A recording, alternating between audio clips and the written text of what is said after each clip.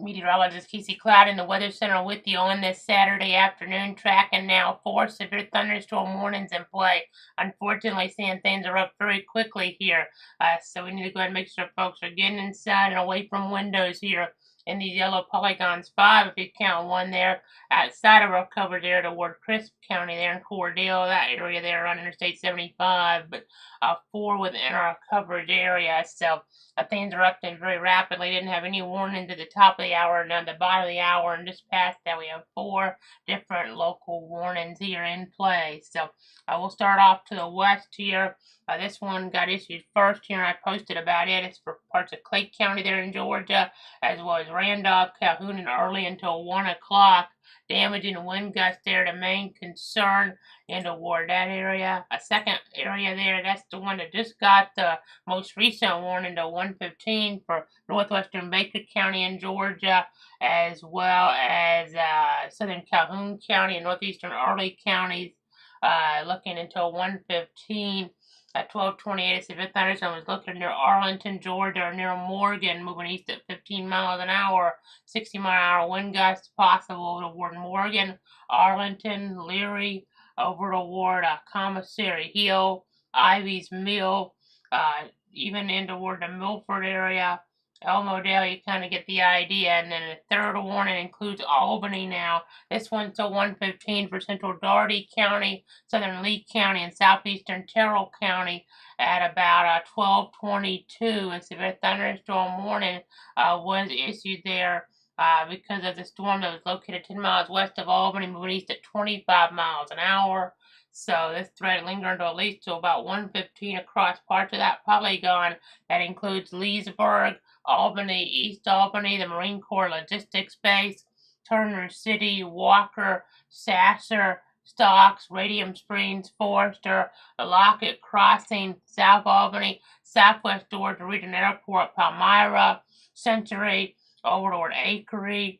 You kind of get the idea. By the way, it is 12:33 p.m. on this Saturday afternoon. I want to reiterate that because if you're watching, maybe you think that you got caught here on the live stream from last night because things are developing very similarly in terms of warnings anyway as they were last night. But no, this is something that's re-evolved. This is redevelopment now that we're seeing, and we have new warnings here. A second round of severe weather potential erupting here on this Saturday afternoon, July 22nd. So just want to clarify that. Almost 12, I guess 13 hours later, seeing this stuff come together again. A fourth warning toward the east here from northwestern Turner, central Lee, northwestern Worth until about 1 o'clock. 12:16 p.m. Severe thunderstorms located along a line extending from 6 miles west of Cordell to 12 miles east or southeast of DeSoto to Leesburg, going east at 15 miles an hour. So 60-mile-an-hour wind gusts possible in this polygon, including parts of Leesburg and Albany again, and then Worth of Warwick there. You kind of get the idea. Some of these overlap, but we also have Philema in here, Oakfield. You kind of get the idea. So a busy afternoon here in the Weather Center, developing very rapidly. Excuse me, as we continue to watch things here. I do want to switch to our other source right now and see that we do have a slight risk of severe weather in play. We talked about this last night. We thought we might kind of have a little bit more to things today. No, didn't know we'd get a slight risk or not, but this could be a precursor to a severe thunderstorm watch getting issued, just so you guys know. Could end up getting one issued from many of our counties here later on this evening, maybe like 8 o'clock. I'm just throwing a timeout, but maybe something like that. So it's going to be a very busy day here in the Weather Center. I know Jacksonville office telling us here in the chat session that thunderstorms are developing ahead of a cold front, a line of storms that's already becoming established across southwest Georgia and along the Gulf Coast sea breeze this afternoon. A few of them may intensify to severe levels. So the main concern will be more about damaging downbursts along with frequent lightning and a risk of localized flooding due to the trending storms mainly along and north of the I-10 corridor. And all this risk here coming together indicates a 2 out of 5 slight threat here along the north of I-10 and elsewhere. Marginal risk continues some of the Jacksonville County warning area. So just want to pass that along. Also, I want to mention here as I'm looking at things real quick. I know our model guidance, ARRR, was looking at a little while ago even. It was having trouble picking up on the stuff in Georgia, so that's going to throw things off some to the south with what we were thinking might develop. But in general, it's just going to be a pretty active day, high rain chances. So be prepared when you hear that thunder rumble. Go inside. This could be a nasty day here, one of the nastier ones for parts of our area that we've seen all summer long. So had that heat energy build up, and now we're getting the storms here in play to take advantage of it. Already very warm for this time of day, already in the 90s in many spots. So a busy afternoon for sure. Let's go ahead here and see what type of parameters we have. I'll take off the rift there. That was for the damaging wind threat from the Storm Prediction Center there in Norman, Oklahoma. But let's go ahead and see our instability factor right now. Try that again. I'm sorry, I hit the wrong button. So here's our meso. This is our instability factor. You can see here over 5,000 joules per kilogram there of instability setting up. That's not a good combination right near the Florida-Georgia border. Our supercell composite, not seeing too much of that. Neither the STP or significant tornado parameter, but again, getting things pretty active here on this Saturday afternoon. So let's go ahead and go back on over right now to our other mode. I'm going to check some different things here in the Weather Center, trying to give you the latest information to protect you, your friends, and your family here. Again, multiple warnings are in play. Multiple warnings are already in play here at this hour. You need to make sure you're inside and away from windows here. So we're looking towards some of our different communities, and you have Albany in here. I gotta be really careful around Albany this afternoon. We're just gonna keep checking on things here. I'm trying to check all my different sources here, folks, to get you guys the very latest information. And you can see there around Albany, you see Leesburg there, east side of town, some pretty nasty weather ongoing there right now. I mean, we can kind of switch between a bunch of different radars to try to see what we can gather here. I'll go to the Fort Rucker radar. These are not maybe as pronounced as they were at points last night, but it's all kind of coming together here rapidly, so we can definitely get those bursts of wind down to the surface here. You got to be really careful. Got to be really careful here this afternoon as we're watching things across the area. Don't want to let your guard down here, even if it doesn't maybe sound quite as bad out there in terms of lightning as it did last night. Didn't mean it couldn't be worse in terms of some wind damage, because it doesn't look like there's much electrical energy maybe so far, but that could change here pretty rapidly. I know they just want to err on the side of caution issuing some of these warnings here this afternoon, considering what happened last night. We had those damage reports without the warnings in play. So just continuing to watch things here. I know different ships here and different folks, they're issuing the warnings based on the time of day. So also looking here to Georgia numbers in terms of power outages, 28,996 customers in the dark. Now that's a lot of that. That's lingering from last night, even and further back in the word parts of the Peach State. I see it looks like right now we have 251 customers in the dark in Lee County, but I hadn't had a chance to check here to see if things had gone all the way down from earlier as we get the same areas hit again. It's kind of hard to know exactly what's from last night or what's from this afternoon. But Terrell County, 197 customers in the dark from one event and or the other. Worth County, 278, 633 in Irwin, 37 in Colquitt, 81 in Calhoun. So just trying to give you guys an idea of what we're talking about here this afternoon. We have 4 warnings in play. These yellow boxes indicate the damaging wind factor here. That's the greatest. The greatest level of concern is for those damaging wind gusts, a 60-mile-an-hour wind gust. That's when you really start to have that damaging potential come into play, when you get winds that are technically over 58 miles an hour based on the different algorithms here that are used by the National Weather Service office there in Tallahassee. So 4 warnings in our area. There's 5 total if you're wondering. The ones outside of our area, Peachtree City office, Atlanta area office, issuing that one for areas of Crisp County. That's just outside of a viewing area, but we have 4 warnings within the area right now going forward for the next little bit. So you got to be prepared here for these damaging winds here in play. That's your biggest concern this afternoon. 60-mile-an-hour gusts, but penny-size hail being noted here.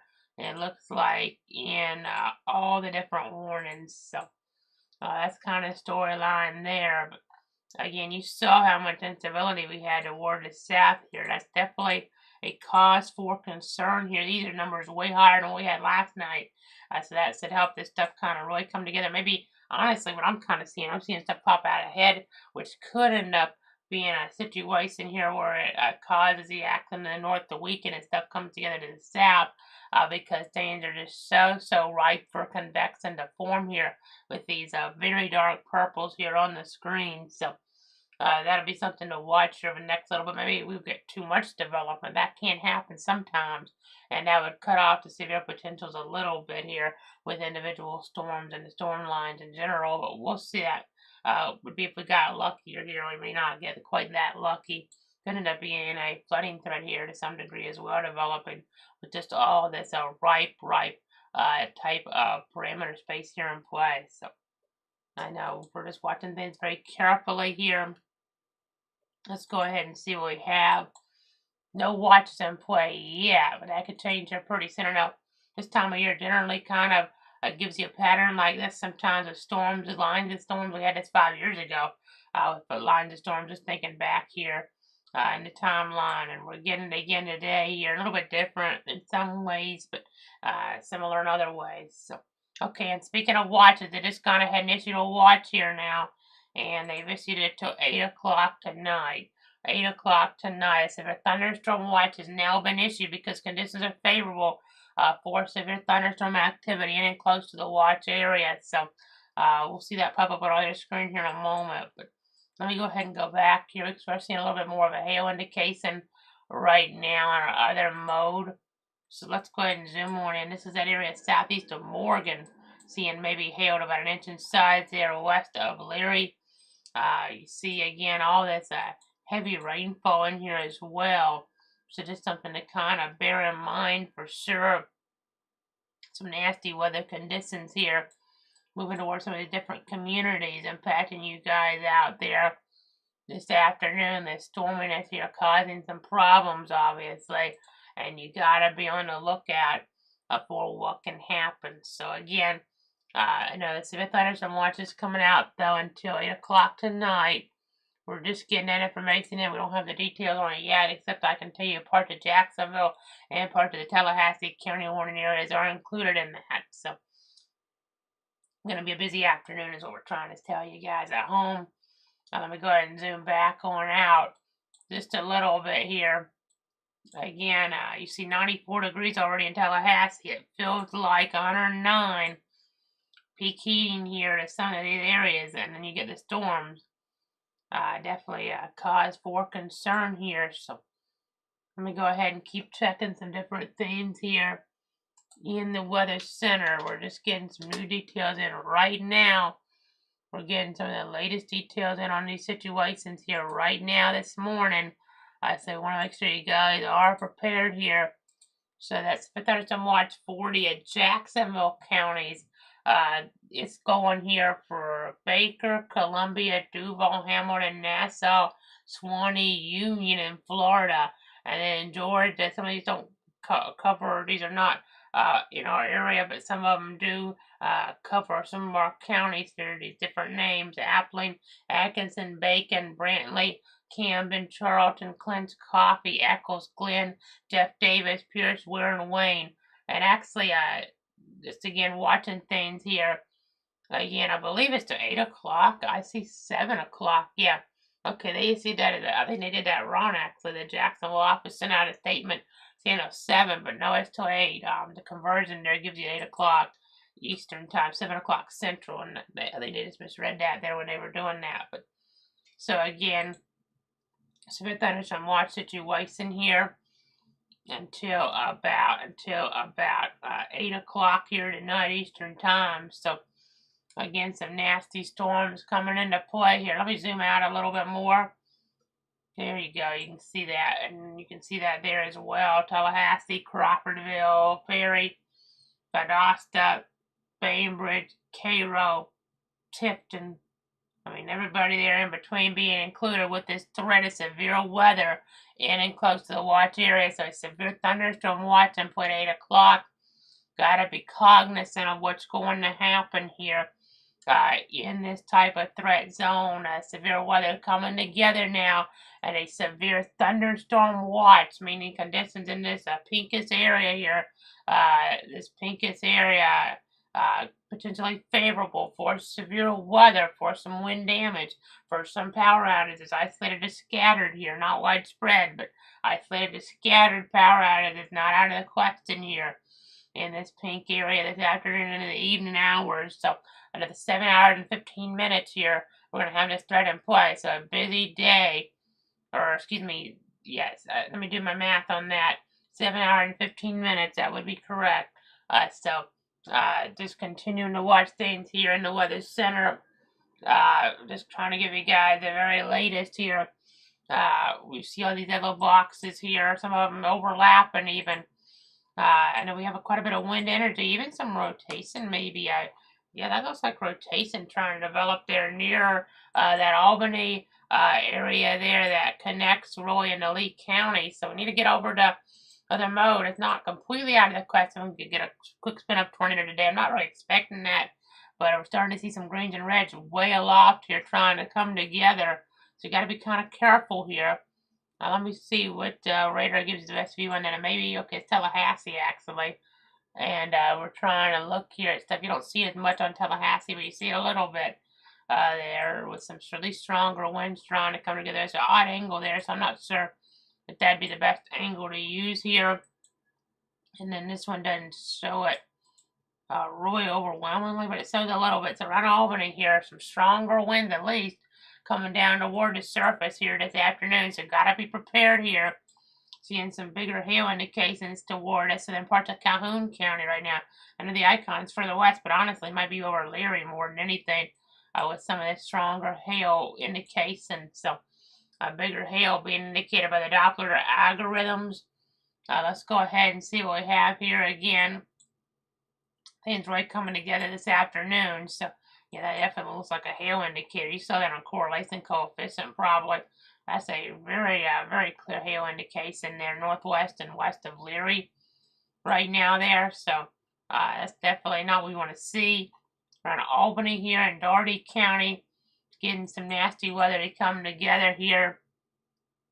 Parts of Dougherty County this afternoon. Just got to be prepared here. The storminess is coming in right now. Again, there you go. Again, looking right there right now. US 19s, where some of the worst of this is, Georgia 91. But this is coming right into town here. You see the development, it's intensifying as it's coming across town here, which is always a cause for concern. As we're just going between all the different radars here right now to try to give you guys the very latest. You don't see it quite as much on the Tallahassee radar, and you do see some wind enhancement now, though, on the east side of town.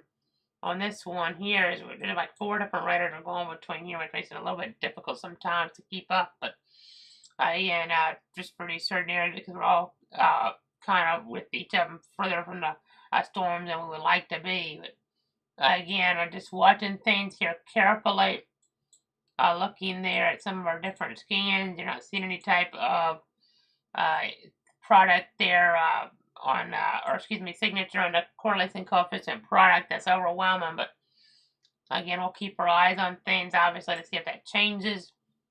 We saw that back out here, though, a few moments ago, and we still see that as hail right over Leary. I think that might be damaging to an inch at least, is what I mean by that.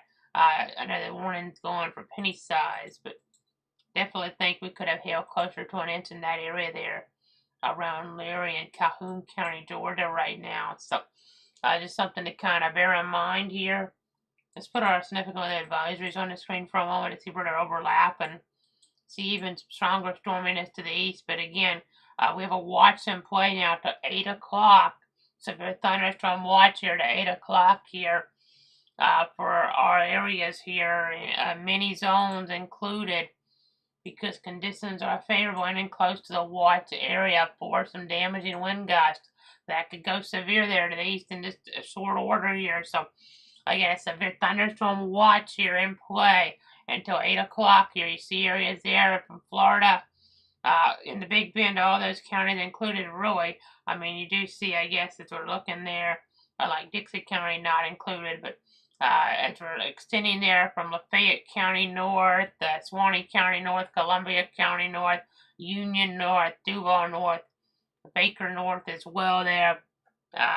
We're just seeing a situation where everybody to the north of that in our covered area, with the exception of a few southwest Georgia counties, is included until 8 o'clock. So, again, just got to be cognizant here of what's going on. Got to be prepared. Of course, we cover 62 counties here, and a lot of those are included under that watch here. I mean, more than half of those, I would be safe to say, included under this watch here this afternoon. So again, gotta be prepared here. This includes Jacksonville.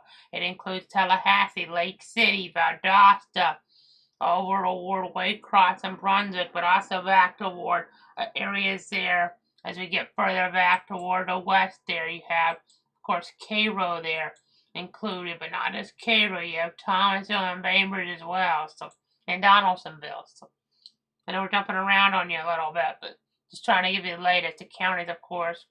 I mean, you think about Seminole County, that's where Donaldsonville is. Decatur County, that is where you have Bainbridge. You have areas there in Grady County, that's Cairo. Thomas County, Thomasville there. You have Brooks County, that's where Quitman is. They're under the watch. Valdosta is in Lowndes County. So you have Clinch County, that's where Homerville is. Waycross is in Ware County. Pierce County, you're under the watch too. We also have Ward Glenn County, Brunswick. You have Camden County, Kingsland, and St. Mary's, Charlton County, Folkestone. I could go on and on here. Tallahassee is in Leon County. Madison there, that's where we do have, of course, the community of Madison, ironically. Perry's in Taylor County here with this watch and play. Crawfordville is in McCullough. Live Oak is in Suwannee. McClenny is in Baker. Lake City's in Columbia. Lake Butler is in Union. Jacksonville is in Duval. Fernandina Beach is in Nassau. So you get the idea. We just got a new warning, by the way, so we need to go back to the other map. New warning to 1:30 now, and it's a big one, covering a big geographic area. This is for eastern Miller, Doherty, Turner, Mitchell, southeastern Lee, Baker, eastern Calhoun, east central Early, northwestern Colquitt, north, it looks like western Tipped is what it's worth. All in play here for the next 37 minutes or so. East of the Thunderstorm looking along a line extending from 7 miles northeast of the Marine Corps Logistics Base to 8 miles northwest of Baconton to 7 miles south of Leary to 7 miles southwest of Arlington, moving southeast at 20 miles an hour. So instead of just the individual storms, they're just kind of broad-breasting this with all of them, putting them under a warning here in a bigger geographic fashion. Areas downstream like Colquitt, Newton, Albany, Pelham, Putney, Aspern, Sylvester, Camilla, Tipton, Baconton, Pullen, Adoran there, Ty, getting over toward East Albany, the Marine Corps Logistics Base, Turner City, Walker, Douglasville, Worth, and Terrell, by the way, new warning back west now, mainly in Alabama, but it's going to get into Worley County in Georgia. That one goes till 2 o'clock here this afternoon. So things getting very busy here in the Weather Center. Getting very busy here in the Weather Center. So just trying to see exactly what's going on. You see that one area there toward Dothan, that vicinity anyway. Yeah, concern setting on up there. Again, watching things very carefully on the Doppler algorithms. So this warning here, parts of Early County included until 2 o'clock in southwestern Georgia. At about 12:53, a severe thunderstorm is located near Headland, wind southeast at 20 miles an hour. So, again, a nasty situation on this Saturday afternoon. You guys have those plans here for the weekend, and unfortunately here they're being disrupted by inclement weather conditions. Inclement weather conditions. I know Albany, there all that lighting. Whenever thunder roars, go indoors there. It's right around Albany. Right now they're in Doherty County. Some of the worst of this. You have Ashburn there over there. Further off toward the east. We're talking about areas there toward Turner County being impacted right now. You do have, again, many counties toward the south being impacted further downstream here. So let's go recap that here. So the information that we do have at the present time till 1:30 Eastern Miller County. By the way, new update on the warning for Doherty, Lee, and Terrell for 1:15. We're getting that in, but the warning here that's broad brush further to the south and east includes Eastern Miller, Doherty, Turner, Mitchell, Southeastern Lee, Baker, Eastern Calhoun, Central Arley, as well as Northwestern Colquitt, Northwestern Tipton, Worth counties here until 1:30. Severe thunderstorm line, a damaging wind threat here in play, so there could be some damage to roofs, siding, and trees here.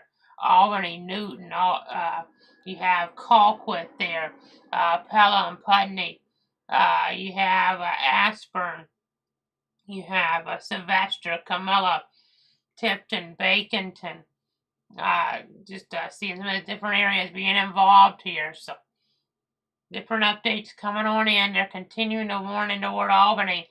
It's also a severe thunderstorm that you could also say is located over Turner City, wind east at 20 miles an hour. Leesburg, Albany, East Albany, Marine Corps Logistics Base, Turner City. You kind of get the idea here with this severe threat in play. So there's some rotation with this, I would say. It's on the edge a little bit, but that's out ahead. I mean, the timeline isn't, so it's not really that far out ahead, to be quite honest. We may get some type of, I mean, we haven't had this in a while. We may get a tornado warning on this, or at least a tornado possible tag within one of these, or more than one of these warnings. So got to be prepared here. Getting some circulation to develop here. That's US 82, Clark Avenue here in eastern Doherty County. Some greens and reds trying to come together right now on the Doppler algorithm, so I know it's pretty high up, which may be precluding us from getting that type of warning right now, but you don't see it much on this radar, but you see a little bit of it there, moving toward Acre there, it looks like, over the next little bit, that general vicinity. Let's go to the Robbins radar. I mean, you see a little bit of it there too. It's a little bit harder to pick out than Fort Rucker. Let's try that one here. Let's try that one here. A little bit of broad rotation there as well, so again, something to kind of be mindful of for sure. So, just got to be kind of careful here. Just got to be kind of careful, at 12:58 on this Saturday afternoon. So, again, not seeing as much from those radars, but the one where we do have the closest view from the warning says it the best. So, got to be on the lookout for things, or watching things carefully here. In the weather center, I don't think the threat is that high of this today, but it's not 0.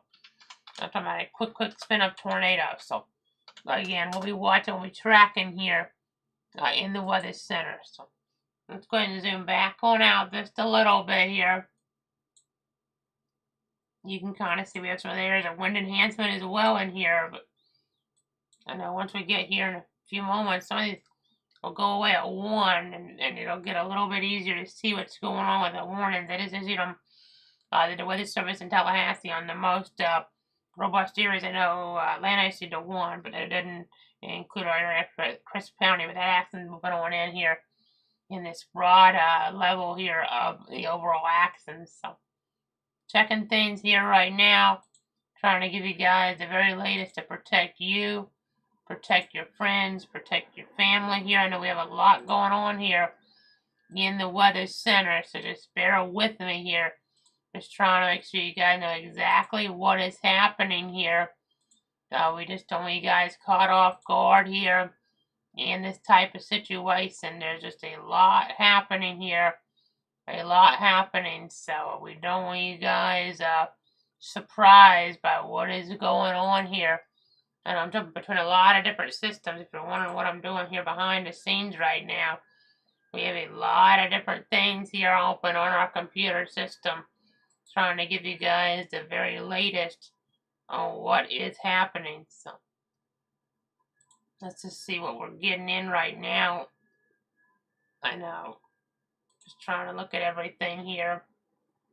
Make sure you guys have everything you need to protect you, your friends, and your family out there in this type of setup, in this type of situation. So, again, we're on right now here, folks, on Facebook, on Twitter, on YouTube, and on Twitch. So, let's see what I have right now. Are there any questions from any of the viewers here? Don't necessarily see anything right now, but again, we're just on right here to give you guys the very latest. So, that's what we're doing here this afternoon. I'm checking YouTube's comments right now. Let me check Facebook's here. So just bear with me for a second. Make sure we don't have anything on Facebook on any of our pages. Just checking some things here in the Weather Center. Yeah, just thanks so much for tuning in and trusting me here this afternoon with this storminess, with the severe weather hazard, the severe weather threat here on play. Let me go ahead and see what else we might have here. Looking here at some of our different maps.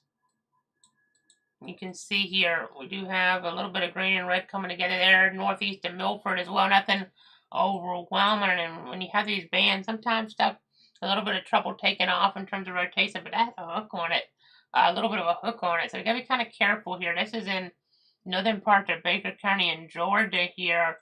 Gotta be kind of careful here with this afternoon. We got 2 areas of rotation now trying to develop. We don't really have a tornado threat here formally in play, but I don't think it's something we could completely rule out in a very short time span here, maybe a minute or two, something quickly spinning up and then spinning back down here. It doesn't stay on there toward the ground on the surface very long. But again, I just continuing to watch things here.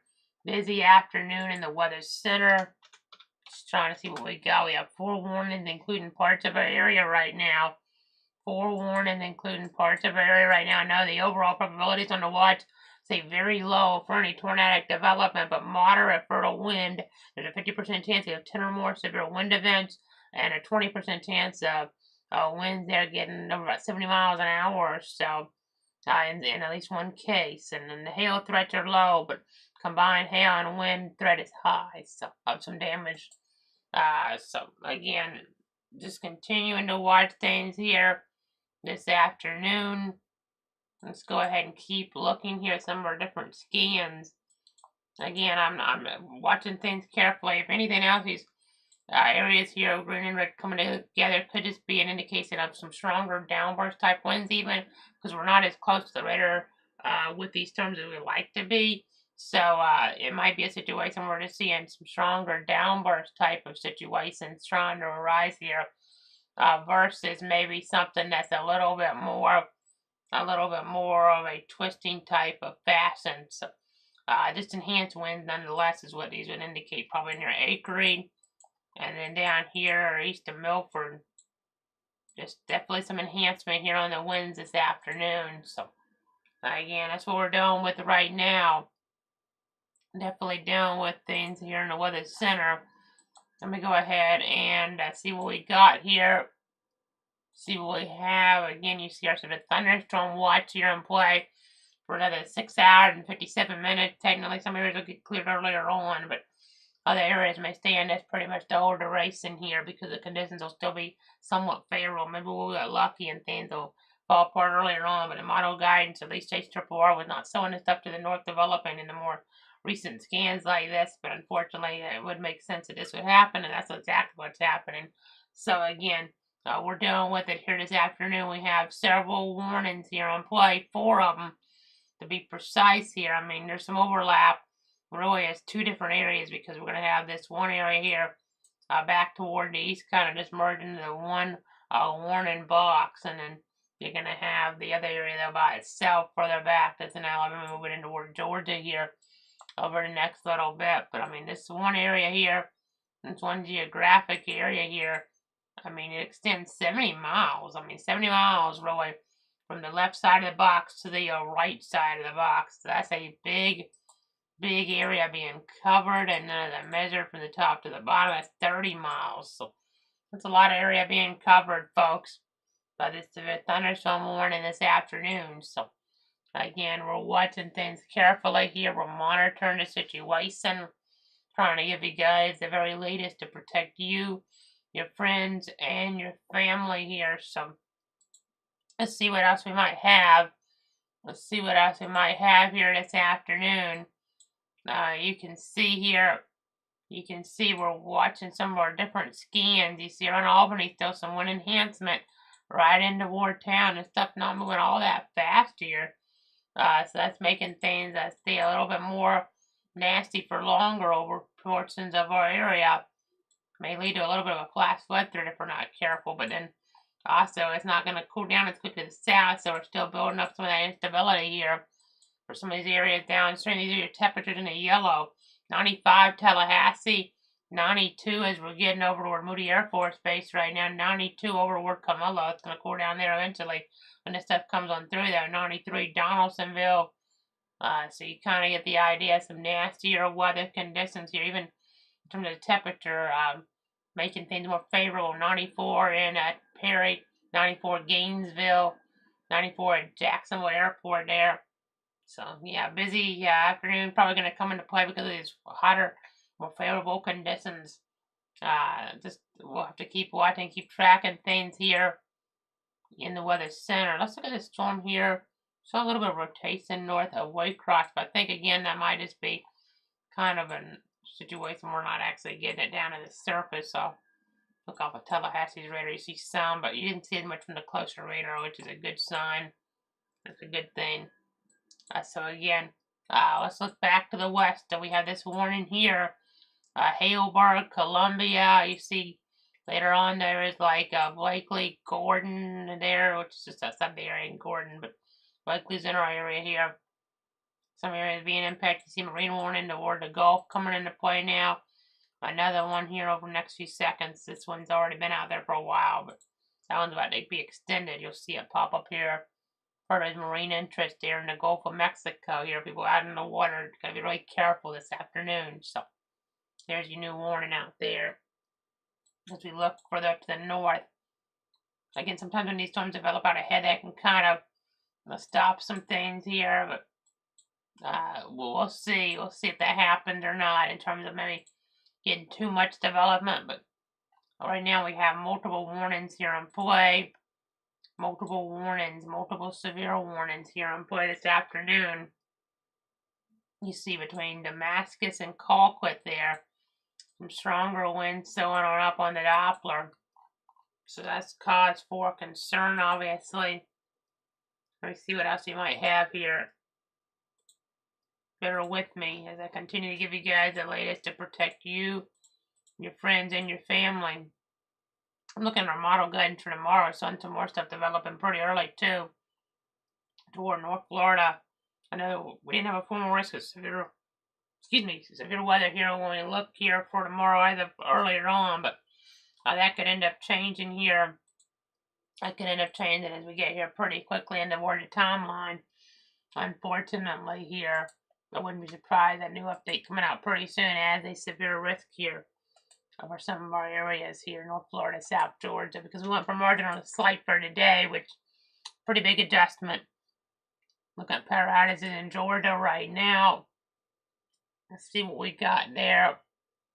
So I don't see a big adjustment upward yet, but I mean, maybe a few adding on up, but not a whole bunch, which is a good sign. Maybe we're getting luckier. But it's also a potential situation that's arising where some of these are more rural areas at points.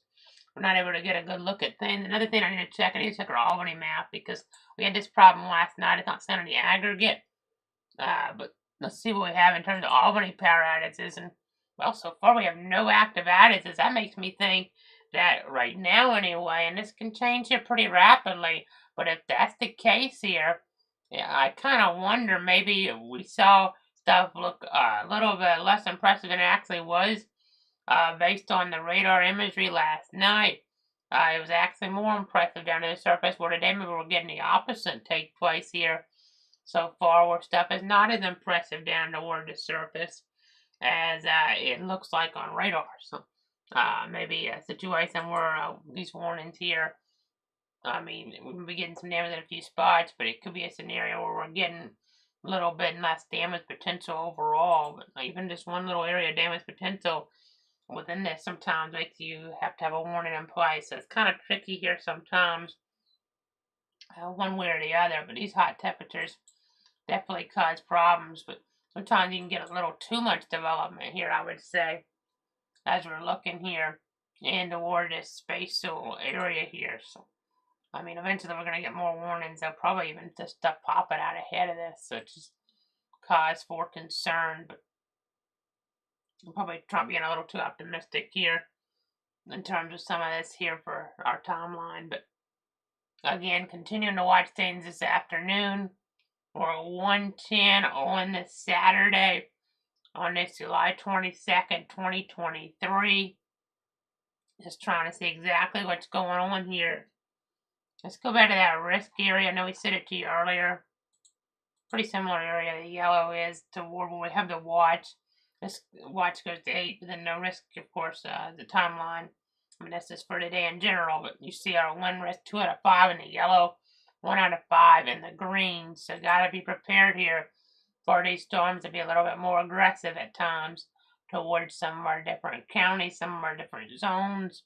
So we just gotta be really careful here with what's going on. So again, let's go ahead and go back on over here right now to our other view. Okay, they're continuing the warning now for portions of Baker and Georgia, Calhoun, Colquitt, Doherty, Early, Lee, Miller, Mitchell, Tip, Turner, and Worth until 1:30. So that's where we have the concern that's still in play right now. The storm's moving southeast at 20 miles an hour. So again, that's from the last update, the newest speed and direction update will be here in just a second on this source, but it's probably pretty similar. The expectation will be that be a pretty similar here this afternoon. So let's see what we have here. In fact, I'll just go and check our other system. It's still southeast at 20. So that's kind of your storyline there. So we have this threat continuing here, folks. So about 1:30 at least. So the thunderstorm is located along a line extending from 7 miles east of the Marine Corps Logistics Base to near Bacon to 10 miles south of Leary to 8 miles south of Arlington, moving southeast at 20 miles an hour. So we're talking about 60 mile an hour wind gusts, penny-sized hail possible. This is including areas there, like I said, of Calhoun County, but then confusing my towns a little bit and counties here. We have the city of Colquitt, we have Newton, we have Albany, Ashburn, Sylvester, Pelham, Putney, Camilla, Tifton, Baconton, over toward Ty, East Albany there, the Marine Corps Logistics Base, Turner City, Walker, Douglasville, Terrell, Sycamore, all included. So, gotta be careful here this afternoon.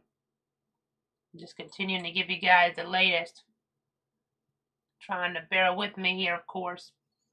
See some stronger wind maybe south of Milford right now. See how that's been trending because that's moving toward Elmodale. Did look like some strengthening there, unfortunately, moving into the Elmodale area. So something to kind of be mindful of there.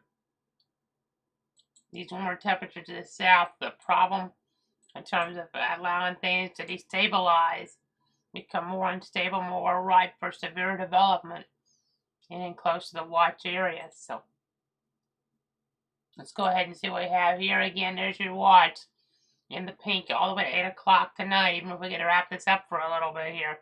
You still got to be on guard when we have to come back on. It could be in between, kind of like posting things here with warnings.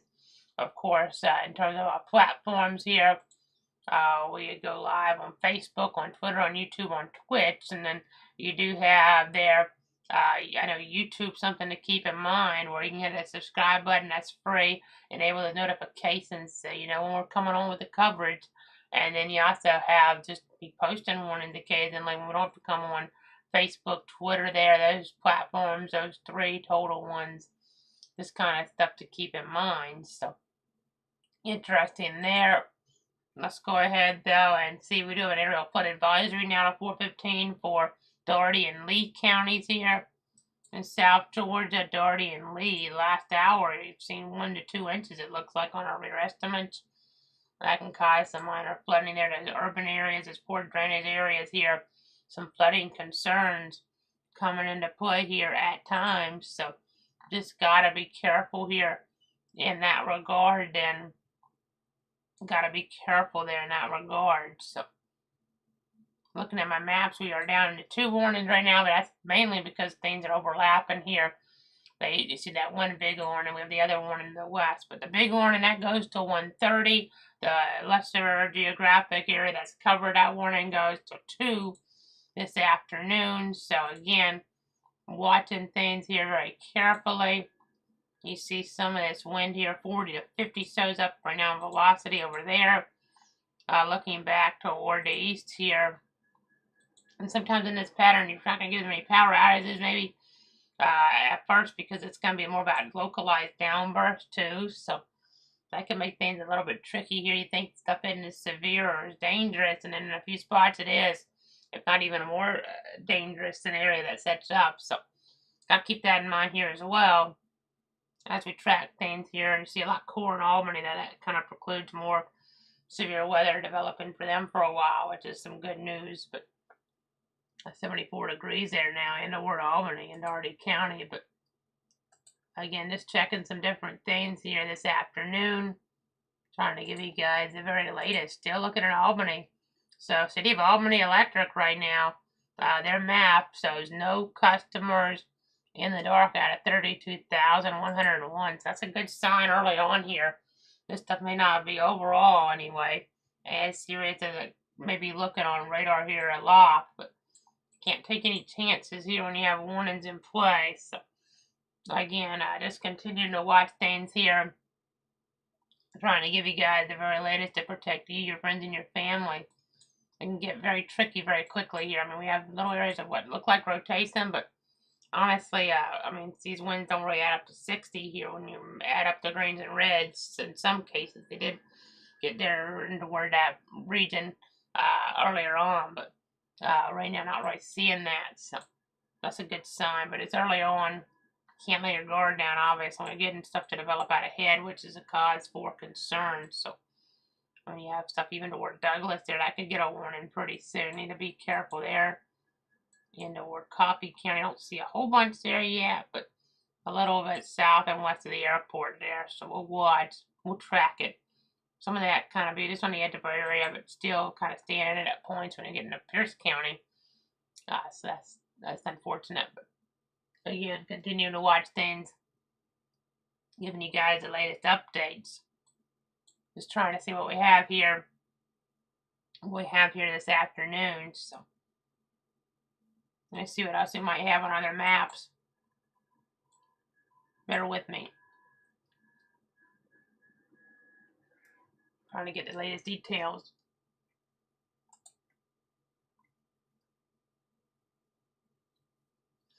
Just checking all of our different metrics here.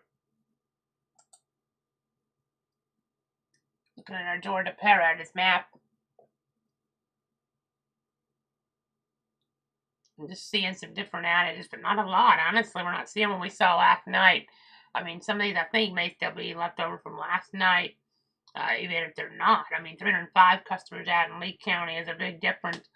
Far cry from 3,000 customers that we had out at one point here at that late evening timeline at nighttime period there. So, okay, they are going to go with a new warning now. They are going to go with a new warning now to 2:15. So that's going to go now for portions of Baker, Ben Hill, Berrien, Colquitt, Cook, Doherty, Irwin, Mitchell, Tiff, Turner, and Worth. So again, the latest information is coming on in at 1:18. Severe thunderstorms are located along the line extending from Mystic to near Baconton, moving east, but they're somewhat moving south as well. Moving east at 35, what they're saying though. Northwestern Cook, over toward Irwin County, northern Berrien, southern Doherty, southern Turner. We have northeastern Mitchell, northeastern Baker, northern Colquitt, Tiff, southeastern Ben Hill, and Worth counties, all included here for almost another hour now. So that includes the communities of Tifton, Osceola, Sylvester, Putney, Fitzgerald, Camilla, Moultrie, Albany, and they're a little bit parts of town anyway. Enigma, Norman Park, Baconton, Lenox there. You have Tai, you have Phillipsburg, you have Mystic, and you have Unionville. So So again, watching things here carefully this afternoon. These storms strong to severe. That's kind of storyline right now, but I'm just going to keep looking at things here in the weather center. Just checking all of our different information or details. Under that Moody radar giving a little bit better view here of what's going on. And you see some of these bright greens winds just over 50 miles an hour showing up here. So that's enough justification, it seems, for a new warning to come out until about 2:15 here this afternoon. So again, that's kind of the storyline right now. You see, you don't really have much here going from no rain to heavy rain, which can sometimes be a precursor to some stronger winds there. The surface still warming a little bit in Tipton as well. So 91 degrees now, that latest observation.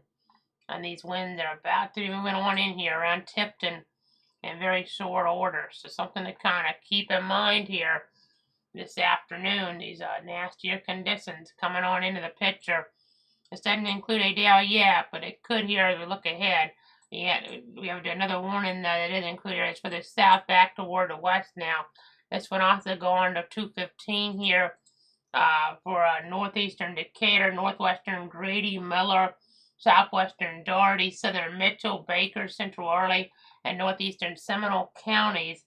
At 121 severe thunderstorms, according to the Weather Service, are located along the line extending from near Newton to 9 miles north of Donaldsonville, moving southeast at 45 miles an hour. So Colquitt, Newton, Donaldsonville, Pelham, Camilla, Douglasville, Centerville, Iron City, Damascus, Brinson, Babcock, Ivy's Mill, Little Hope, Mayhaw here, Decatur County Airport, Harold Steele, Boynton, Mimsville into this threat.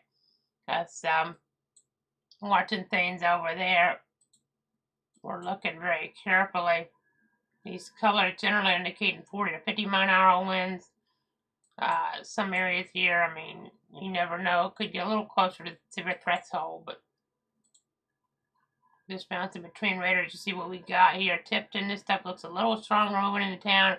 Could get some damage around Tipton. That might be where we need to focus more right now because it looks like, at least on our scans that we're able to see, that looks like where we have more of the well-defined convection moving on in here. So that's something to keep in mind. Another thing to keep in mind, I don't think we've talked about really too much yet to the south, we have that heated advisory here in play here for many of our counties toward the south. Those dangerously hot temperatures there, those high heat index values as high as they are getting very, very far up there, and those feels like temperatures there cause for concern. At least we don't have excessive heat warnings in play, but nonetheless, these heat advisories are in play here this afternoon, so this is something to kind of keep in mind. Those heat advisory areas. Looking back over toward the north and west, though, you see around Tipton, Tai, Chula there, some stronger winds west of Osceola, some stronger wind there as well. Again, severe thunderstorm warnings here in play this afternoon. Trying to see what we have here. We'll check some more of our sources. Power outage numbers are not really going up still, which is interesting, but we're going to keep checking things, obviously, trying to give you guys the latest. Bear with me here. Just trying to see what we have. Trying to give you guys all those latest updates.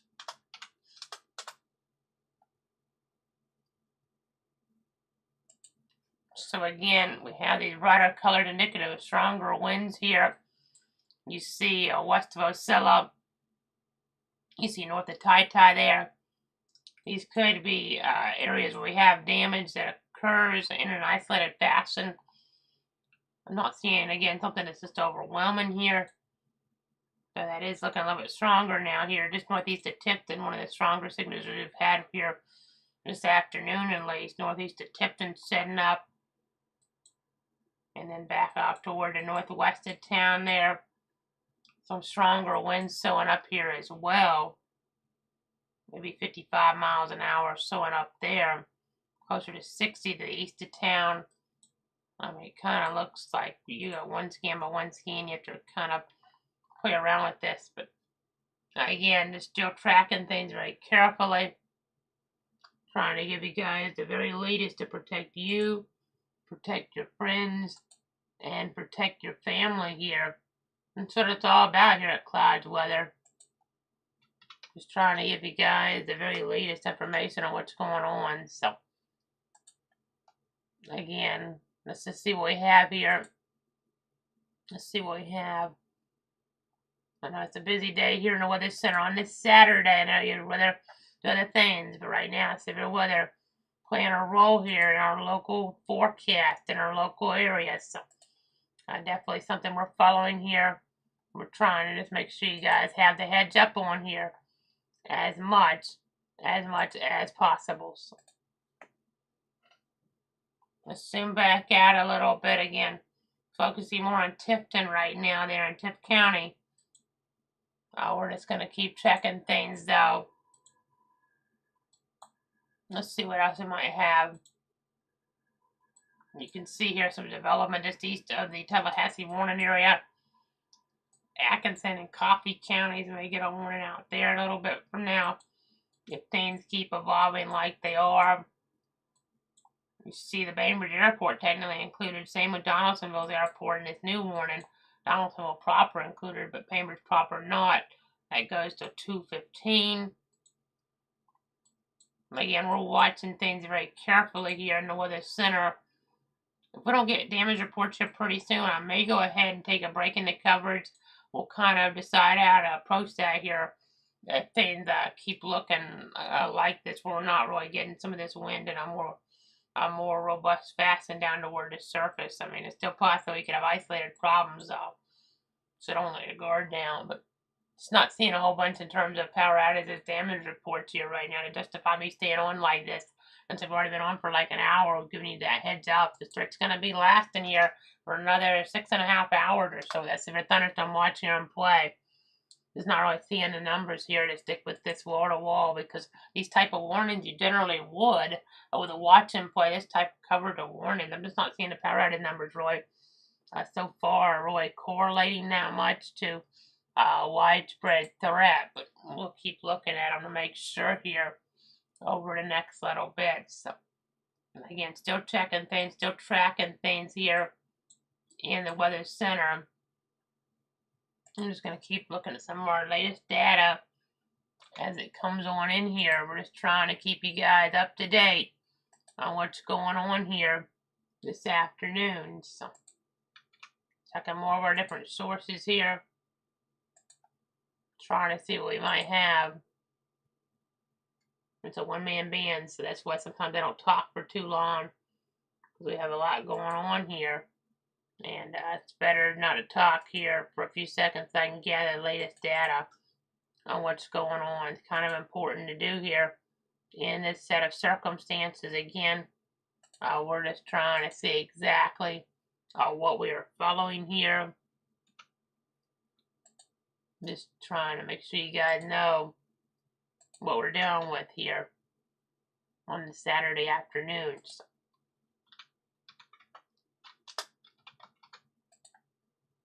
Again, we're live right now, all the different platforms. I want to see if we can go ahead and give you guys a look at what we're expecting here for later on.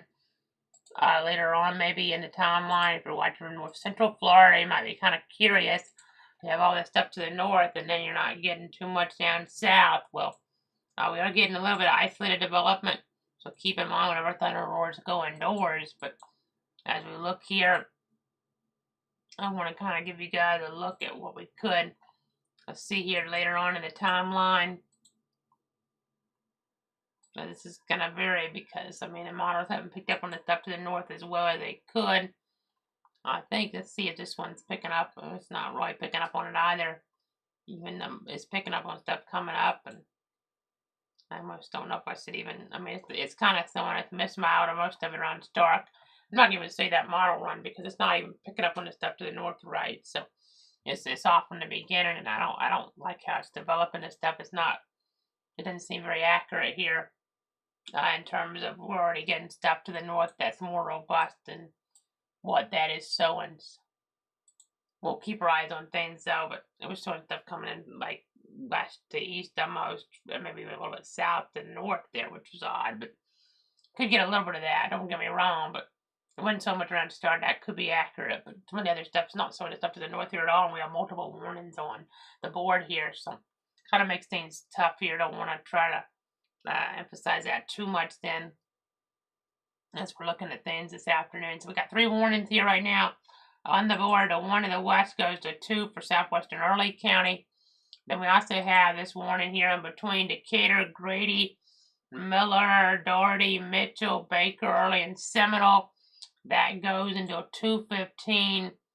And then we have other areas here of Cook, Irwin, Berry, and Doherty, Turner, Mitchell, Baker, Colquitt, Tiff, as well as Ben Hill and Worth until 2:15. In fact, we just got a new warning now until 2:15 to kind of fill in the gap that just barely includes our area there. So 131, mainly Alabama, Dale, Henry, Geneva, and Houston, but Southern Early also included.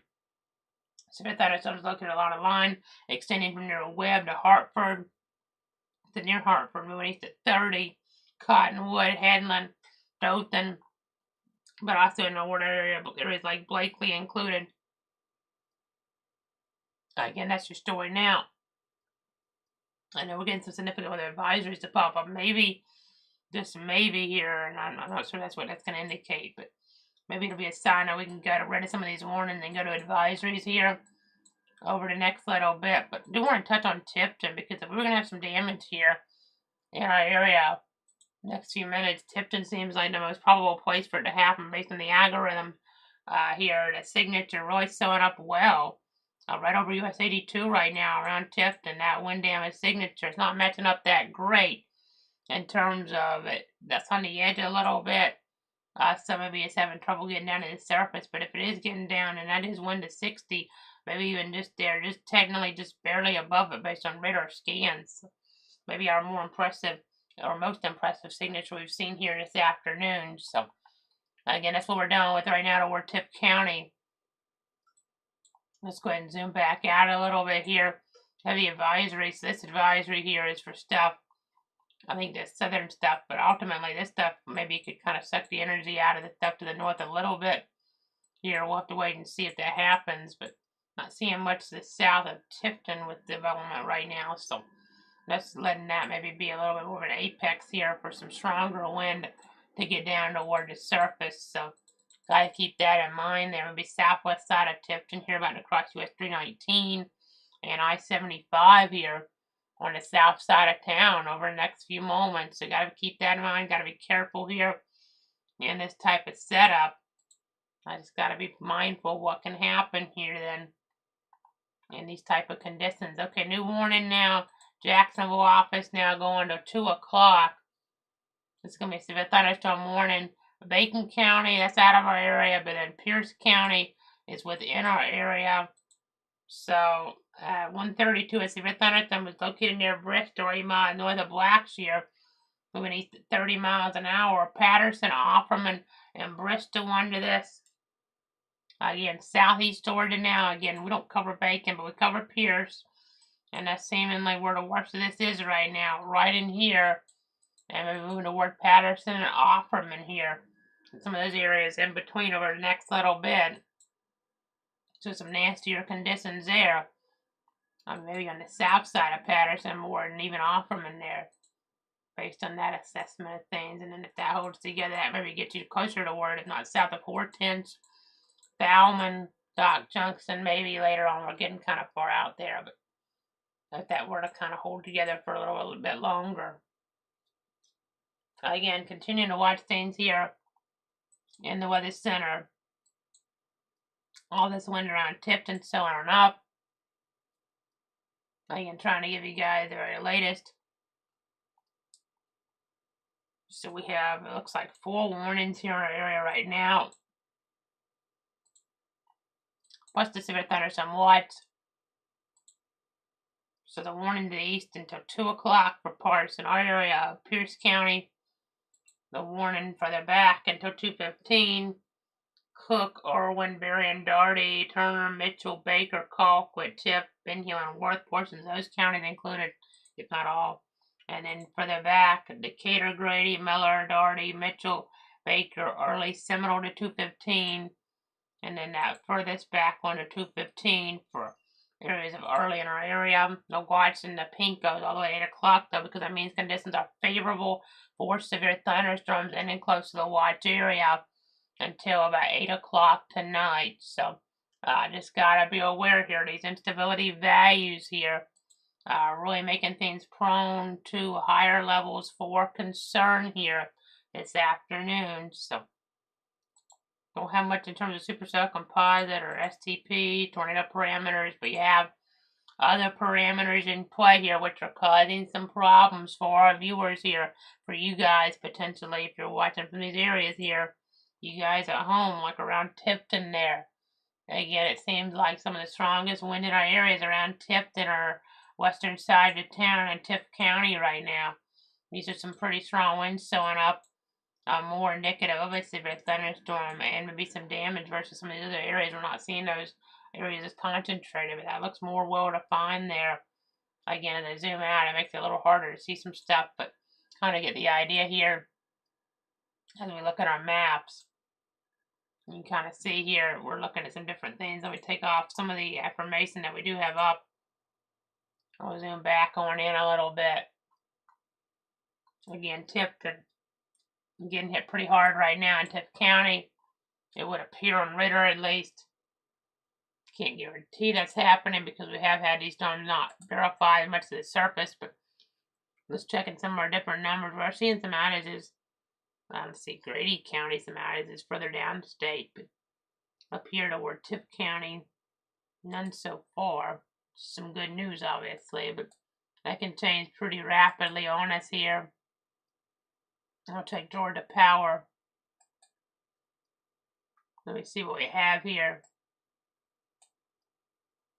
Okay, looks like a few outages just starting to show up there around Chula. Just a few, but starting to show up around Chula. Just to the north here. Had some of this stuff kind of pass on by over the last few moments there, so we started to see outages right over Tifton. That latest scan really brought it into town a little bit more. You can kind of see how that's up to the north kind of strengthened a little bit. The other area maybe not quite as well defined as it was, so right over town now, folks. This is some pretty nasty stuff. Probably knocking out some power at least. US 82 there, US 319. Even if we're not getting it to 60 here, like this is sowing, this is probably still getting winds of 40 to 55 miles an hour down toward the surface here and causing some damage. It didn't necessarily take severe wind to cause some damage as we've talked about here before. So again, still tracking things. You see some nasty weather on a sell up. Irwin County, that's starting to show up there at latest scan as well now. South side of Ocilla, really seeing an enhancement now along US 121. So if that holds together, they probably have to issue a warning. And toward Coffee and Atkinson, then even if we're not sure if it's verified, because that's a pretty well-defined area of wind there on that southern end now, south of Ocilla. You see here east of Tifton now. East of Tifton, seeing this development here to some degree. But again, Irwin County, now we're seeing that more a well-defined area of concern showing on up there. So let's see what else we might have here. Checking all of our different power outage maps, obviously. Trying to give you guys the very latest to protect you, protect your friends, protect your family. Let me check Irwin County. I have some outages there, but some of them might be still left over from last night. Not 100% sure. We had some storms there last night. Looks like some of these might actually still just be from earlier on. So we'll keep checking. We'll keep looking at things. So let's go ahead and zoom back out now. Again, a busy afternoon in Georgia, but later on some of this could translate into North Florida as well. That's a really well-defined area of wind there south of Ocilla. That's really nasty. That's close to 70 now. All these pixels here close to 70 miles an hour just east there near Looks like US 129. Trying to give you the latest here. Bear with me.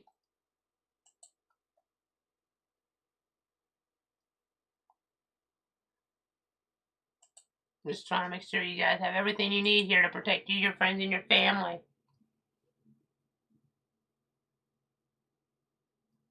Trying to go between all the different sources that we have at our disposal here this afternoon. A lot going on. It's just a one-man band here, so trying to do the very best I can to make sure you guys are staying safe out there. Just again, trying to let you guys know what is going on. So, again, you hear our computer working there, maybe in the back a little. It's because we're just trying to get all that latest information, all those latest details. So, again, just trying to deal with things the best we can. Just trying to deal with things the very best we can here this afternoon in this busy type of setup. These brighter colors indicative of stronger winds. So that increases the level of concern here this afternoon. Like I say, around Tipton, around Osceola there, to south of Osceola in Irwin County. Trying to see what we have here. Trying to see what we have. Just making sure you guys know exactly what is going on here in this type of setup. So just have a lot happening here, folks.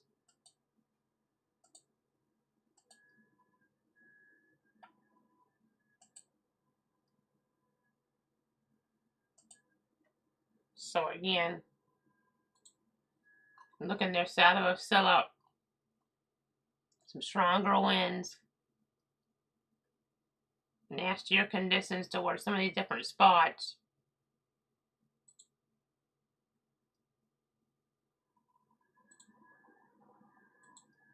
We're just going between all of our different sources if you're wondering what I'm doing here. So again, it's just a busy afternoon here in the Weather Center. Just make sure you're inside and away from windows here in this type of setup. In this type of setup for sure.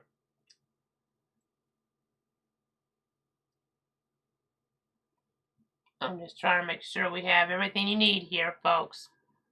We have everything you need to protect you, your friends, and your families.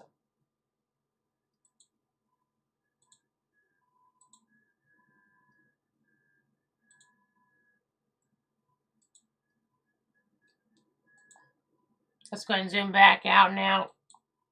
You can see around Pierce County, around Patterson, there's some stronger winds possible. We're watching that area there on US 84. Just get a gust there at 123, I'm being told now, at the airport there. Tip County, you see 40, but we actually got one to 47 there at 123. So this one here is from 135 actually, so went up. So not seeing that 123 one come on up here, but again, I just continuing to watch things here in the Weather Center. So that tells me a little bit of something then, because I went right over the site pretty much. ISO 58. I'm going to see if we can isolate things. So place a marker there. That's 58 miles an hour, but instead we only got 47.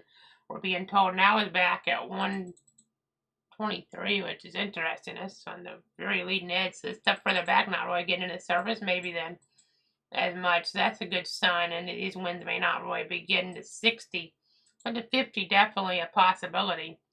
And speaking of threats, they are going to go to the more significant threat now, based on the algorithms on Doppler, at least for Coffee and Atkinson and Clinton counties now to 215. It's not going to be a considerable threat, folks.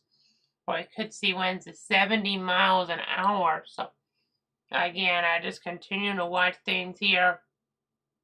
Let me see what I have. I'm going to try to pull up a different mode if you guys are wondering what I'm doing here. Try to pull up a different mode here on what's going on. And let you guys know what we have here, just so you guys have an idea of exactly what we're doing with.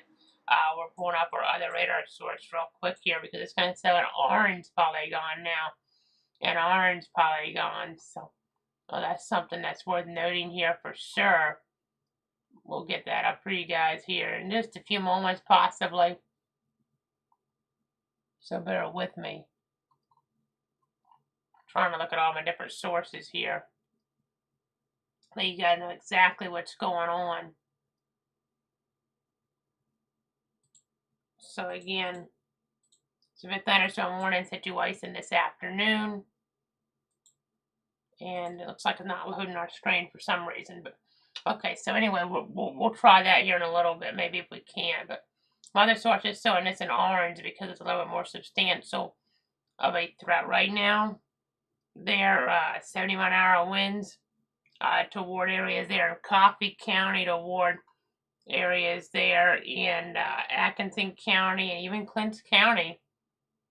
Some more elevated concern there in this box here, because of what we're seeing back off toward the west, apparently. So they're canceling the warning for Bacon and Pierce, though, which is good.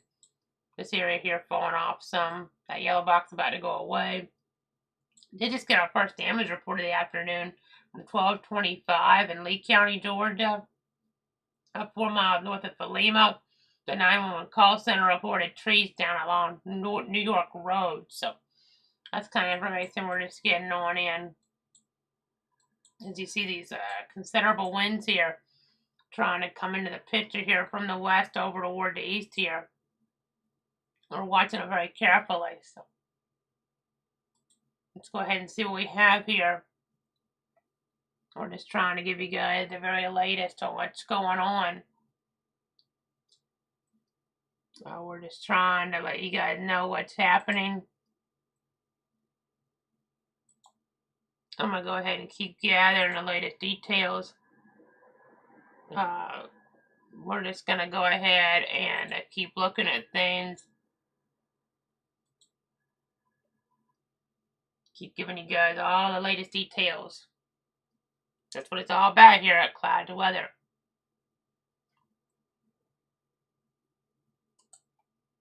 Giving you all those latest details. So again, checking everything here. 1:47 Saturday afternoon. We have multiple warnings here in play, including that considerable threat there further off toward the east here. In fact, let me read that off to you guys. Come back over here to this source. So this is a considerable wind threat here. 70-mile-an-hour wind threat here. The wind gust threat for southern Coffee, Atkinson, and northwestern Clinton counties, and southeastern Georgia until 2:15. I know it didn't have orange on here. I don't have that other mode for whatever reason to come up here right now for us. I'm trying to get it to come up, but it won't come up on this system right now. But 144 severe thunderstorms are located along a line extending from 8 miles southwest of Ambrose to near Lampahod and near Lenox, moving southeast at 40 miles an hour. So expect considerable tree damage. Damage is likely on mobile homes, roofs, and outbuildings. Douglas, Pearson, Willacoochee, Cogdale, and Axon here under this threat. So again, we're just going to have to be really careful. Now, the hail threat isn't overwhelming here, but this wind threat could be. I know we didn't get it at the site there on Tifton, the winds to 70 or even 60, but these colors would indicate we could get a threat to 70 in there. Probably more likely, though, more like 50 to 60, I would say, but you never know. Can't rule out anything, so we got to be careful here this afternoon. So they just get a gust of about 40 there down in Franklin County. No warnings or advisories except for a rain warning down that way. About 4 miles east northeast of the Alligator Point area, the Ball Point weather flow station measured a wind gust of 40 miles an hour. So something to take note of there. Again, several warnings in play. All of them right now in our area go until 2:15, so for another 26 minutes or so. That's the timeline that we're on right now. Again, still trying to give you guys the very latest here. I'm just trying to see exactly what we have here in the weather center. You see this stuff moving closer toward Douglas, south of Douglas, Pearson next a little bit, maybe getting some stronger winds. It'll be interesting to see what type of gusts we get at that airport there, the Douglas Municipal Airport. here over the next little bit. So again, kind of storyline there right now. We're watching things very carefully in the weather center. I'm trying to let you guys know exactly what's going on here.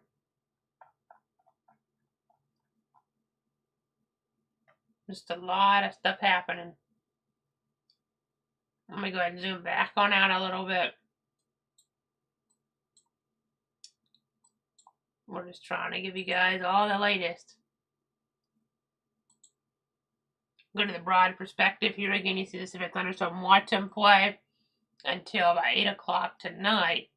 Looks like we just got a new warning in Alabama. That's not extended into Georgia at this point, but it's for Coffeedale and Geneva until 1:15 Central Time.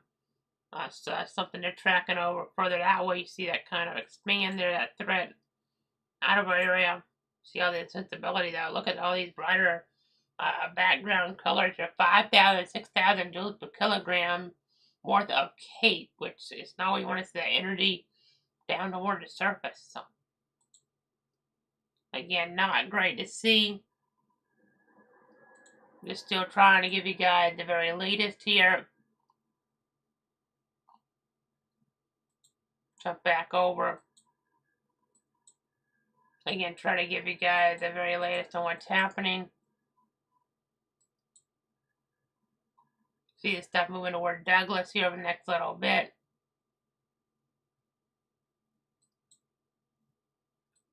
And areas to the south.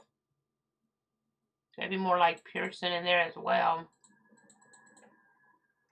We'll just continue to watch things.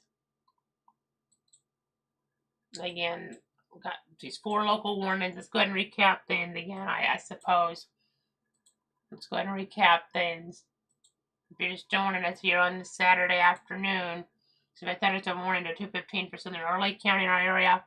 That's Eastern time, and then so 1:15 Central for some of the Alabama counties further back. But then northeastern Decatur, northwestern Grady, as well as Miller, southwestern Doherty, southern Mitchell, Baker, central Early, and northeastern Seminole counties included in the severe thunderstorm warning to 2:15.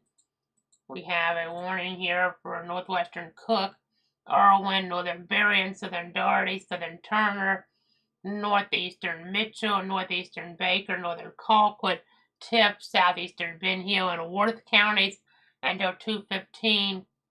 And then we also have over toward the east here, southern Coffee, Atkinson, and northwestern Clinton counties included till 2:15. But that one's a little more substantial. It's 70 miles an hour worth of wind is what we're talking about could be occurring in there. One thing I am noticing, we have some different areas developing here. I mean, they're tracking this. I want to check some of these areas here real quick. I mean, the area back to the west here and the area over, kind of have too much stuff coming together. Might reduce the overall wind threat down to the surface a little bit. We have too many areas here that are trying to kind of take advantage of things that might kind of reduce the threat from the stuff further back toward the west here. We'll have to just wait and see, but again, just continuing to watch things here in the weather center. You can see west of Douglas. You can see it's 82. Stronger winds still showing up. Looking to the south, we don't have a lot blocking it from the south, but the southeast we do. As we talked about the east-southeast especially, where I'm talking. Feel like we could get a flooding threat kind of to try to emerge on us a little bit here with all this stuff coming together, but storm total and only showing here some areas, northwest Miller County, a little bit more like 2 to 3 inches, but then we're going to go to our other mode here.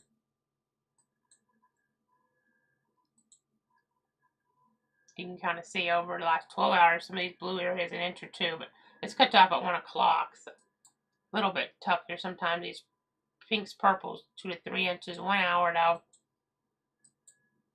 Parts of Miller County there are 2.5 inches there. North of Tipton, you have some areas there are 1.5, 2 inches. North of Camilla, about 1.5 inches. And one thing I want to keep in mind too is I'm seeing we haven't had many reports at all, but some of these areas are more rural, so sometimes it takes longer than what you would really expect for the damage reports to come on out. Again, trying to give you guys the very latest here. Watching the movement of this stuff.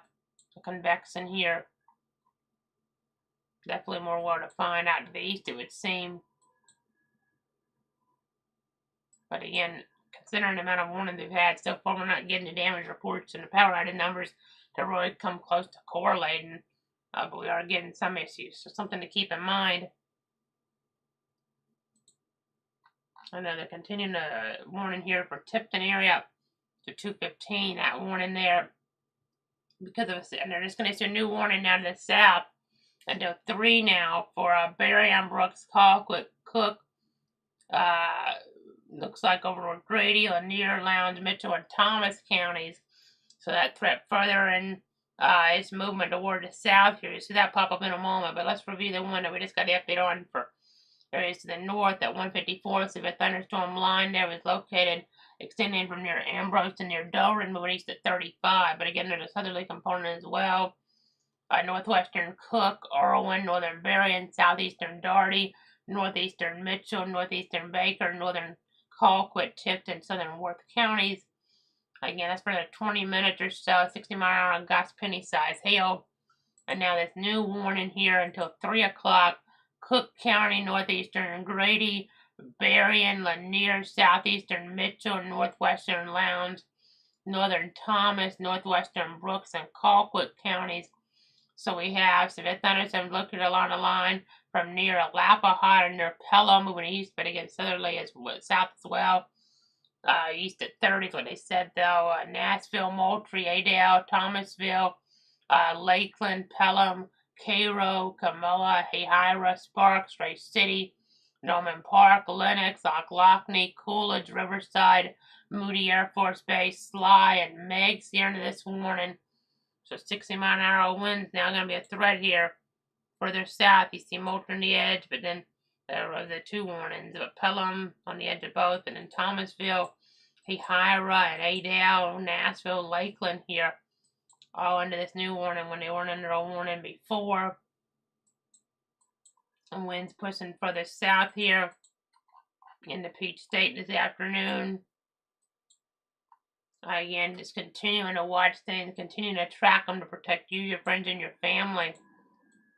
Again, you have some stronger winds moving toward Douglas there, toward Pearson, that general vicinity. With this one warning, that's for 70 in terms of the winds. Again, further out toward the east here.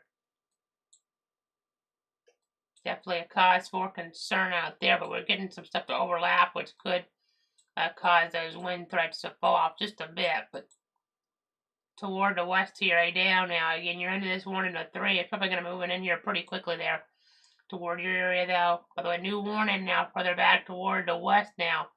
Decatur, Grady, and Seminole counties until 2:45. Decatur, Grady, and Seminole counties until 2:45 now. We're watching the threat in toward that area around Bainbridge. You can see here we're watching the potential for some severe weather. So at 1:58, severe thunderstorm is located 9 miles northeast of Chattahoochee, or 12 miles southwest of Bainbridge. Moving, they're saying northeast with this at 20. Cairo, Bainbridge, Wiggum. So they're tracking the stuff out ahead now more with this warning. West Bainbridge, Attapulgis, Climax, Reynoldsville. Kind of get the idea. Some of the areas included. Then we have now a report. We are starting to get some trees down. As we get toward Tift County, that's being reported in now. So that area of concentrated wind concern a little while ago. The 911 call center reporting trees down along Zion Hope Road.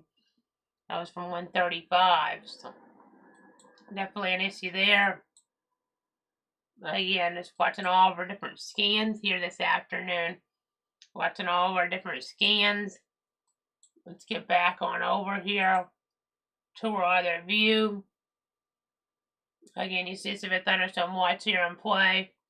That's for another 6 hours or so, so you gotta remain weather aware. Some of these areas to the north will get cleared out earlier probably, but cooler air up there. But you see all the moist air and warm air.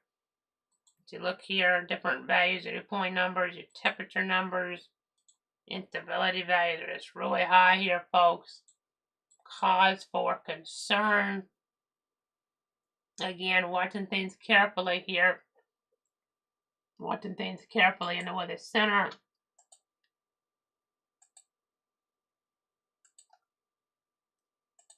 Let's see what we have. I see the Mars risk has been put out now. And the update to that includes parts of South Florida with a severe risk of marginal now.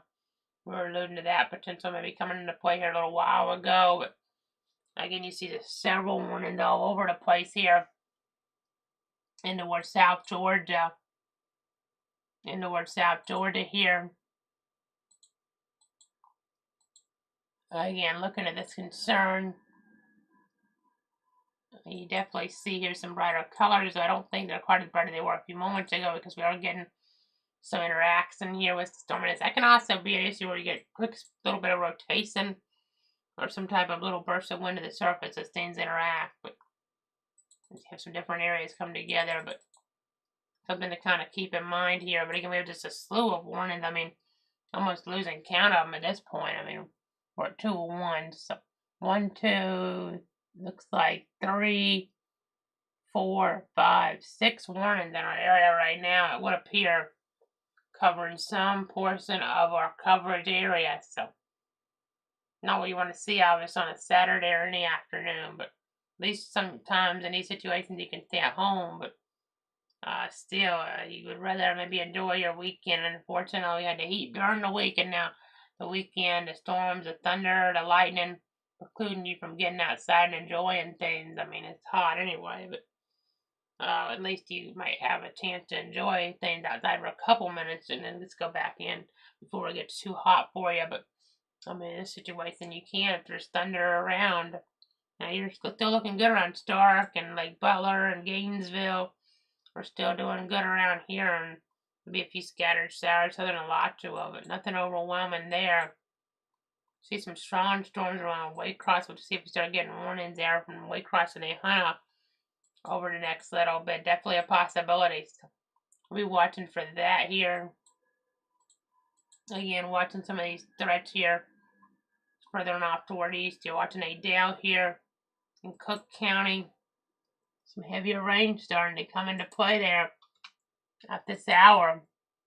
Some nastier storming is trying to come into play in toward that region and toward that vicinity.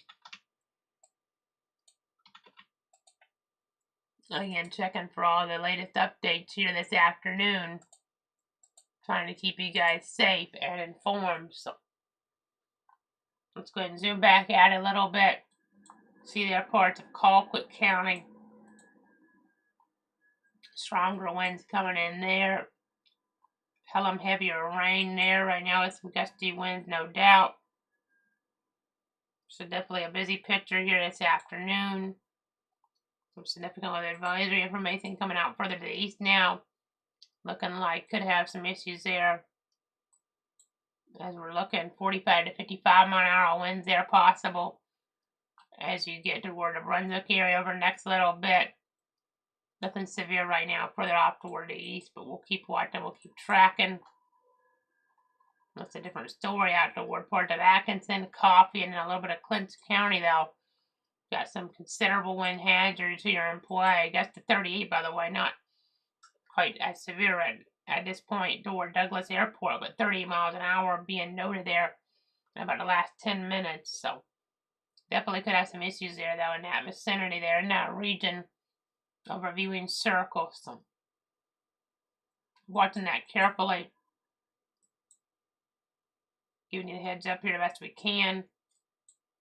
Again, Adele, things are deteriorating there right now in Cook County. Make sure you get inside and away from windows. I don't see the lightning right on that edge, but there definitely could be some strikes that develop here. But we're in little or no advance warnings. So be careful there around Adele there over the next little bit. Even if the wind, it seems like maybe a little bit further back here, but you never know what can happen. Again, Thomasville, you're under a warning here as well. You're under this severe thunderstorm warning until about 3 o'clock now. So that threat moving on in. Severe thunderstorms moving on into the picture. Having to deal with that. Again, trying to give you guys the very latest updates. Been talking continuously pretty much for the last hour and a half here in the weather center. As you look on over here right now,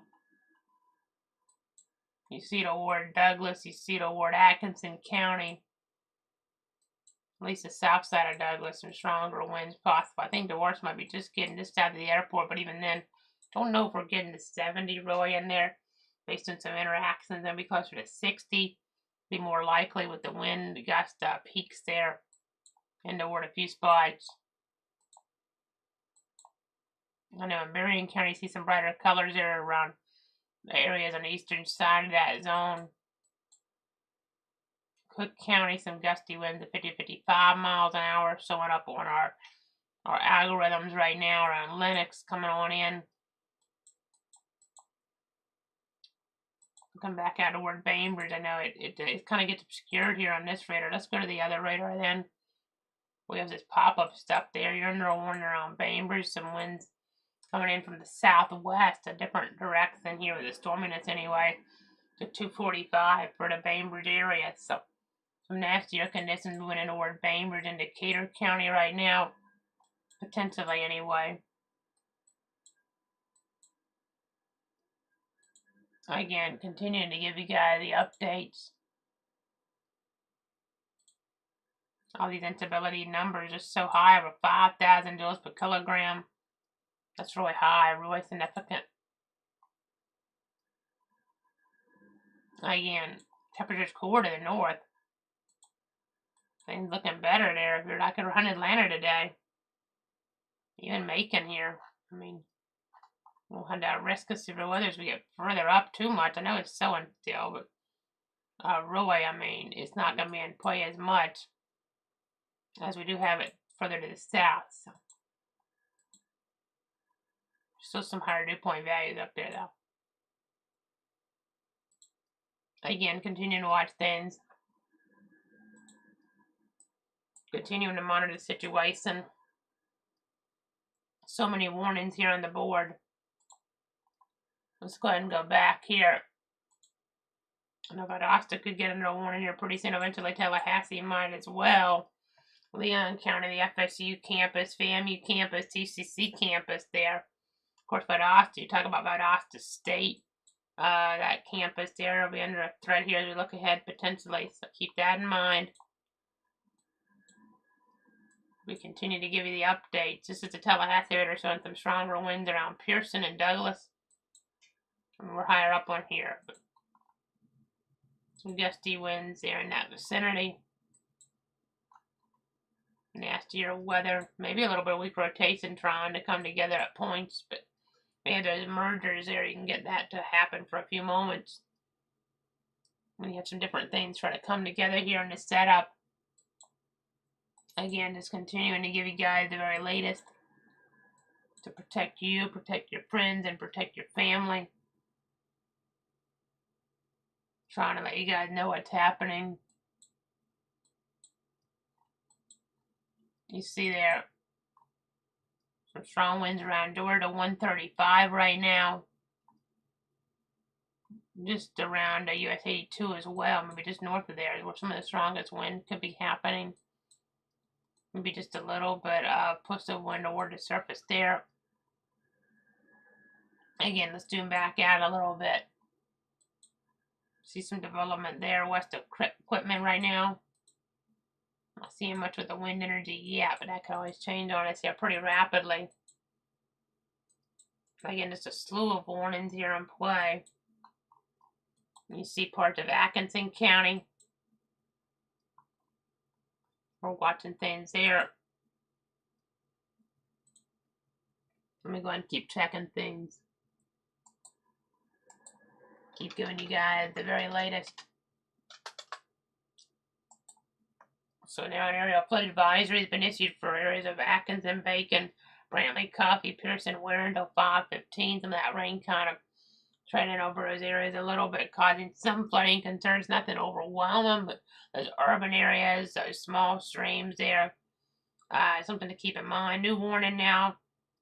This is going to go to 3 o'clock. So the thunderstorm warning for Decatur, Early, Miller, and Seminole area. So more severe weather concerns. 60-mile-an-hour gust here a possibility as we look toward that area. So you see that box pop up right now. You see it there. It's that one extending from Alabama into Georgia. Eventually, that'll be something we'll be watching to the Florida counties as well. So that's something to keep in mind here. Something to keep in mind for sure. They're expiring a warning further back toward north and west there. But again, just going to continue to watch things, continue to give you guys the very latest to protect you, protect your friends, and protect your family. I know, still seeing these stronger winds in here. These stronger winds west of Pearson. Just continuing to watch things in that realm, in that vicinity.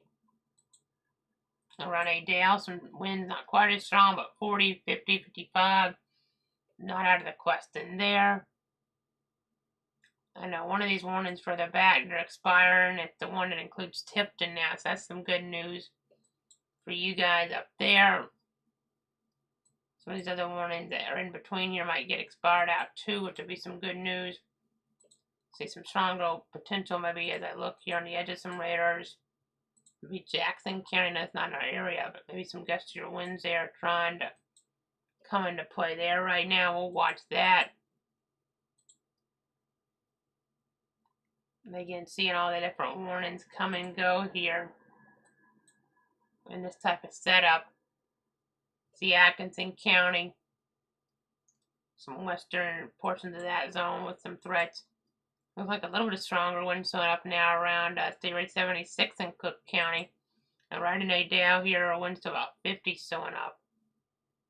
Around State Road 37, but closer to 60 now around State Road 76 as you're going out of town toward Nashville. Looking there toward Atkinson County, western Atkinson, some stronger winds that warning probably get extended. We'll see if they extended a considerable one for 70 winds or if it's just going to be a base one for 60. I would kind of lean toward base, but we'll see what they decide to do there at the NASA Weather Service in Jacksonville. You see just storminess here, the slew of threats here across our area. Again, trying to give you guys the latest information, of course, here as the timeline gets further and further along. I'm just trying to let you guys know everything that's happening. Severe thunderstorm watching the pink until 8 o'clock. Severe thunderstorm warnings in the yellow boxes for a variety of times. So that means damage and wind threats are imminent in the yellow boxes. The pink, that threat is still in play. You're just got to remember whenever that threat is in play, there could be concerns getting close to the watch area. And even just with lightning around, whenever thunder roars, you want to go indoors. So again, just be bearing all that information here in mind as we're approaching that 215 benchmark right now. See what they decide to do with that considerable threat, that 70-mile-an-hour wind threat further off toward Atkinson, Clinton, Coffee. So let me go ahead and see what we have here on our other mode, though. Again, trying to see what we might have with some of these brighter colors. You can see here, western part of Atkinson County, some stronger wind sun up there. Still seeing those kind of hanging around there. Slide that up. They haven't moved all that much here in the last few minutes. Oh, they look almost a little stronger on that mode, which is interesting. Going to be crossing over US 221 here and US 441 over the next little bit. Pearson southward in Atkinson County. Maybe some weak rotation in Douglas's area right now on that flank there. Got to be a little careful then. Nothing overwhelming, but just going to have to keep looking at things here. Probably more just a wind enhancement, downburst type threat. New warning, by the way, at 3 o'clock now. Brooks, Lowndes, and Thomas counties. That gets us down here.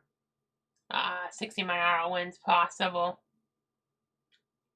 We're just going to keep looking at things here. Okay, so that's toward Quitman. That's that little cluster near Boston, 8 miles west of Quitman. We're east at 20.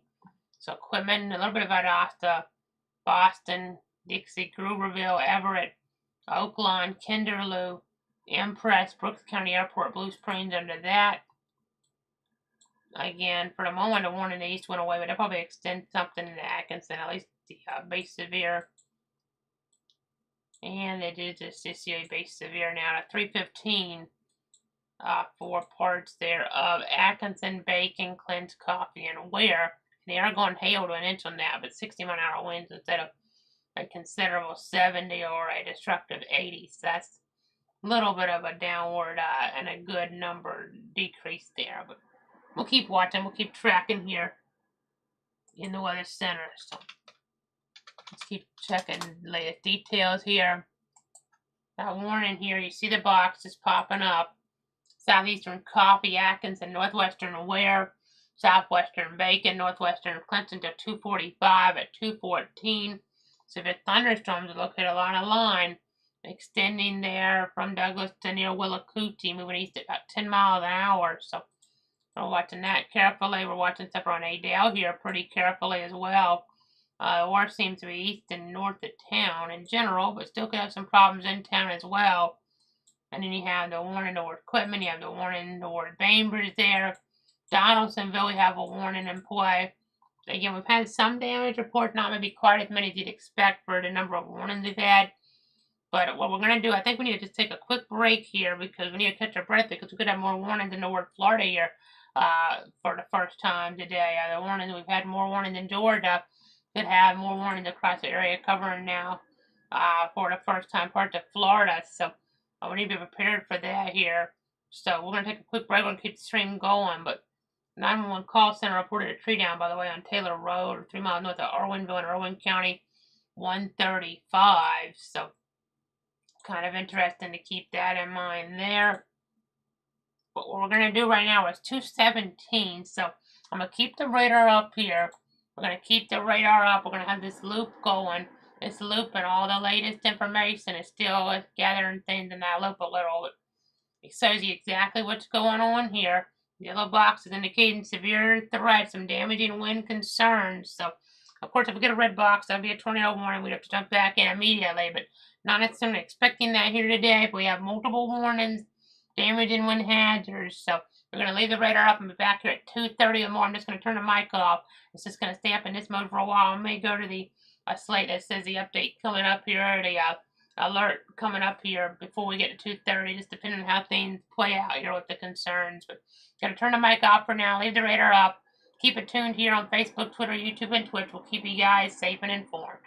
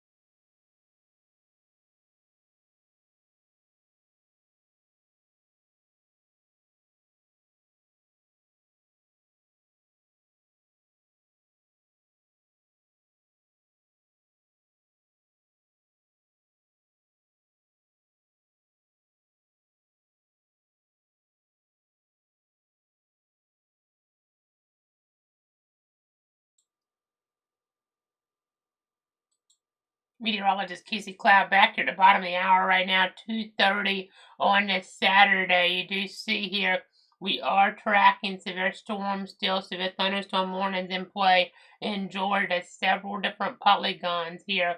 The storyline, I mean, just a slew of warnings here for that damaging wind threat. Some of these have hail threats closer to an inch, so there's not as much in terms of those sizes being up there. But again, we're monitoring the situation here very carefully. And in fact, we just got a new warning now. Our first into Florida. It's about to pop up. It's just coming in here at 2:31 for parts of Jefferson, Leon, and Madison counties now, and 3:15. So not including Tallahassee downtown, but you see that just popping up on the screen right now. Our first Florida warning.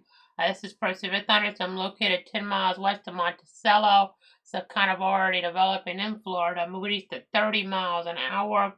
So a little bit of Tallahassee, but not downtown. Monticello, Madison, Greenville, Dills, over toward Lamont there, Nass, Muskogee, Drifton, even into ward areas there like Lake Muskogee, Fincher, Scylla. You kind of get the idea. Lois under this as well. So let's go ahead and just kind of get on in on that Tallahassee radar site then and give you guys the latest. I know this stuff looks really kind of more isolated there as we're looking at this viewpoint, but it is potentially severe according to the Weather Service. So just got to be kind of mindful of it here. So again, that's in Plato 315. We have this morning west of Valdosta, Quitman area, looking pretty strong on Quitman right now there in Brooks County. Some stronger winds there. I know we have so many other severe thunderstorm warnings. There's also an area flood warning in play for parts of Atkinson and Coffee till 5:30 because there's quite a bit of rain around there. Not a flash flood warning, but still remember, turn around, don't drown. Also now getting a damage report out of Brooks County. Damage report out of Brooks County. A tree down on Cool Springs Road near Norman Park Road. That's from about 2:05. I know the storminess here on Adale. We've been watching that area. Let's go to the other radar, the Moody radar, a little bit more. This could give you a better perspective on it. It looks a little more broad with the wind overall, but still gusts 40, 45, 50 miles an hour. Not out of the question up there. And you see a gust even out ahead here outside of a warning. Ironically, Moody Air Force Base just now to 46 miles an hour over the last few moments here. With the overall, maybe just a wind pattern here. Maybe not even getting any rain, just a boundary here coming from that. Getting a gust to 46. So an interesting pattern here for sure. With all these different hazards here, the different warnings. It's kind of a odd pattern here. So this warning to the east now to 2:45 for southeastern Coffee, Atkinson, northwestern Ware, and northwestern Clinton, our area. We're tracking 60-mile-an-hour wind gust potential here. Looking like maybe some of the worst of the wind here could be trying to get its way closer down from Pearson to Homerville right now. So we'll keep on watching here over the next little bit into that vicinity. Some interesting opposing winds showing up between Douglas and Nichols. Not necessarily something tornadic, just maybe the overall pattern here is showing at least a little bit of weak rotation and or maybe a downburst threat as things kind of try to come together. There was looking around here toward Bainbridge, toward Donaldsonville. Let's go to the Fort Rucker radar site here, the EOX radar. You'll be able to see what's going on there around Donaldsonville. These look a little bit stronger now in western parts of Seminole, but then it's outside of the area. And Jackson County, strong winds there. They'll be moving in our area, though, potentially later. Maybe getting there as we look here, moving southeastward. Maybe clipping parts of Gadsden and Liberty counties here in short order. Another thing we kind of mentioned earlier on, but stuff out ahead here of the line. That can be a sign here that we could end up getting some of this stuff to the north to weaken out some. But we'll have to watch. New warning now for Glenn County in southeastern Georgia until 3 o'clock now. So getting closer toward Brunswick, it would appear. But another other point to mention here is when we have all these warnings, all these storms, sometimes we have all this heat here that kind of builds up. And then you get the storms that kind of stops it from building up as much here. It's kind of the end result of a heat wave, per se. So something that's kind of worth noting. But it's the warning here. That's someone up toward Brunswick. This is the warning here As we're looking over central Glenn County, you see 96 degrees still, but that's going to change here pretty soon. But at 2:35, a severe thunderstorm is located over Dock Junction, moving east at 20 miles an hour. So Brunswick, St. Simons Island, Dock Junction, St. Simons Island Village, Country Club Estates, and Sea Island under this. So make sure you prepare immediately for large hail, excuse me, and damaging winds here. I know people outside need to move immediately to shelter inside a strong building. Stay away from those windows. Large hail and damaging winds and continuous cloudy ground lightning occurring with this storm. So just make sure you're getting inside immediately. Lightning is one of nature's leading killers. Remember, if you can hear thunder, you're close enough to be struck by lightning. Torrential rainfall is occurring with this storm and may lead to some flash flooding. So let's keep that in mind. Probably not going to have any formal flash flood warning over there, I wouldn't think, here initially. But if things were to keep pushing that away here, then we could have to start being a little more concerned. I've been switching radars here last little bit. That's why it kind of dumped on you. Just got another new warning now. Further back, this is going to be for Lanier and Lowndes. That's into Valdosta now. A new warning now. This one's going to go until about 3 o'clock. This is going to be issued here 2:36. That's when it was issued. I should say 2:35 is when the severe thunderstorm was located near Hahira, or 9 miles northwest of Valdosta. Moving east at 25 miles an hour. 60-mile-an-hour wind gust, quarter size hail. Valdosta, I-75 at exit 16. Moody Air Force Base, Bremerton, Dasher, Naylor, Greenwood, I-75 at exit 22. I-75 at exit 11. Valdosta Airport, Stockton, and Kinderloo under this.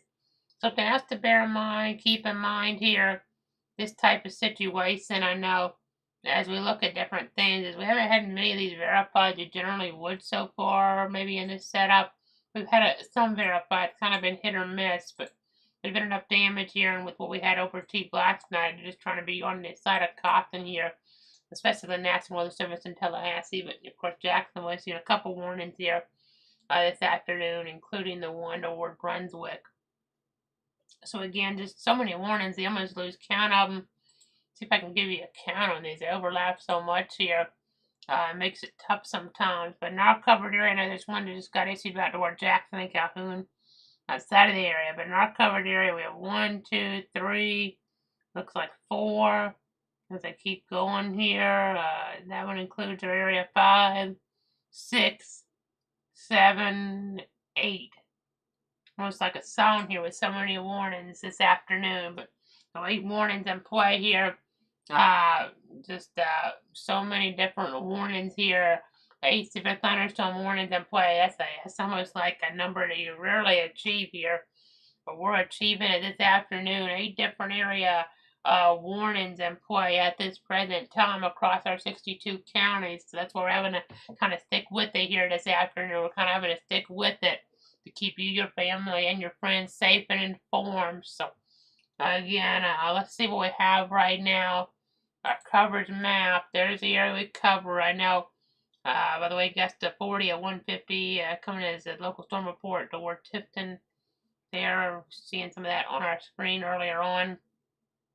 We were seeing some of that, but so I know looking at this map right now, just continuing to watch things here, continuing to monitor things. Let's see what we have.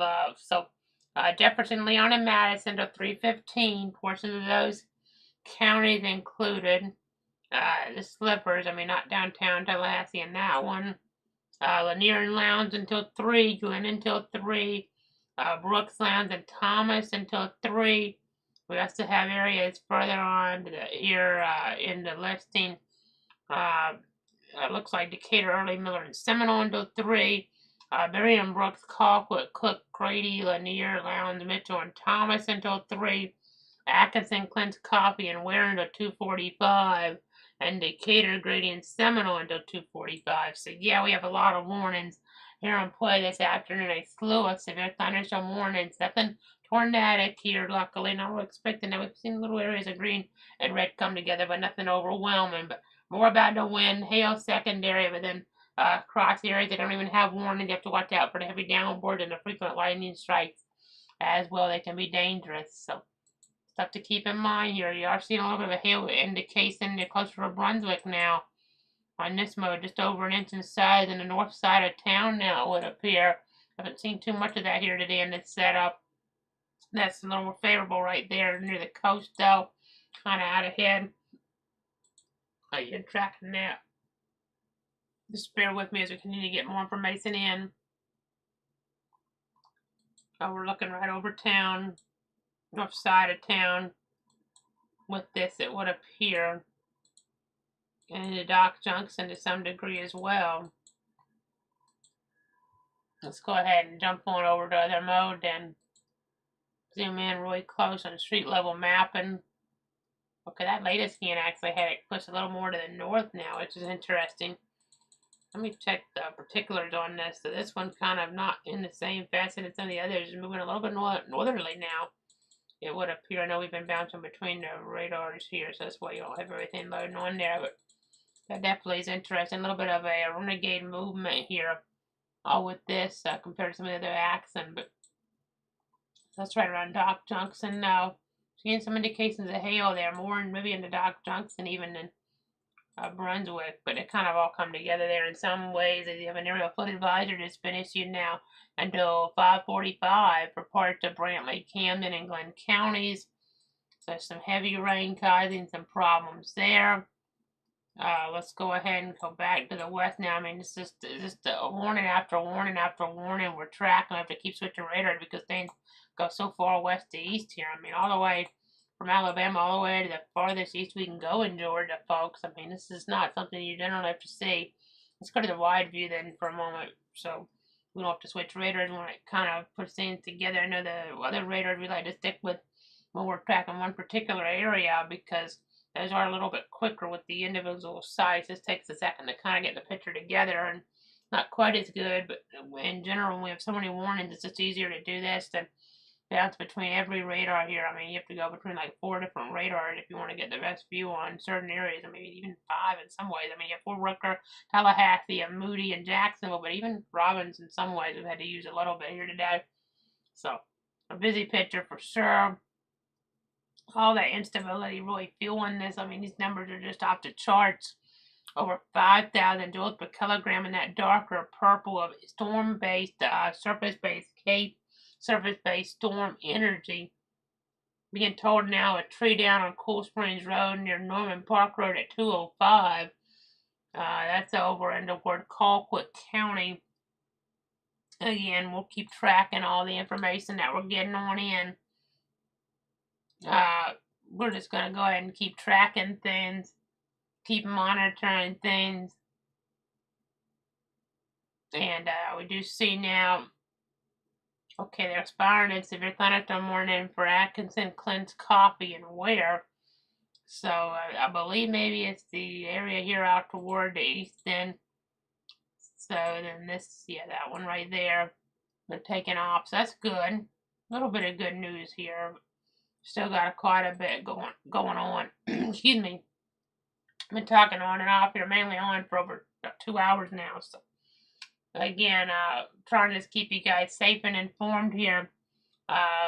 Just kind of takes toll a little bit when we're talking for this long, but it's all about protecting you, your friends, your family here this afternoon. Again, let's see what we have right now. See what we have here with some of the latest details coming on in. Let me see if there's any questions here on YouTube or some of the other sources. Definitely is nasty out there, John, as we go ahead and see what we have here on some of our other sources. Let me go ahead and look here. Okay, so just checking there what's going on. And the one thing I like here, I can just see me talking from just a few seconds ago, like on some of our different sources. So definitely not too much of a delay on our stream, which is helpful in these type of scenarios. And sometimes you'll have it, and I mean, with me, I've probably had this happen here before, where I have a delay a little bit longer than you like. But I mean, I see my caption from just a few seconds after I talk here when I look at my stream to see if we have any questions. Sometimes I don't look directly on them like I was doing there, but sometimes I'll see some streams here, different sources, maybe not YouTube, but just certain ones, there would be 2 or 3 minutes behind, and that kind of makes things tough here in these type of situations. But luckily, our setup here kind of enables us to be pretty much within just a few seconds going across the internet from when we're actually saying the stuff here in the Weather Center. So not much of a delay at all, which is helpful. But just got another warning to go away. They canceled, it looks like. Actually, they canceled 2 of them. Let's see here. 2 more, so that's good. We're trending right direction here a little bit. Then we've had so many warnings, they're just coming together so much. Kind of makes things tough to tell you exactly where things are going on. But they have canceled Grady and Mitchell. They also canceled the warning that included parts of Early and Miller that extended back in Alabama for Houston County, and then in Florida for Holmes and Washington. So getting a little bit of weakening to the north. We were talking about this earlier on. When you get stuff to the south to strengthen, causes the weakening in the north, you would like it just to be enough where it causes it to weaken, and it weakens too. But maybe we won't completely have that happen. But we had that one area that didn't look really impressive in Florida, but it's enough to be warned there. Roy, going away east of Tallahassee or Monticello right now. Let's go ahead and look over there. I mean, our numbers in Muskogee, seeing only winds of like 30 to 40 in there, but I might be overdoing that a little, not even quite seeing those type of numbers. But we'll just keep watching things, keep tracking things here. I know the Severe Thunderstorm watch is in play for almost another 5 hours and 15 minutes, so just got to stay weather aware. You see around Quitman there. You see around Quitman. Just continuing to watch things in the Wardat realm, in the Wardat vicinity. Just trying to give you guys the latest on what's happening there. That looks a little bit stronger. Let's see what Moody's radar shows us there. Yeah, so 45 miles an hour worth of wind around Quitman right now. Showing up some wind enhancement by Asta. That's an odd signature. Trying to say 3-inch hail, but I don't believe that. That's not right. So that's just because we're so close to the radar there. That's definitely not the situation that we're in. Could have quarter size there. Yeah, it's possible. But I wouldn't think much more than that would be possible in that setup here right now. As we keep looking, we do have, so let's see, 1, 2, 3, 4, 5. So we still have 6 warnings, I believe, would be the storyline in play. I know I said we had 8 or 9 a moment ago. Maybe, let's see what we're counting here then. Might have had 9 or more at one point there then, because things have just been jumping so much on us. Seeing all these different alerts. Just bear with me here.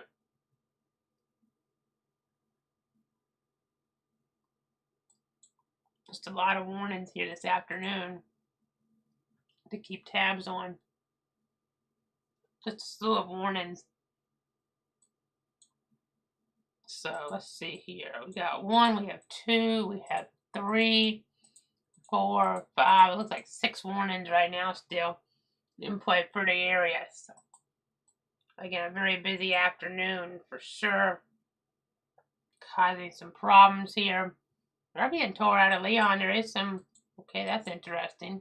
That's not where we had a warning in play then. Let's go over there. We're getting some damage reports from right into Tallahassee. I don't think that area was under the warning. They weren't under the warning over there. Oh, okay. Wow, that's surprising then. So we're getting some push of wind here in Tallahassee that must have been a little more substantial than we thought. Let's see what's going on with this, because the LSR not going to suck on here right this second, but we ended up getting a damage report right from Tallahassee here from around 2:15 Lake Ella. Doesn't always take severe wind to cause problems, but there's your report. That's from 2:15. This coming in from the 911 call center. A tree was reported down at Meridian in DeSoto. So let's back this up. It might be kind of hard to see what happened, but I mean, yeah, so just the overall pattern, maybe a boundary in there, because you can't necessarily see it there. Let me just kind of, let me see what we have here and back it up a little. Maybe some type of boundary got involved there. Yeah, that may be a boundary in there that knocked the tree down. Interesting. So again, continuing to watch things here carefully. Let me loop this and you better see what I'm talking about. So there's your loop. You see how that kind of came on through there. So just, you gotta see how there's a little thin blue line. It's not easy to make out. Just thought I'd set it to you really quick on that other mode. So continue to give you guys the latest here. Bear with me as I check on. Let's check the power numbers. We haven't checked those in a little bit. Let me see what we have up in Georgia. Bear with me here. Does look like quite a few outages in Coffee and Atkinson. Then from all that wind, it looked like it did verify then. We weren't sure about that, but it looks like that wind did verify from earlier. That we had that big area we were staying on for, that considerable threat.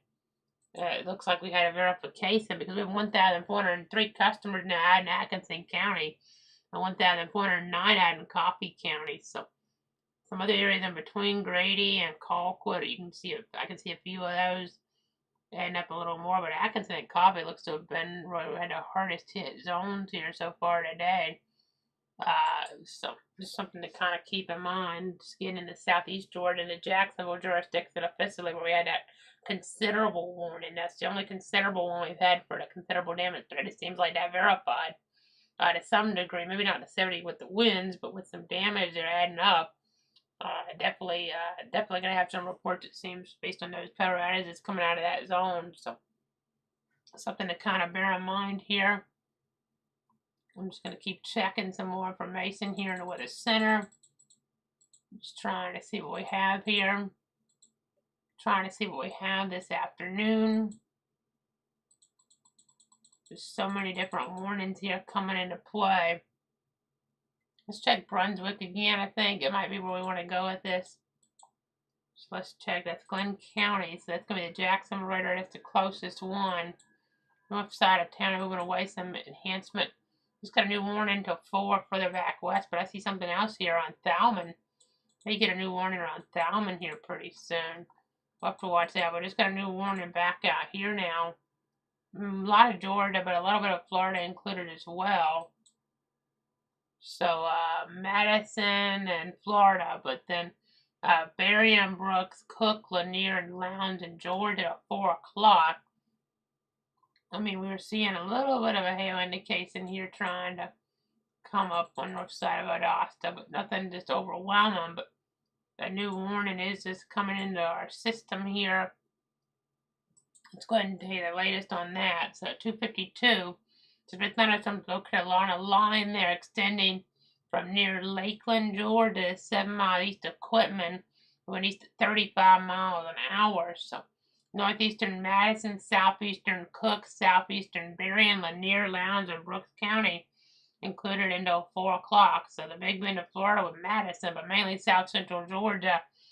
They're talking about the others. We have Lake Park, Lakeland, Valdosta, Quitman, Madison, Ahira, Ray City, I-35 at exit 16, Moody Air Force Base, Remerton, Meigs, Dasher, Cecil, Barrett, New Lois, Hamburg, Panetta, Hansel, Lovett included here. So 60-mile-an-hour winds and quarter-size hail, the potential into toward that part of the area. So just kind of seeing an overlap with all these warnings here.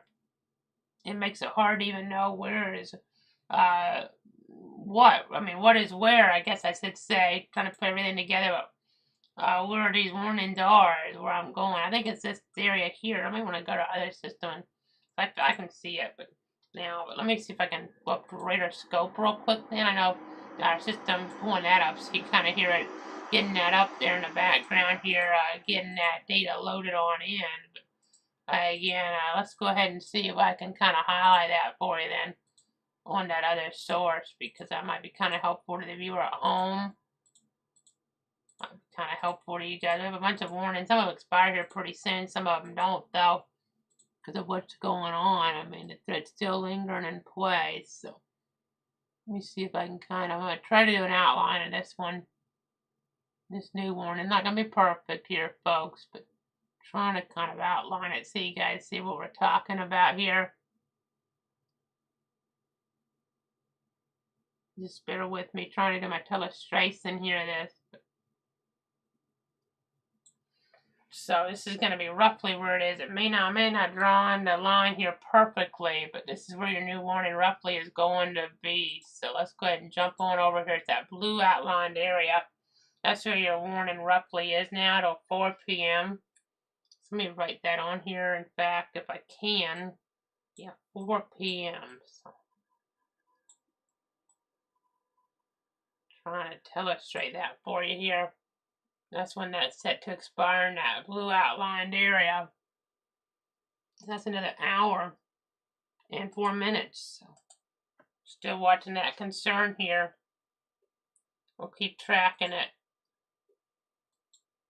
Again, just trying to give you guys the very latest here. This stuff tapping into these higher instability values. Wouldn't be surprised if we get a warning south of Waycross pretty soon. Let's see, another the other warnings going right at 3. That's why you had that overlapping there so much. They're expiring Glen now to the east, so let's see if that one that'll go away here. Technically it'll go for a few more moments, but really going away at 3. So there you go. Let me go ahead and see what we have here. With the very latest. Again, trying to keep you, your friends, and your family safe and informed on Facebook, on Twitter, on YouTube, and Twitch. I know it looks like Elisa's saying there that the power died in her area in northeast Tallahassee, sprinkling light winds, but the lightning was really bad earlier, better now. So at least northeast Tallahassee having some problems here. In addition, we had that wind damage right around Tallahassee with not a warning in play, but northeast Tallahassee, parts of that area under a warning depending on the exact spots. And you can kind of see here, Muskogee though right now getting into some of that lightning, but last hour in rain, you can kind of see how Bradfordville, some of those areas getting a little bit more rain there over the last little bit. But again, continuing to watch things here, monitoring the things that are happening here in the weather center. You can see still a number of warnings on the board. Let's see what we have here. So that one further west, I believe that one goes only to 3 then for parts of Decatur and Seminole counties. So let's see what we have here. That's areas toward Donaldsonville, toward Bainbridge included. Then you have this warning in the Big Bend of 315, Jefferson, Leon, and Madison. And there around Valdosta, you have some more warnings that are possible as we look towards southeast Georgia over the next little bit. We'll have to watch for that threat here as we look at all the different boundaries. We're just continuing to watch things, trying to give you the latest updates. Let's go ahead and keep looking at things. So at least right now, we still have a good number of warnings. We'll probably have just a few here at 3, but it'll still be a pretty big geographic area covered because some of these are overlapping. So let's see here. 2, 3, 4, 5. It looks like 6 warnings right now. A good number of these are set to expire at 3 o'clock. So that's kind of the storyline right now. That's in our area 6. So again, just kind of trying to give you guys the latest here on what is happening. We're just approaching that 3 o'clock benchmark. The watch is still in play for the 5 hours. Let's zoom back out a little bit here. Give you a broader perspective. That pinkish area here, where we have this thunderstorm watch in play for another 5 hours. So those areas on the far northern fringe will probably get trimmed out pretty soon, I would think. Like around Albany, I would think you guys would get trimmed out because let's look at the instability, see if there's some lingering.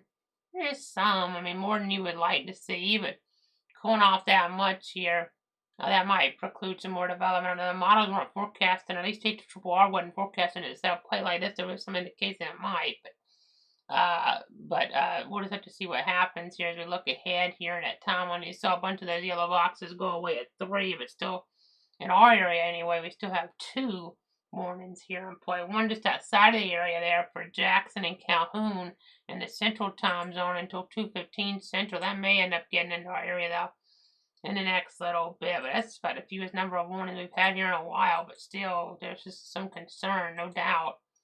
I mean, sometimes you can have just one warning and play and still have big problems, so that's something to keep in mind. But again, looking at things here right now, Just continue to try to give you guys the very latest here, give you the latest information to protect you, your friends, and your family. We're just trying to see exactly what is going on here, what we're monitoring, what we're dealing with here.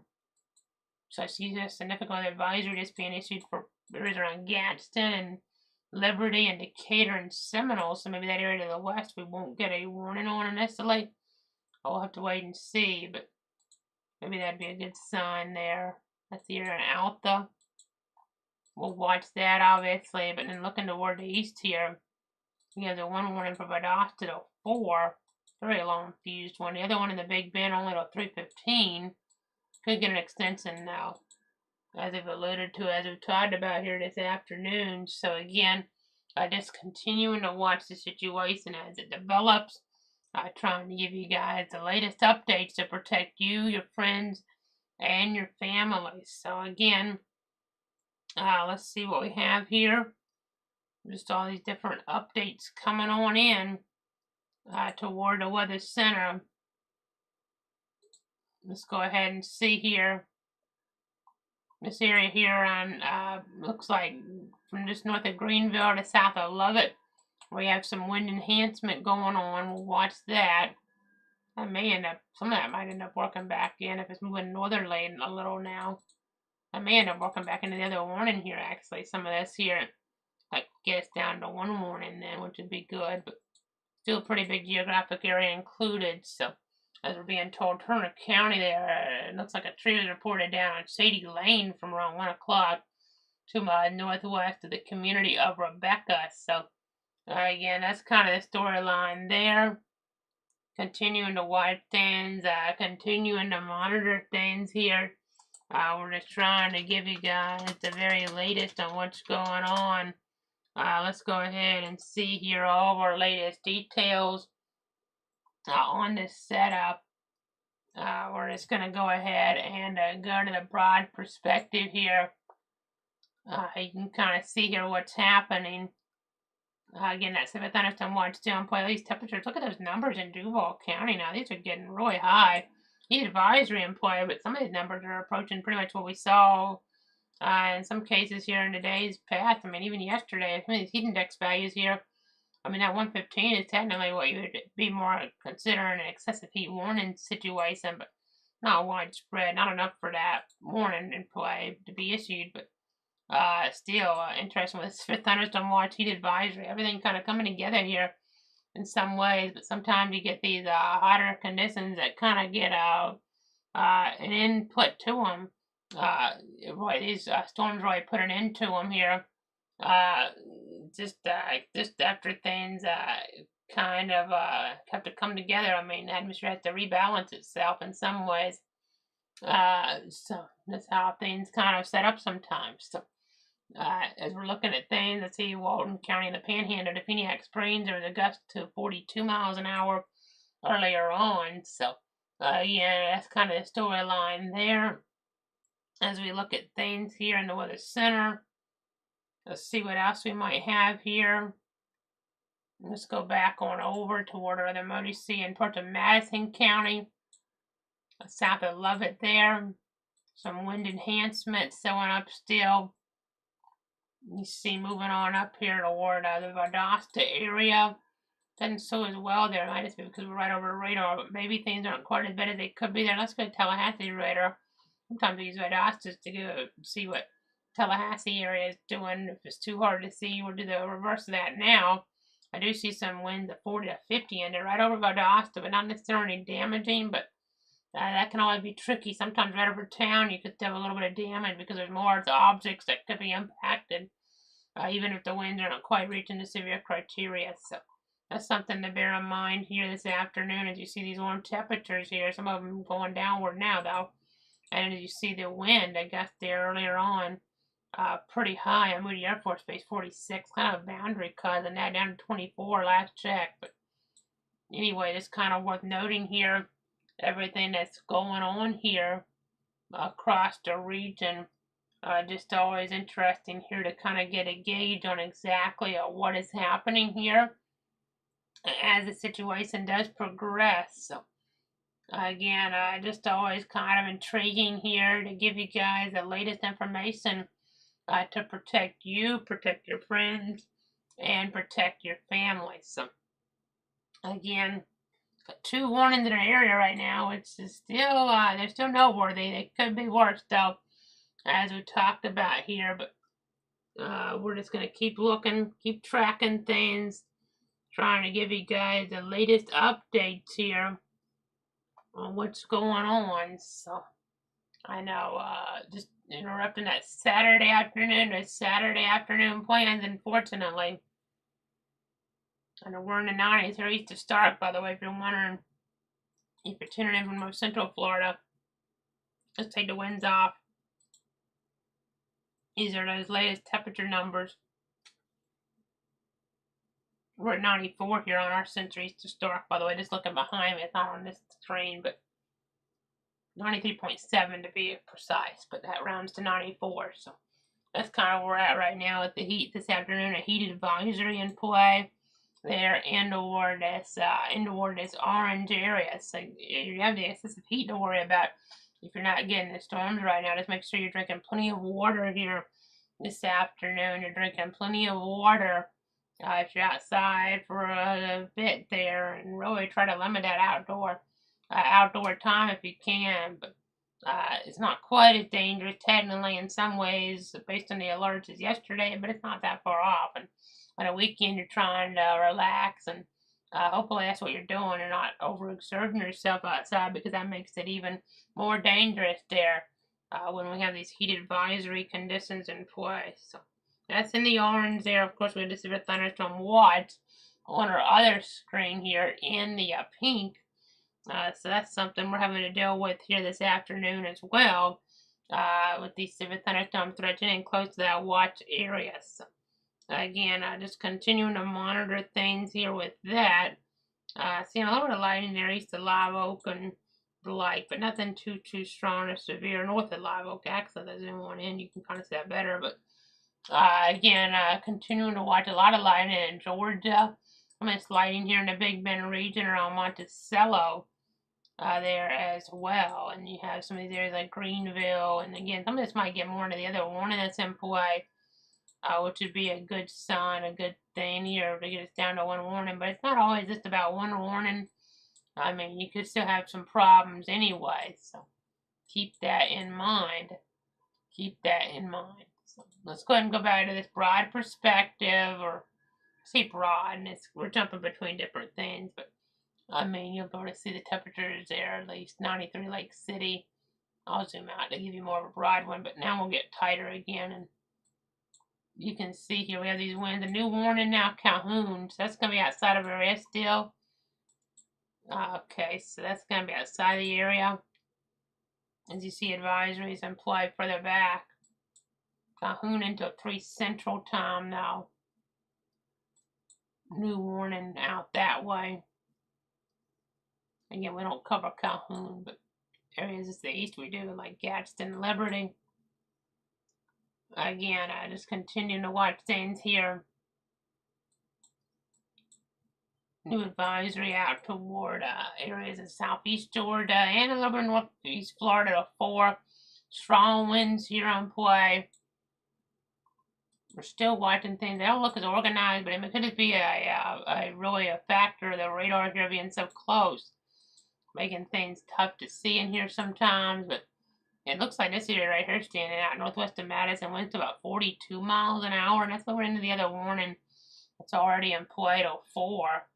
See, there's a report of a tree down around Sycamore in Turner County from 1:10 this afternoon. Taking a little while for the reports to come in, but we're starting to get some of those reports in that we thought we may get. Not as many as we could have got, but definitely some wind damage reports happening. Again, winds to about 40 there. Northern Madison going in the southern parts of Brooks and Lowndes. So that's where we have that warning in play until 4 o'clock. For northeastern Madison, southeastern Cook, southeastern Berrien, Lanier, Lowndes, and Brooks counties. So, yeah, that's where we have a thread that extends there from at that point Lakeland to 7 miles east of Quitman. When that was issued at 2:52, when we east at 35. A new warning now coming out for 4 for Jefferson and Madison.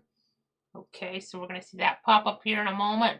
Pretty similar areas, I would think. Maybe it's just some, this with stuff, yeah, there you go. You kind of see it. The other warning, I think, was it said to go at 3:15. It was. They're kind of adding these together. They think maybe the threat still extends further down here, from just east of Monticello to Greenville, maybe. Now I'm on east of Monticello, moving east at 20, so Monticello, Greenville, Lovett, Dills, Hopewell, Wasilla, Asheville, and Drifton. So we're going to keep watching that, of course. Here's your other warning for Calhoun, if you're, well, actually extends, yeah, extends there until 3 o'clock Central. We are being told now there were, even though I didn't have the power outage numbers showing up there, we are being told now there were multiple trees that were knocked down at the intersection of Randolph Avenue and Newton Road, 1 mile northeast of the Southwest Georgia Regional Airport. So that could be just a fact we're getting maybe downburst in spots, not widespread, but some areas are getting the wind, you're getting some problems. So gotta keep that in mind. So we're at 311 right now, so we're still watching things, we're still tracking things, we're not letting our guard down. Obviously, if we get a red box, it'll be a tornado warning, we have to jump back in immediately. We're going to keep the stream going, we need to catch our breath again. It's been on here, with the stream for close to 3 hours. We're not that far off of 3 hours. So let's go ahead and catch our breath until about 3:30, unless we get another situation here and play like a tornado warning. If we get some more thunderstorm warnings, they'll pop up on the screen in the yellow boxes. You'll kind of see what we're talking about. By the way, the one warning further back, they're letting it go now. They're the one that kind of overlaps further back into Leon. That one yellow box expired at 3:15, so that's good, but we're still going to have, it looks like 2 local warnings here getting us closer to that 4 o'clock benchmark. We could get more of those if we get something really substantial, break back in before 3:30. But otherwise, just know that we have the yellow boxes pop up. That's a new severe thunderstorm warning if it's including your area. Probably talking mainly about damaging wind gusts, maybe a little bit of hail mixing in. So we'll be back at 3:30 with more information here. Keep it tuned to Cloud Weather. We're live on Facebook, on Twitter, on YouTube, and on Twitch here. So we're going to come back at 3:30, but if we need to jump back in sooner, we will. It's going to keep this up here for the time being, some of our different modes. You already see here, I know we're watching this screen here as well. For the very latest, we're monitoring things here for sure. It's been an active afternoon. It's not over yet. That watch is still in play for many counties within our viewing circle, so we can't let our guard down, obviously. We have a watch in play for so many folks here. I just have to kind of keep that in mind. Heat advisory to the south here as well. This thing's kind of coming together here to some degree this afternoon. Right now we're starting to get stuff to get closer toward that state line, riding that state line here. So if we have severe thunderstorm warning between now and 3:30, you'll see the yellow boxes pop up, the new ones, in addition to the ones on the screen. Obviously, though, again, if something's more substantial, we need to break back in for, we will before that bottom of the hour. The tornado warning would obviously make us come on immediately. So we got our loop here of our radar going. Let's show that to you guys. You can see what's happening. Keep it here to Cloud Weather. We'll keep you guys up to date. See you back here in about 16 minutes.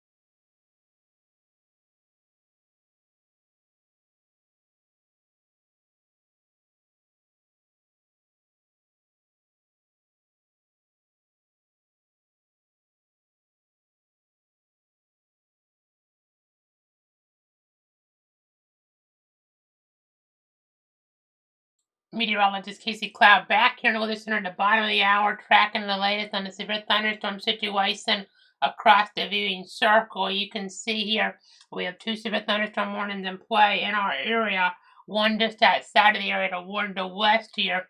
So we'll keep watching things, obviously, keep monitoring things to see how they develop, they progress. We still have a lot of instability in play. One good bit of news, though, I'll see here in a moment. We can kind of see it now, but the instability, you see all those high numbers to the south. That's not the good news, but to the north, you see Albany no longer under the severe thunderstorm watch, Tipton no longer under the severe thunderstorm watch, Camilla no longer under it either. So that's good news. Moultrie, same story. So we'll go ahead and keep looking at things. I'll zoom out real quick. You see there are severe thunderstorm watches further out toward the west now, which don't like seeing that necessarily. That's a storyline out there. And even a severe thunderstorm warning further out here west of our area by a pretty good ways, even further than the one that's in Calhoun. But and they're just canceling to Calhoun now, so that's some good news. That's not moving into our area. Then it's a severe threat at this moment. Then we still have to stay weather aware, obviously. Still have to monitor things here in the weather center. We'll keep tracking things here as they do develop on us, as the situation does progress here. Let's go ahead and see what the Moody radar is showing us right now. In that area, we have the 2 warnings here in play. Actually, I'm seeing maybe some stronger winds even out toward Jasper. Not severe warned yet over there, but some stronger gusts possible. It's kind of a pattern that's breaking down a little bit, maybe, which could indicate maybe more strong storms, less severe storms. We have to be on for them. In that case, if we're not on for severe weather, because there's not any real severe weather later on, official severe weather, we'll have to have that radar there where you can look at the interactive view at things on there at cloudweather.com /radar. So again, just something to kind of keep in mind, interactive view of things there. Just gonna keep that in mind there at cloudweather.com /radar. Again, let's go ahead and zoom in and out here of some of this action. Just so many strong storms in the southeast Georgia right now. Again, that area in Hamilton County standing out. Some of those ones to about 50 there north of Jasper. It's kind of not an area with much rain, though. That's probably why they're not going with a warning yet. The advisories for 45 to 55 mile-an-hour wind gusts, though, in toward that area. So that's something to kind of keep in mind here.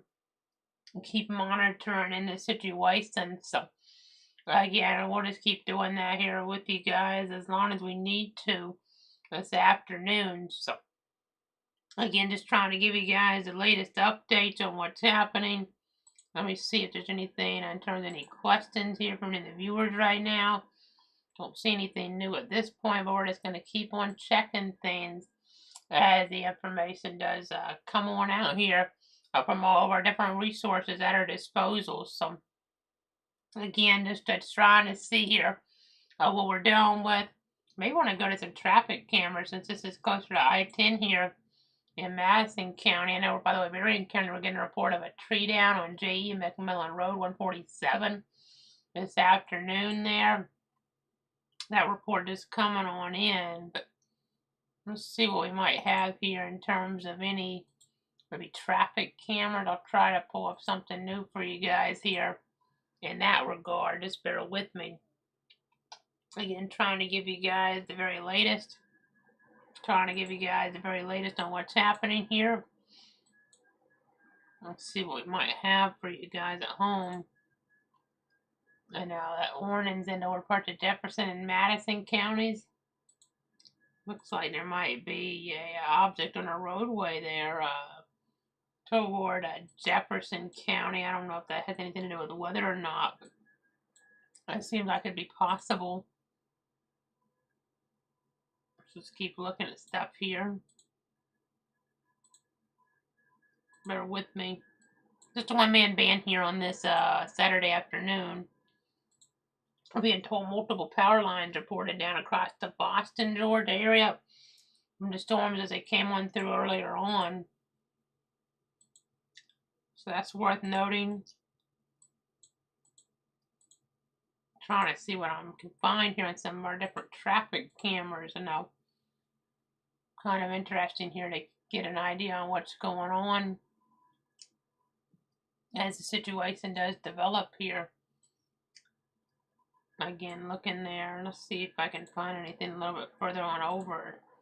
I'm trying to get an idea on if we can get a look at some of the storming. It's not really finding a lot right along the interstate, but certain spots here, if I get in the right spot, I'll be able to get a better view. So just west of Greenville, it looks like we're getting some of this there. Let's go west of Greenville on I-10 then. Should be able to get some of this storming that's live on camera for you guys. Get that viewpoint. That's what I'm trying to track right now. Try to give you the view on.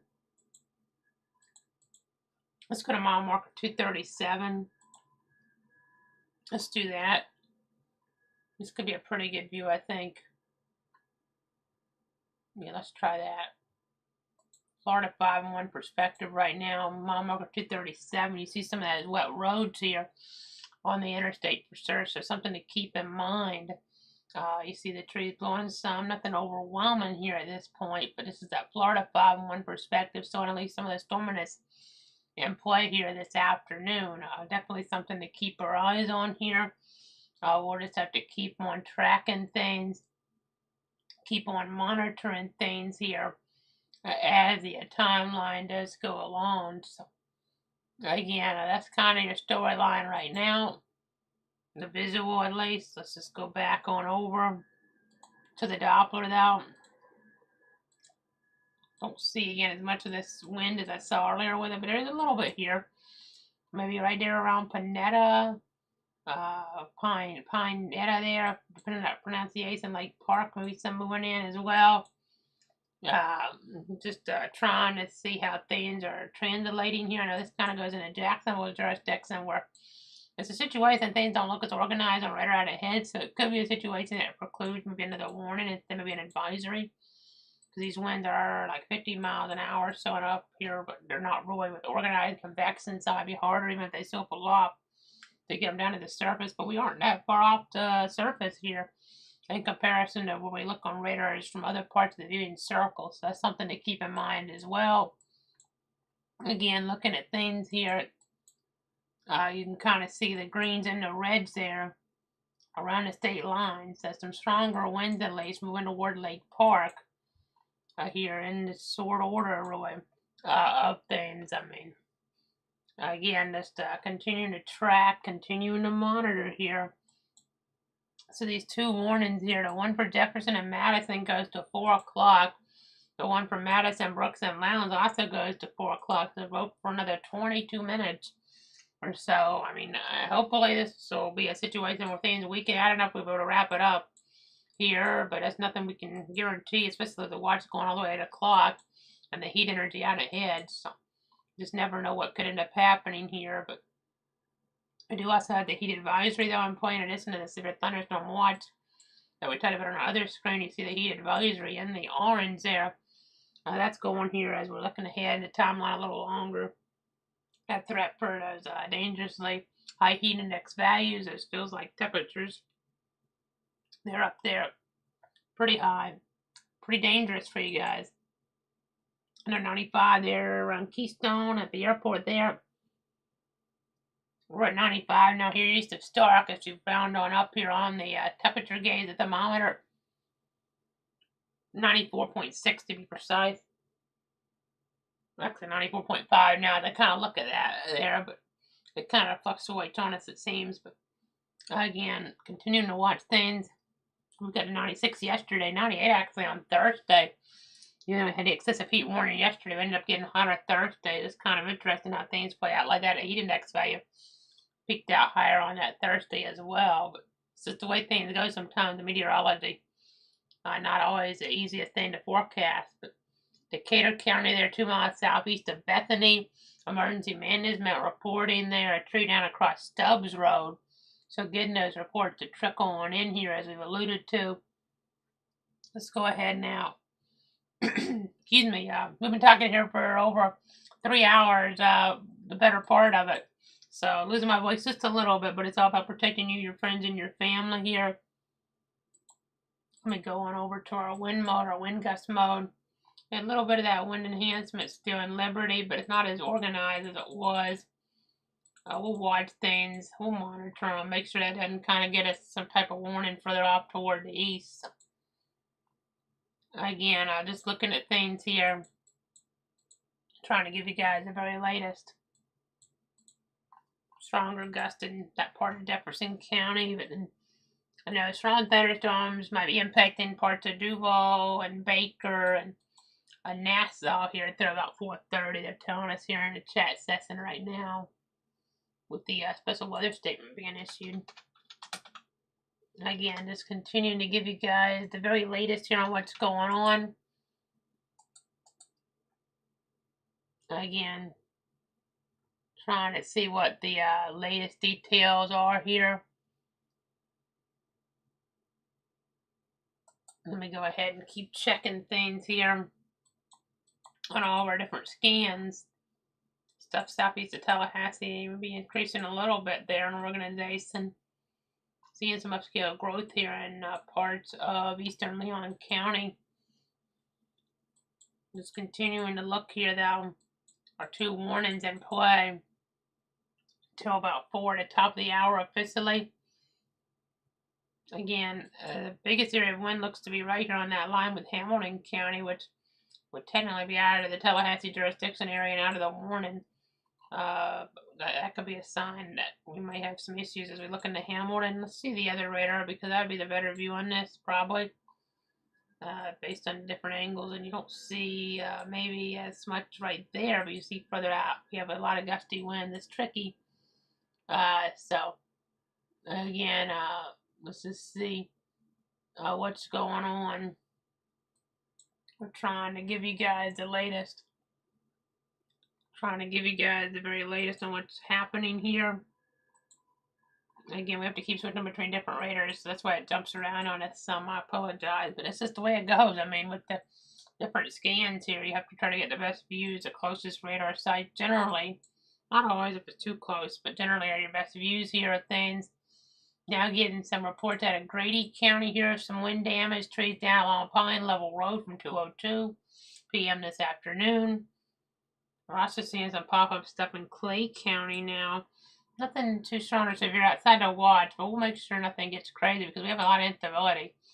So you never know here. Since stuff is starting to trigger, we'll have to make sure we don't get any warnings with this here. Just whenever thunder roars, go indoors here in this type of setup. Again, right now it's more about this near the state line where we have the worst of the convection now. We'll just have to keep looking at things. At least things are a lot cooler off toward Albany and Camilla, mid-70s right now, and if heat index values don't even show up because it's not really feeling that much warmer than that. So at least even ahead of storms, maybe power outages here or there, things have cooled down considerably there. Took from Blakely to Albany down toward Camilla, over toward Tipton, Moultrie. You have areas there. I mean, I'm looking here on the map, Douglas. That's some good news for everybody here at home. So again, that's not what we like to see here at this present point in time. And some of that severe thunderstorm watch being trimmed back as well. I assume Jacksonville would trim out some of their counties here. Some of those are out of our area, but some of them are in our area. I mean, you're looking at Coffee and Atkinson. I feel like those will be able to get trimmed pretty soon. Even Ware eventually. I mean, there's some areas to the south of where it gets tricky because the borders here with Ware, I mean, they go way down, but Waycross I'm talking about doesn't look like much of a severe threat at this point for you guys at least. But again, looks like that storminess near the St. John's is getting a little bit more robust now. So let's see. Might not be able to catch a break here then if that stuff starts coming into play. I know there's no advisory even there yet, but hopefully it wouldn't come into play until it got in the coastal waters even, but that's 45 minutes before it did that. So may not quite get that lucky. I don't see a lot of wind energy yet, but a lot of upscale growth I would think with this. Well, maybe not as much as I would have expected, but I'm seeing some of it if you look here. Some of this, you do have some upscale growth to the south of where we have the hail icon. Probably really tiny hail, nothing too robust yet, but it's just an indication of some strengthening there. Again, looking toward Folkestone, some stronger winds in that area. Seeing winds, that's not that far off of severe there, just southwest of Folkestone. I may end up getting us a warning here pretty soon for northern Nassau if we're not careful, because that's getting more organized and a correlation here with the heavier downpours. So that could be an issue. I may get us a warning there pretty soon, southwest of Folkestone. So something to keep an eye on here. Let me just go ahead and keep checking some more information here this afternoon. Again, trying to type in everything that I need to try to give you guys the latest information to protect you, your friends, and your family. So this is just about to cross over State Road 23, it looks like. There, Georgia 23. That's the road there that takes you from St. George to Folkestone. Getting closer toward Folkestone there with that, greatest wind concern. I know this advisory here, 40 to 50, by the way, if you're wondering. Baker, Duval, Nassau, those areas in between there with that wind potential. Let's keep looking at things here. Again, you can see the storm west of Tallahassee. We'll keep watching, we'll keep tracking. It's strong but not severe, at least at the present time. Okay, so we're still getting more updates in here. Okay, they're going to go with the advisory now that I was kind of alluding to for this area down here. Winds around 40 as we're looking toward parts of St. John, eastern Clay, and southeastern Duval counties. They're about 4:15. Hopefully by then we're getting off the coast there. That's be good news. Okay, new warning, unfortunately, until 4:30 now. Let's see what this is going to include. Looks like parts of Jefferson, Leon, Madison, Taylor, and Wakulla. So that's a pretty big area then under a warning, but I'm curious, is it going to be the more populated areas or not? It may just, yeah, okay, it's just going to kind of clip some spots here. This is not, it sounds more populated than it actually is in that area. So here's your new warning. It's this area right here, includes St. Mark's. Kind of getting some of that development closer down there, but let me just read off some of the cities in this. So we have Woodville, St. Mark's, a little bit of Crawfordville included. Wakulla, Newport, Cody, Sayville, Wakulla Springs, Lamont, Nass, Cabbage Grove, Thomas City, Drifton, Scanlon, Wakeno, Wassissa Springs, Natural Bridge, and Goose Pasture. I know, looking off toward the east of Crawfordville, Roy, because you see Crawfordville proper, not under the warning, but the Troy area is just east there. You kind of have to fill this line in a little. I put in composite so you kind of see where this is. Wakulla, Newport, St. Mark's eastward with this threat. Again, moving on east at 10 miles an hour, so very slow mover then. Very slow moving activity here as this kind of moves across parts of the covered area then. So again, something to kind of bear in mind. Let's see what else we might have.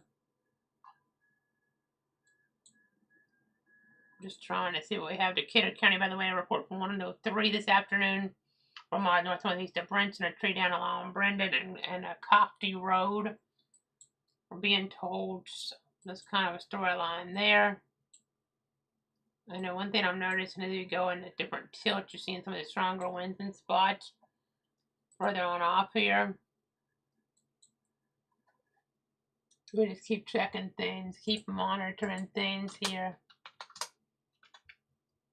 We're just trying to give you all the different updates as necessary here in the Weather Center to protect you, your friends, and your family. So you have, again, strong wind out here, but it's not as much correlated with a heavier downpour, but it seems like it's starting to, yeah, it looks like we're getting some development there. I may get a warning pretty soon out of Jacksonville office then. Some of these areas are a little more rural between Fargo and Lake City. You're not right there in the biggest population, but we could get some warning type acts in here east of Jasper. That area looks like some stronger wind as that starts to, it's getting more into the convection, so that's developing. So that could be an issue. We'll see. Looking here, I know we're switching radars again. Let's go to Jacksonville's radar now. Stronger storms there. Stronger storms up toward, again, Folkestone there. That latest scan looks a little weaker. We were starting to get some stuff getting close to severe as it moved just south of Folkestone. Now it looks like it's not quite as strong, getting close to the radar, but if it weakens that much on there, that's 50. So it's still something to watch for right now. Maybe not quite necessary for a warning here. We have 3 warnings further back toward the west, but this isn't a typical situation at this point where you would expect these maybe to continue all the way across, because we're kind of getting other storms to develop in between, and makes things a little bit tricky sometimes. I look west of Tallahassee, getting a little bit of something there. Still, just the different scans, it looks a lot different one way or another, but that actually is strengthening now. They're in northern Liberty County, or east, or let's say northeastern Liberty, probably the better description for that. Again, watching things here carefully, trying to give you guys the very latest to protect you, your friends, and your family here. Again, it's about 3 warnings right now at 4. We may end up being down to 1, maybe. Can't guarantee it though. Just gotta stay on guard here. Gotta stay on guard. Still some energy right near the coast, right where they issued that new warning. We had like 5,000 joules per kilogram worth of the surface-based capes. So that's something to kind of keep our eyes on here.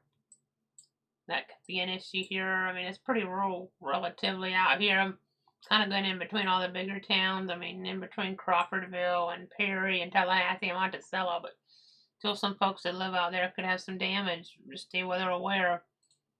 As we go ahead and look here, we're looking around our region. Again, the core area to the north, which is good. We see some shifting winds here as well. Let's go to the visible satellite for a minute. I want to pull that up. That might be kind of intriguing to the viewers at home. Make sure we get in the right mode for that, and then we'll pull it up. There you go. Yeah, you can see how the cloud cover to the north, but to the south we're not seeing that as much.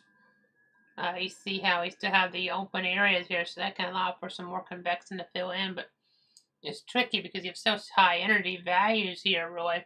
That if you almost can have a situation where you end up getting too much, you can get too much energy, and then things kind of block each other out from becoming as significant as they could be. So this is something to keep in mind as well. Still at 95 degrees to start, by the way. Looking at our thermometer, it looks like 94.7. Looking behind me, if you hear my voice trailing off, that's why. But just continuing to watch things here in the Weather Center. And we're trying to give you guys the very latest to protect you, protect your friends, and protect your families. Let's see what else we have here. So we have the 3 warnings. Let's recap them real quick. The newest one, northeastern McCullough, Jefferson, northwestern Taylor, southeastern Leon, and west central Madison counties until 4:30. The others that have been existing that go to 4 to 1 here closer to Ward, it looks like I-10 for northeastern Jefferson and western Madison until 4 o'clock. In the area that's covered I-75. They did cancel linear out a little while ago, but it includes northeastern Madison, southern Lowndes, and southeastern Brooks counties. Until 4 o'clock, we have Lake Park, Madison, Valdosta, some of those areas in between under that warning for the next few moments at least, as we continue to watch things here in the Weather Center. So, again, trying to give you guys the very latest here. I'm just trying to make sure you guys know exactly what's going on here. Just want to make sure you guys have that latest information here to give you guys everything you need here. If there's any questions for any of the viewers, I don't see any right now. But again, just thanks so much for tuning in. Thanks so much for trusting me here on this Saturday afternoon. So I'm just going to keep checking. I know that was YouTube. I was checking to make sure I don't have anything on Facebook or feel like I don't see anything. But again, just thanks so much here for watching. Just got a significant weather advisory now for parts of Jefferson, Madison, Taylor, Brooks, and Lowndes counties until about 4:30. So let's see where that is exactly. That could end up being a situation where we have maybe an advisory versus a warning being issued here further off. Yeah, it's kind of what it looks like here then. Let me take off my warnings on my other system. Yeah, I think that's what they're doing then. So probably going to be down, hopefully just to the 1 warning, unless we get something else here to fire with a warning. We have other areas we're watching, but this area we have the 2 warnings that may end up being more of an advisory situation. And then we'll just be down to this 1 warning in a more rural area per se. a more rural area per se, which would be some good news here in the short term. So I gotta watch around Wakena and some of those different areas here though. So we'll keep on watching. Don't get me wrong, we're monitoring things here very carefully to protect you, your friends, and your family. So again, let's see what we have here. Let's see what we have right now. I'm just trying to give you guys all the latest updates here on everything that's ongoing this afternoon. So, okay, they're expiring and out the warning now for Madison, Brooks, Lowndes counties, like we were anticipating. That's one of the two up that way out of the three that are in effect, that have been in effect here in total. Let's see what we have here.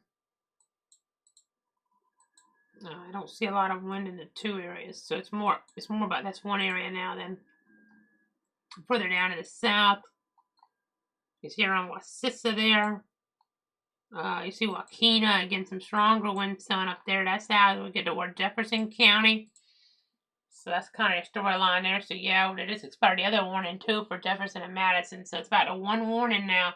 It's pretty rural territory, to be quite honest. And mainly the worst of the threats south of I-10. A little bit of I-10. I mean, really quite a bit of I-10 technically included. It's just seemed like the focus for the wind energy would be south of that here. As we're looking in Jefferson County, far northeastern McCullough, away from Crawfordville though.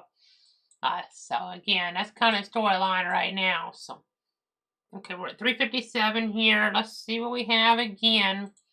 If I don't see anything new here next few moments, I think we're going to take another break like we did earlier and leave the radar running, and we'll come back maybe like at 4:15, unless we need to jump back in earlier, of course.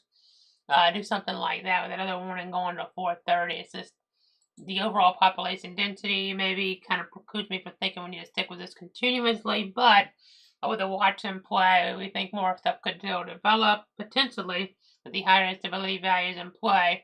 We don't want to let your guard down, so we don't want to just wrap the stream and just start posting warnings either. So kind of a give and take here of it.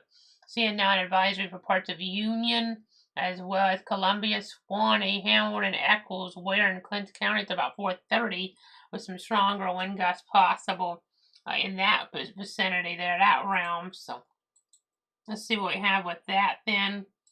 Should see that pop up around the system here in a second. I'll just see where that is. Okay, did get us to 43 just now around Live Oaks. So let's see this to you. And this one, the boundary there, by the way. That boundary really has a lot of, that's not the first spot we've seen. I think Moody Air Force Base had it as well. This boundary's been producing gusts almost as strong as anything in these different stations today. So you can see this boundary here is going to be impacting areas like McAlpin, maybe some gusty winds, maybe possible to Lake City, and even in northwestern Union. So keep that in mind. Also with us over at Jacksonville, just sent out an update on their forecast discussing their headline, strong to severe thunderstorms capable of damaging winds and flooding expected this afternoon into the evening for areas along and north mainly of the I-10 corridor, but some of this is dipping south, as you can tell here on the mapping, but the focus would still make the parameter be north. But keep in mind, I mean, if the atmosphere gets worked over up there to some degree, I mean, for one, we will have some of that threat to the south, but it maybe won't be quite as robust with the perimeter not quite as focused down there. There's still some, though, obviously, as we're talking about. Let's just keep watching things. Keep tracking things here. So the slight rest still continues. The slight rest still continues here. Let's see what we have here. So there's your slight rest. That should be your newest one. That is the newest one. So some of that's already in there. That's been worked over. So the southern part of that slight risk, we'll still have to watch things. And even in that marginal here, we'll get a few pop-up strong and severe storms for sure. So we'll have to pay attention just in case here. But we're at the top of the hour now, 4 o'clock. So what I think we're going to do right now with a one warning in play. Okay, so we're going to take a break here in the coverage for a few moments. Let me gather them latest details here. Since we don't just have that one warning in play, we end up getting quite a few more reports in Georgia than we're getting in the real time there. It's just that's why we wanted to stick with it, because you just never know. It's so rural out there, and sometimes not as necessarily rural, but harder to get the information out of here at points. I mean, uh, and it takes a little while for it to trickle on in. But again, we're just going to keep watching things, keep tracking things. Let me go ahead and loop this radar around here. So I'll turn the mic off for now. I'll be back at 4:15 with more information as we continue to watch things. Unless we get like a tornado warning or something, that's the only way we'll be cutting back in sooner, or something really escalating, or seeing considerable wind threats or destructive type of wind threats here setting on up across the area. So keep it tuned to Cloud Weather. We'll keep you guys up to date here as we're watching things this afternoon. And there may be some strong winds possible toward northwestern McCullough, south central Gaston, central Liberty, and southwestern Leon, but not officially severe there in that region. So I know I zoomed out, so it's going to cause our loop to mess up a little bit. So let's jump out here real quick here to the other mode so I can kind of fix that. But again, you can kind of see here just what we're dealing with. We're running to the west there, and we're on the edge of that with that view. But then we have the significant advisories further off to the east. Just whenever thunder roars going toward it, doesn't matter if you have official severe weather or not. Just whenever that thunder rumbles, you don't want to mess around here in these type of situations. So again, we're just going to keep monitoring things here in the weather center. I'll be back here in about 13-14 minutes. So that's what we'll be doing here from the weather center with another update coming up soon.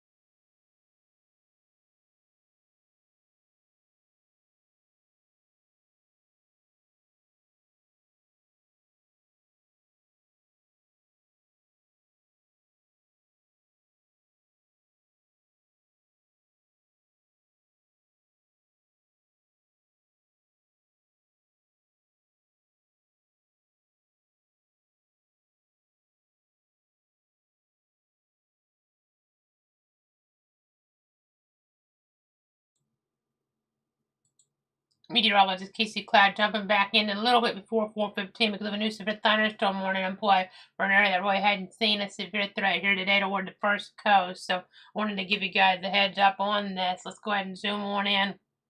We'll go ahead and go to other computer source. Say you this right now. Duval and St. John's.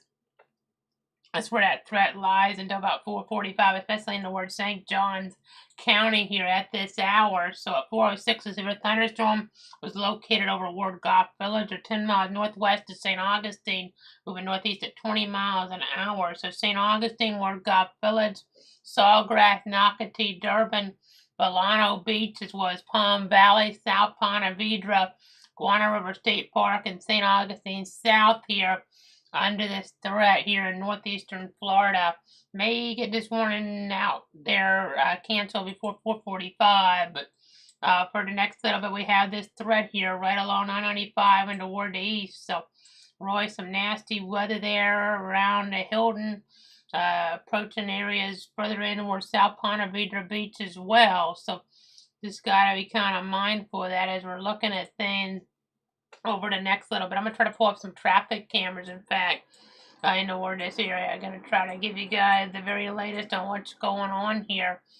See if we can give you guys a perspective on what's happening. It looks like there's at least a crash there from a little while ago showing up into St. John's County.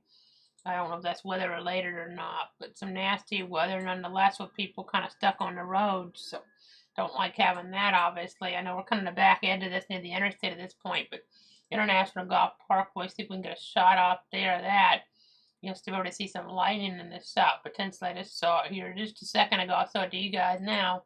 The live view, I-95 International Golf Parkway on the Florida 511 perspective. You can see the traffic backup. That's because of that accident, it seems, as we're getting up the road there. But again, I just kind of looking at things here this afternoon. You can see the nasty conditions overall there with this severe thunderstorm warning. I put about 4:45 for parts of St. John's and Duval counties, mainly St. John's though. That's where the focus is. Again, this warning here is mainly for the 60-mile-an-hour wind gust threat, but can't rule out some penny-sized hail that could try to get bigger, closer to severe, but not quite maybe there at this point. St. Augustine, Ward Goff Village, Sawgrass, Nocatee, Durbin, Volano Beach, Palm Valley, South Ponte Vedra, Guana River State Park, and St. Augustine South here under this threat. So this is our newest severe thunderstorm warning. There's still the one continuing for more rural parts generally of Jefferson, Leon, Madison, Taylor, and McCullough until 4:30. I'm talking about Wassissa there a little while ago, but right now, this is a more popular area that we're talking about with this severe thunderstorm warning toward the first coast for about 30 more minutes. So, just giving you a camera view out there. Let's go ahead and jump back onto the radar. Again, checking this threat here. Trying to give you guys the latest we can here to protect you, your friends, and your family out there. I know, just trying to check everything that we have at our disposal here. Some of these brighter colors indicative of stronger winds here that could cause some damage. Maybe nothing overwhelming here would be apparent, but I still got to have some cause for concern here in toward this area. So let's go ahead and bag this up a little bit. You see the brighter colors trying to come together there. Again, winds maybe looking more like 40 or 50 on here, but can't ride a gust to 60 or a quick burst of wind toward the surface in this type of setup. So maybe some damage to roof, side, and trees here in toward this area in the first coast region this afternoon. So we're watching that now with our warnings both in Florida. I know our description talked about Georgia here earlier on, but things have shifted more into Florida, a little bit lower with threat than what we had in Georgia, but it's still one that's there here to some degree. So got to be aware of that. I know severe thunderstorm watch doesn't technically include St. John's, but that's where maybe our worst of the weather is right now in our covered region. So kind of interesting to bear that in mind. But you can see here Jefferson County and McCullough County, some strong to severe weather out here. Nothing just overwhelming, but again, while we're already on here, we gotta go ahead and just talk about this. And then our other area that probably prompted us to come on here, more for the population density than the overall hazards that I'm seeing. But one way or the other might have got us to come on anyway. It was just close. I mean, you could argue that it's more pop up and more isolated and more in line with this time of year than we've been tracking further to the north. So it would have been a close call. But we've already been on, and we need to jump back into the stream. We jumped in a little bit before 4:15 because of this warning here in play. It is going to be impacting the St. Augustine Airport area here, so make sure you're not on the beach here right now. I mean, South Ponte Vedra Beach, you need to clear the beach if you haven't already. I mean, probably already getting in there, deteriorated a good bit there, but things just getting even worse in the Warday area. So, just something to kind of keep in mind here. Just something to kind of keep in mind as we're giving you guys the very latest here to protect you, your friends, and your family. Let me go ahead and zoom back out a little bit. I know there's a mesoscale discussion right now. Let me go ahead and see what we have that just came out here. Excuse me, again, trying to give you guys the very latest here. I'll go ahead and pop that up in just a second, folks. Let me go ahead and pop that up here in just a second. I'm just going to discuss, and it just popped up in our system. And there you go. So this blue area is what the Storm Prediction Center wants to focus on. So right there, they're saying it's continuing to some degree for severe thunderstorm watch number 539. By the way, 539 means that's the 539th convective watch here. You see it across parts of our country this year for severe weather potential, but getting closer to the month of August here. But isolated strong gusts may continue in a couple hours across portions of the Florida Panhandle and North Florida. Thunderstorm clusters have generally weakened or become less organized late this afternoon as storms have moved further south and away from the stronger mid-level westerlies. Nevertheless, though, a moderately unstable and very moist air mass resides ahead of ongoing convection, so locally strong gusts may persist another couple of hours before the storms move offshore or weaken further and give an overall trend in a less supportive downstream environment. A new downstream watch from 539 is not expected. So that's the good news here. No other watch is expected today with this. But there's a watch to the west. There's some stuff pretty nasty out there on and off. But at least the accent here, things are becoming a little bit more disorganized. A little bit more disheveled here. Temperature's still hot though as we're getting further to the south. I know we're still sitting pretty warm where we're at east of Stark. Looks like 95 degrees here on my latest temperature reading on my thermometer here in Bradford County, and same with Keystone there in Gainesville. Pretty in line with those numbers. Palatka, a little warmer in Duval. I mean, those numbers approaching 100. It'd be interesting to see. Some of these areas might have got to 100 at a point here. Might still get there. We're really paying attention to them. That's interesting. But 99 at Cecil, 99 at NAS Jax, 98 at Mayport, 97 at GIA, Jacksonville International Airport. So that's why even if you don't have those certain parameters in play as much, like they were seeing here in this mesoscale discussion, we're not seeing the as strong a mid-level westerlies as we were seeing further up there. We still have the instability to help this stuff hold on. So that's what's cause for concern here to some degree. So you see the instability. It doesn't actually look as high over Jacksonville, which is interesting considering the temperatures. But sometimes the surface base Cape isn't all about temperature here. There's some other factors that come into play to determine that here as well. So I just continue to watch things here in the Weather Center. Looking at some of our different informational details right now. Let's go ahead and check. Again, you have the 2 yellow boxes, 2 severe thunderstorm warnings here in play. So we'll keep on checking on those. Another thing to mention, I know there's always that chance. We keep saying this over the months and years, Roy.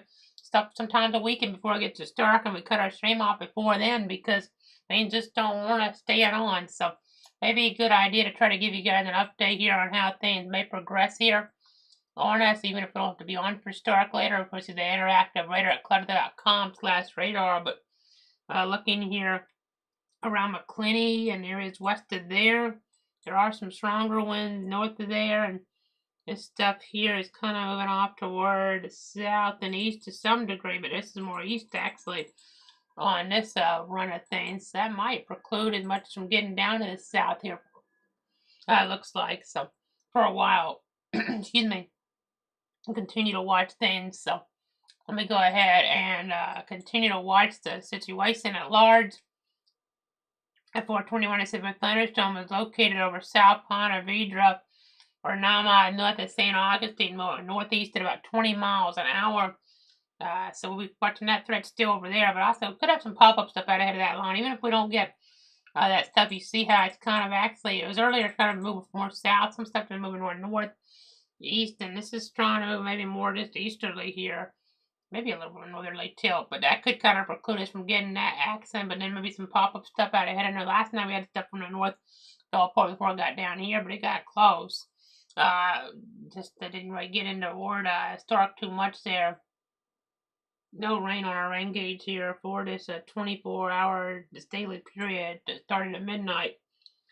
So again, just continuing to watch things here. Just you're still okay around Stark for any of those plans. If you hear the thunder rumble, of course, it's a different story. You have a little bit of lightning developing in northwestern Putnam, so you could get some stuff to fill in here. It's not out of the question, but right now you're still okay, I think. So let's just go ahead, and you're not okay around St. Augustine and those areas. All that lightning there whenever thunder roars, go indoors here. That wind is picking up right at the coast now. It's about to get off the coast, but that means the beaches where everybody's gathering. We talked about it last night here, folks. You know, you're at the beach, you're trying to enjoy that weekend. Summer for those school folks is really wrapping up. I mean, it's wrapping on up on us, and it's kind of fleeting here at this point. So you're trying to enjoy the beach here in those last couple weekends here before it's all about homework and the like. But unfortunately, you have to worry about lightning here right now in this area. You have to worry about lightning here whenever that thunder rumbles. You got to go indoors here, folks, on South Ponte Vedra Beach. So, kind of the storyline there right now. Kind of the storyline there at this point. You can see here some of these colors indicative of winds 40 plus miles an hour as well. So, can't be messing around with this type of stuff here. 31 gusts observed there at about 16 past the hour at St. Augustine Airport. So, seeing that just come up here as I loop at the last couple scans. But again, continuing to watch things here in the Weather Center, trying to give you guys the very latest on what's going on here this afternoon. Again, trying to let you guys know what we can here, give you that advance notice on the overall hazards here in play. So, there's all that lightning there north of St. Augustine in St. Johns County, mainly. A little bit of Duval in the warning also, but mainly about St. Johns here over the next little bit still. So, again, I know summer's wrapping up. You're trying to go to the beach to enjoy things, but talking about, again, for folks that go to those schools. But, again, you got to be careful. Got to be careful that all that lightning around.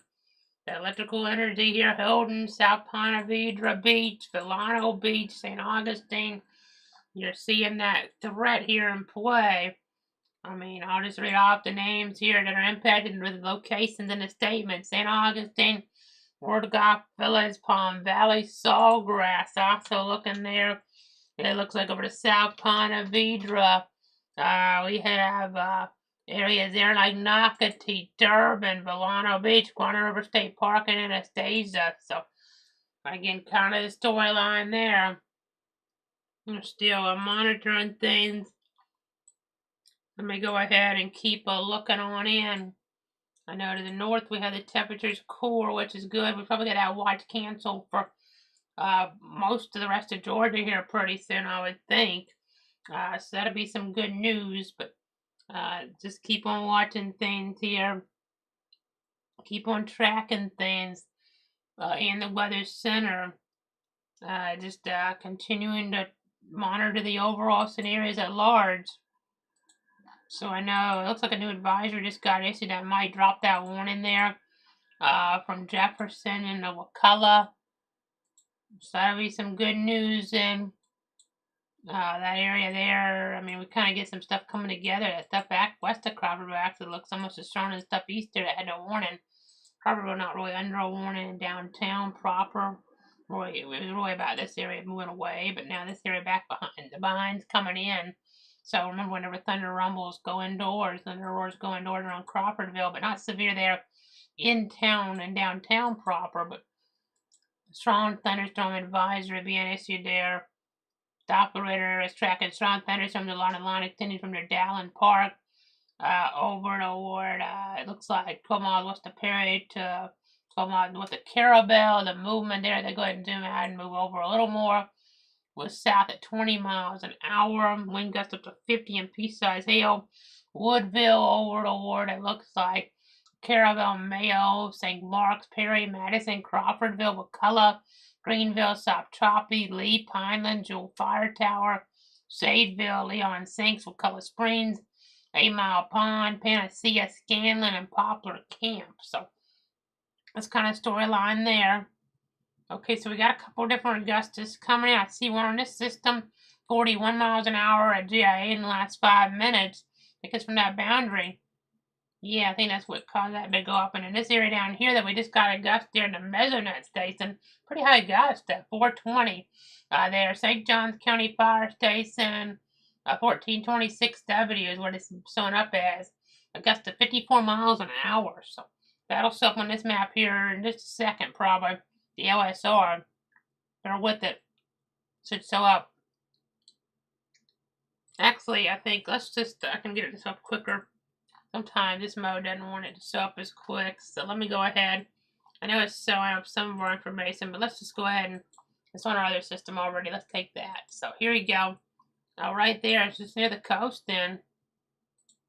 Right there, the worst of that wind might have already got off then the coast, but right there, we already had that icon. It's there. You see South Ponte Vedra Beach, and you see that little red square getting real tight here. You've already see that's where we're at with this. No, it's almost too tight now because it's trying not to let me see everything down there, but you get the idea. There you go, South Ponte Vedra area. Gust there at 4:20 p.m. observed at the station to 54 miles an hour. So a lot of lightning in there as well. Just got a new advisory now. Parts of several counties here. Maybe from that boundary. Let me see. I bet that's what that is. I bet it's going to include further in Bradford, it looks like, based on what I'm seeing early on. The indications. So this is going to be a strong thunderstorm that impact portions of central Gilchrist, Bradford, northern Alachua, Baker, Union, Columbia, Suwannee, southern Hamilton, and south central Charlton to 5. But we were just tracking how the worst of the storms are going more east and not as much into Bradford. But I think it's that boundary coming off of the storms that they're issuing this for because of the wind threat associated with that. So not really any rain maybe into Bradford, but some stronger winds possible here. We'll see. Let's see. Yeah, because the way they wrote this is kind of weird because, I mean, it's interesting because, I mean, as I look here, this goes to about 5, but unless I'm missing something here, maybe I am, but I don't see a lot of rain coming towards dark between now and 5, but some of this boundary accent here would indicate, it's kind of hard. I'm trying to get it up in a better mode, maybe. If you bear with me, I know this is kind of overdoing it, but that little thin line there, we want to go to radar scope. Let me do that because I can point that out better on there. Let's slow that in here. So I think it's going to be this boundary because we had a gust already in Suwannee County along this little boundary here. And I know we have just some issues with that. So let's go ahead and track that on off here. It seems like that movement, I know they're seeing east, but really be more southeast with that than to get into the area they had the advisory on. So let's go ahead and go to our radar scope computer. There you go. So I drew it on. It extends further off west and east than where I drew it, but this is going to be moving on in. So even if we don't have light, it's tricky because you don't have light, you don't have rain. But this boundary they think is enough to cause concern here. So I know we said if you're not hearing the thunder rumble, you're okay for the outdoor events. Now, you may be to some extent here, but now with them issuing this advisory, it makes me think that we got to be a little more careful then, because we could have situations you don't be standing under a tree or something because a tree or two or a limb or two could still fall in a situation here. Again, it's not something that's readily apparent on the Doppler because you're not really seeing the rain with it. But this boundary here could have some pretty strong winds with it here. I mean, it extends further off east and west than where I'm going with it. I mean, there's some of it out here as I'm trying to draw the X there best I can, and then some of it even further back. But this is kind of moving on in here. So just some stronger gusts there. Let's just say gusts there. I know they went 45, 55, but I would think probably for this area, 40 to 45 probably would make more sense here, but that's still enough to cause some issues. So something to kind of bear in mind. So again, it's not something we generally be on for, but since we're already on for the other warnings, thought we'd give you this heads up here. So right along this band, I'm kind of drawing over it a little bit, but 40 to 45 miles an hour here is what we're talking about with this. So again, let's just go ahead and keep tracking. I see we had a gust to 40 in McCulloch County, 427, Mesonet Station, St. Mark's Lighthouse there. So it's kind of interesting to see. But again, some gusty winds are kind of being blown off of this, for lack of a better term. But again, you can kind of see it in our motion as well. I mean, because we had that gust earlier in Suwannee County, it was off of this boundary, I think, based on my assessment to this, and now that's kind of pushing on down again. You can kind of see it here if you look. I mean, just kind of see it on that last mode there, that little boundary. I need to change the setting in here. I might be able to, I want to see if I can change something real quick. See if I can get it too much here, but okay, I can't really get into it too much. I was going to try to make it a little bit better. Okay, here we go. I think I can get it. Okay, yeah, we can see that boundary better now. I changed one of our radar settings. Let's set this to you here so you can kind of see it. It kind of makes you, it picks up on everything we have in this mode, but so this little boundary here again, this has some wind associated with it. We had a boundary last night go through Jacksonville with some gusts that were pretty strong in the night. So just something to kind of bear in mind there. This isn't that far away. I mean, you can time this out. So let's go to go back to 407 then. I know it takes the other line off. We can kind of let's just take it down about there maybe, because yeah, that's 10 miles in 20 minutes. That means it's moving. So instead of 10 miles in 20 minutes, I mean, that means it's moving 30 miles in 60 minutes. So, okay, so let's go to the current mode on this. I know we're doing things kind of on the fly here, but so it's going 30 miles in 60 minutes. So that means it'll be in this dark area here in about 30 minutes or so. So you see, this is the range just southeast of this in about the next hour. So just so you guys know. So just kind of tracking that on out. So it's dark here. I mean, even Lordy though, you gotta watch this even quicker. Not something really overwhelming, but you just don't want to be under a tree or a tree limb, because it could fall in something like this. No lightning with this apparent right now, but Lordy, of course, that's less than 20 minutes from your area, but it's dark about 30 minutes here, give or take, maybe a little less coming on in. So again, it's already had the observed gust with some of this in the Moody Air Force Base area and in Live Oak. That's why I'm kind of focusing on it. I don't think I've seen a lot out of it from Lake City, but I may have missed that. But let's go back to the other mode here real quick. Just want to focus on that and not be on for it here when it actually comes on through, because it wouldn't be really required for us to be on then. I just want to give you a heads up, because don't have the light, you don't have the rain, but you're okay if you're like maybe in the open there. It might just be a good breeze, but if you're under a tree or a tree limb Saturday afternoon, I mean, that's something you'd rather not be under. So again, let's just go ahead and check here as we look at the Doppler radar. You can see here. Okay, so that one warning went away further back to the west at 4:30, where they were down just to this one warning here, and a lot of this is getting off the coast here at this point. So again, let's go ahead and look at this here though. Okay, we're looking at this mode real quick, but let's jump back over to this here. So yeah, we still have some wind showing up right there, and actually the Duval line, it looks like trying to Doesn't look it strengthened a little right there on that edge right there, not far from southwest of Sawgrass here. Try to zoom in northeast of Durban. Watching that. That'll be off in the water pretty soon as well. But and another thing is its boundary. So yeah, it's that boundary. I said it was at 2 spots, but really we had to gust to 41 at the airport in Jacksonville as well. So we gust to 41 there. We had to gust to 44 in Swanee County. And if I can back this up far enough, then maybe it'll show it to me on here. Yeah, we had to gust in the boundaries to 46 at Moody. So that's what we're talking about, 40 to 45 generally on the winds there, possible with that boundary. As it pushes on through, you can see it on here as well. This line, no, there's no rain really with it. Maybe a sprinkle, but no real rain with this or lightning. But we have wind with it. So moving into Rayford here in the next few moments. Not severe, not something we're generally be on for, but Highland, Rayford here, and then you see Lake Butler going to be getting into some winds that could be a little bit stronger. Laurie, Stark, Brooker, Hampton here. We could have guessed 40 to 45 miles an hour. I know the advisory is 45 to 55, but they're encompassing a lot of other areas in here as well with the axial convection. So just so you keep that in mind here. Don't want you guys to kind of get caught off guard with that. We're at 96 degrees now here east of Stark when we round up from 95.5.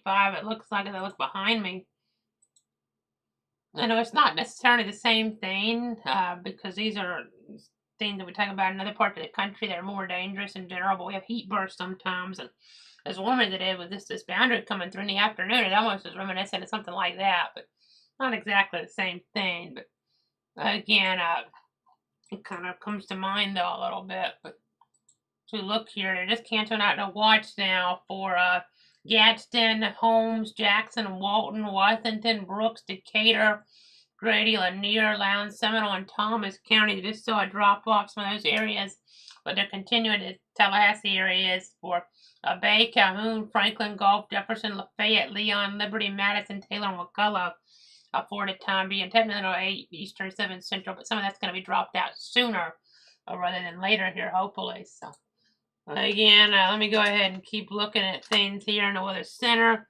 Just trying to give you guys the latest here to protect you, protect your friends, and protect your family. So let me go ahead and keep looking here. Keep on giving you guys the very latest on what's going on. Now we're just going to keep on typing things out to try to give you more details. Let's check the power outage numbers again. Haven't done that here in a little bit, so let's go ahead and give you guys an update on what's going on here again. So I know, just trying to give you guys the latest on what's happening here. Still that one warning, at least for a little longer to the east here, but let me make sure we have our updates on our power outage numbers. So in Georgia now, we have Charlton County. It looks like 137 customers in the dark. Atkinson, okay, wait a minute. That's from earlier. Let's try that again. Wasn't updating on me. That might still be right, though. I think that still was right. Okay, 137 in Charlton, 1,378 in Atkinson. Coffee, 483. Colquitt, 176. Terrell, a little over 1,000 in Georgia. Further up, Lee County, 190. And let's go into Florida now, see if we have some outages starting to show up more in Florida, since we've been covering more about Florida the last little bit. See what we have here in Sunshine State. Not all sunshine today, but Leon County, 1,344 customers in the dark. Madison, 411 customers without electricity. Hamilton, 137 customers, no electric there. 134 in Gadsden, 111 in Nassau. So far, only 9 in Duval. St. John's, 41 there. So just kind of interesting. We've just been told now they have this. Let's see, where did they add this at? Oh, I see what they did, because they only had just 7 in their system. We talked about this way earlier. When they issued the watch, they did it wrong there. Jacksonville, I think they had 7 Central. I thought they meant 7 Eastern, so it says extended, but it's just because they extended it in the time frame for their end because it was supposed to go that far anyway. But so we're done watch at 8 o'clock for Baker, Columbia, Duval, Hamilton, Nassau, Swanee, Union in Florida, and Camden and Charlton in Georgia. So again, continue to track things here. Joe technically had this warning for a little longer near the coast. I know we have this wind push that's going to be coming in here soon. It's becoming a little more defined, actually, on our other radars. So could be stronger winds in there. Doesn't always mean that. Sometimes it's the angle, but you see this little boundary. No, it doesn't stop on our other motorway at all, but this is wind coming through Lake Butler now. So that's something to bear in mind. Some winds that could knock a tree down or a tree limb down. Not that it's going to be widespread, but since people are outdoors on a Saturday, maybe things have been okay so far. I mean, even myself looking at the other radar, I wouldn't really expect you to have a problem, but this radar is clear that you would maybe have an issue here if you're under a tree or a tree limb that could fall and be hazardous. So you got to keep that in mind. Got to be kind of careful here in this type of setup. Just can't let our guard down then in this type of situation. So I'm looking at some other modes here. I want to go to a camera. You don't see much because I mean, we're about to get some gusty winds coming through, and I'll pull up our outdoor camera in the bottom right for a moment here, where we're at, and, you know, it doesn't look like a problem. I mean, it looks pretty good out there right now, but, I mean, there's some clouds, but there's also some sun out there mixing in. You wouldn't necessarily expect, like, really nasty gusts to come through. We're not going to have the rain or really lightning here with this, it wouldn't seem, but these gustier winds could be about to come on in here, so you got to keep that in mind. It's that boundary here, and that boundary here from Lake Butler through about Highland there, that's coming on in here over the next little bit. So let's go and zoom out a little bit here. I'll push this up a little bit more. Again, that camera sights here, we're around the Stark area. Oh, they're dropping that warning now for Duval St. John's. There you go. No formal warning now for the first time in a while across the area, but this advisory goes to 5, but again, the threat here gonna last a little longer than that, possibly. So we're just gonna keep watching things, keep tracking things. I want to check we got a couple things happening right now. Something that's a national story that just popped up here that I think we're gonna have to say, you guys, here in just a second, folks. Because it's interesting in the tropics. Not a problem, but it's interesting. A novelty here, folks. We just got a hurricane. Folks out in the Atlantic Basin. Dawn became a hurricane, surprisingly, out there. Wasn't expected to, but it just did. So that's something we got to see. But also, Lake Butler weather stem. I want to see the numbers on that. I can't pull up the cameras on the system, but let's just go ahead and kind of see what we can gather from that. I haven't pulled those up in a while, but I'm just curious. That's coming right through town right now, so I'm curious to see what type of gusts we're getting on that here, because that could help me out to figure out if I want to stick with this a little longer. Dark skies there, if that's a live view. Again, I can't see that to you on our screen, but I just want to get the numbers. It says calm wind, which, okay, I'm not sure about that, but definitely a hot day, 95. Let's see the other one here, maybe. We can try to pull that up. Okay, we got a gust to 36 just now in emergency management. A gust to 36 miles an hour just now at Union County Emergency Management. So that's pretty high. My temperature looks like maybe going to be falling on down in the last few moments. A gust to 36 there in Lake Butler. So see if we have the Laurie site here. Now, if that's in use right now, if it's functional. I haven't, again, went through these in a while that much, but I have a good purpose for them this afternoon. Okay, this had a gust of 27. Well, okay, it's estimated because the station's offline, but estimated gust of 27, so gotta take that with a grain of salt a little bit, but 36 miles an hour was observed here last few moments. Now 29 currently in Lake Butler with a gust. So again, not something that's severe, but since people are outside, 21 to 30 gusts right now. People might be outside. They're getting caught off guard by this wind coming on through along this boundary. So again, gusts here live right now. 36, a few moments ago, 23 now, 21 miles an hour from the north, 24 from the north-northwest as we're looking at the live data. 30 from the north, 18 from the north-northwest, 17 from the north. So some strong winds there in Lake Butler, 23 from the north and west. As we're looking at the raw data, north-northwest at 26 miles an hour now. Good enough to cause a little bit of a problem. Don't want to have like a 10 up outside right now in these areas. Speaking about Stark as well here. North-northwest at 19 miles an hour.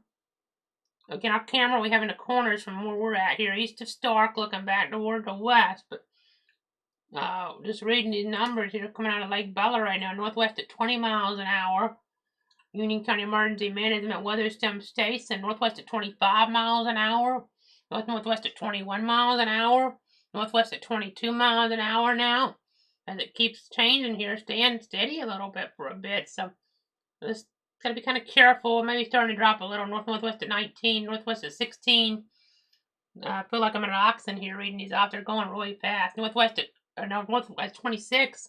Northwest at 21. Northwest at 24. The same states and the constant updates. Northwest at 16. So you kind of get the idea. We'll keep our eyes on that. But if we have the chance here, let me take our outdoor camera off for a moment. I'll make sure I pull it up before we get the wind to pick up here. But see how it's calm now? And I can be like that in a few minutes. So let's go ahead and just kind of get in that push of wind there. I want to see the tropics real quick. Because we've got a hurricane. Got a hurricane out there, folks. Hurricane Dawn. So let's get that up. It's going to be a hurricane there just before reaching the colder waters. So, I mean, I know it says in our system, D, you think it's the fourth named storm, Roy, it's the fifth tropical storm, but now it's going to be your first hurricane here of the 2023 Atlantic season. And let's see here, though, what I can gather. So, now, I'm going to preface this with saying we're still, if you guys have been watching lately, we've been still updating our stuff. I wasn't planning on doing infrared satellite, but we haven't actually got the color table updated on this yet. We've updated most of our stuff here, but been switching systems, so it's going to look a little bit dimmer, but the ISO are fine. I think it's worth showing this to you. This isn't a color table that's underdoes it some, though, compared to what we generally show with hurricanes. We see that water-fine eye out there way in the Atlantic. This is now Hurricane Dawn, but thankfully here, you can see it's going to be going east of Canada there, not an issue. So that's one just to kind of marvel at here. A visible satellite, I would go to that, but it's already too late to show because we're too late in the night. Now, I go back 4 hours, I might be able to show you some of that. You see how we had the thunderstorms there later on, but let's go to visible from, okay, yeah, there you go, 4 hours ago before it got too dark. But it's about to move into colder waters, but again, a hurricane out there. Now, you see how it's gotten, there's still a little bit, actually. Let's say it's too dark, but it's pretty much, okay, I mean, I think I had it on the wrong satellite mode there, actually, on our U.S. satellite mode with this hurricane, but so anyway, I think it actually isn't quite too dark, but it's starting to get darker out there for sure as we're looking out toward the Atlantic Basin, so not a problem. Now, there could be something down here to develop. You see some model guidance picking up on some stuff. We'll watch it. I know it's getting really, really cluttered right now, so I'm going to take off our satellite information here and get back into the local area. And they just canceled the heat advisory here for many of our counties. It's cooled off, obviously. Tallahassee, 2 degrees in Leon County. Well, it looks like that area here, that situation here, they've canceled the advisory for you guys. But let's just keep checking some different things here. I know. Let me get back to our other modes a little bit. It's always tricky here with these storms. I know we're looking at some different things. It's about time to get our camera back up here. But you see that boundary has kind of been feeding off. Let me go ahead and you can get that boundary's about in dark now. So time's running out, folks. This is moving very quickly. You see how the storms have expanded a little bit to the south as well. So we'll see. Some rain kind of dips on down here to cool things off if it does. But still the heat advisory in play around Stark. But okay, so let's pull up the outdoor camera in the corner at least so we can keep an eye on it. So start to see the trees move here pretty soon. We're kind of, I mean, it would take a little longer for it to get here than most places. Once it gets here, it've already gone through most places. So don't wait to take shelter. I mean, it'd be too late if you're in most of Stark before it get where we're at. But looking at our anemometer here, I'm going to see if I can give you some live numbers on this before we wrap it up. Hopefully, we won't have any warnings once we wrap this up. We don't have any warning now. We wouldn't stay on, but I think it's worth staying on once people are outside. I mean, these gusts of winds coming through Orange Park right now. Right there, north side of Stark, between Stark and Lodi. So 3 miles an hour so far, nothing to write home about. We had a high of 96 here today. Probably about the highest we're going to get. 95. My voice trails off. I'm looking at a anemometer behind me, but 95 now is that temperature we're at. 4 mile an hour wind. We had a gust of 15 earlier at 421 as our power flickers, ironically. So I guess those gusts must be coming around the area here, having some impact then on the grid. So that's kind of interesting. May lose some power in a few spots. And I know there's not a formal warning, but this line here, this line I'm talking about, is about to be coming on through here over the next few moments. So keep that in mind. Let's see what our Clay Electric outage map looks like in Bradford. Oh, okay, these winds are really having an impact, folks. 1,735 customers in the dark already in Bradford County on the Clay Electric grid. That's the highest I've seen in a while. That's in northwestern Bradford mainly. So that's around the, looks like the Rayford area. A lot of power out there. So there's 27% of the Clay Electric grid already out, and it's not come through us yet. We're on Clay Electric, if you're wondering. But again, continuing to watch things here. Already having our power flicker. So it's a situation, honestly, if we get our power to go out with this, we don't necessarily need to go to our backup systems. We'll just wrap it up, I think, because we don't necessarily need to be on for this here, so it's still formal warning, but we're going to stick on this as long as I could. Seeing some gusts toward Duval here earlier on, 45 at Jacksonville International Airport, 41 in Fort Caroline, 46 around Cecil Field. So again, this line here of wind about to be coming on through here over the next few moments. So let's go ahead and see what we have, though. Again, these are any questions right now. Again, I know I talked about George on our description, but now we're just staying on for the end of this here with the lesser overall threat, but still a threat toward this dark area. No warning, but we're about to get some gusty winds here, folks. Next few seconds. Not much, if any, rain, but could knock out power this wind here, folks. So that's kind of what we're dealing with right now. It's kind of what we're dealing with right now here in Bradford County. So again, just continuing to give you guys the latest updates here. 2 miles an hour so far, but that's about to change. So we're going to zoom in really tight now. This is showing winds to 50, I mean, almost to severe with this line. This is just not really rain, though. It's just wind. We rarely see it quite this ferocious, considering those power outage numbers further back. Let me check the Sheriff's Office weather station numbers. See if I can give you guys some wind numbers. I can't say that to you live here on the screen, but I can see the numbers here in some ways by me reading them off. So let me go ahead and see what we have with those right now there. Again, it's not severe. It's just, they're just trees. They're starting to shake where we're at now, east of Stark. Got a gust to 29 at the Sheriff's Office. Some really dark skies there. Pretty dark skies here as well, though. 13, 12 miles an hour. Just got to 17 here east of Stark. So again, we're watching these winds come on in. These nasty winds here, folks. These nasty winds come on in. That's to 29 at the Sheriff's Office. We're talking about that. That's the 15 here right now. We're looking on that camera. We're east of Stark Sheriff's Office, right in town pretty much.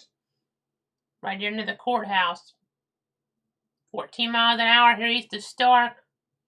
Again, already had some power outages further back, so that's another justification for staying on a little longer with this as it comes on through. There may be a sprinkle here with it, but really not much rain at all, which makes it a little more concerning, a little more complicated here, a little bit more of a hazard as this line of wind comes on through. It's not really rain with this, maybe a sprinkle, but the wind is coming through. 11 miles an hour where we're at right now.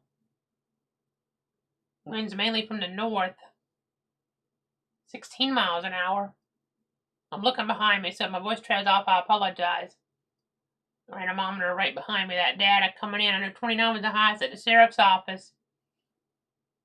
We're at 10 miles an hour now. 11 miles an hour. I'm hearing a few things blow around, maybe. Again, just kind of listening to myself here in the background. As things come on through. Better from a few moments ago, so we get a new update here soon. as we're listening here. I know we're just trying to give you the latest update to protect you, your friends, and your family. Let me see if there's any trees down or anything. I don't see anything like that yet in terms of dispatch. I do see there is a thrust fire, though, towards State Road 100 that apparently got put on here about 30 minutes ago, 64th Avenue, so this can't be helpful there. I mean, winds picking up like this. I hope everybody is aware that these winds are about to pick up in that area. They probably already just gone through there. Some of the worst. Hopefully, they didn't blow anything too crazy. Look at our camera, though. We're blowing some things around right now. 20 miles an hour we're at now here.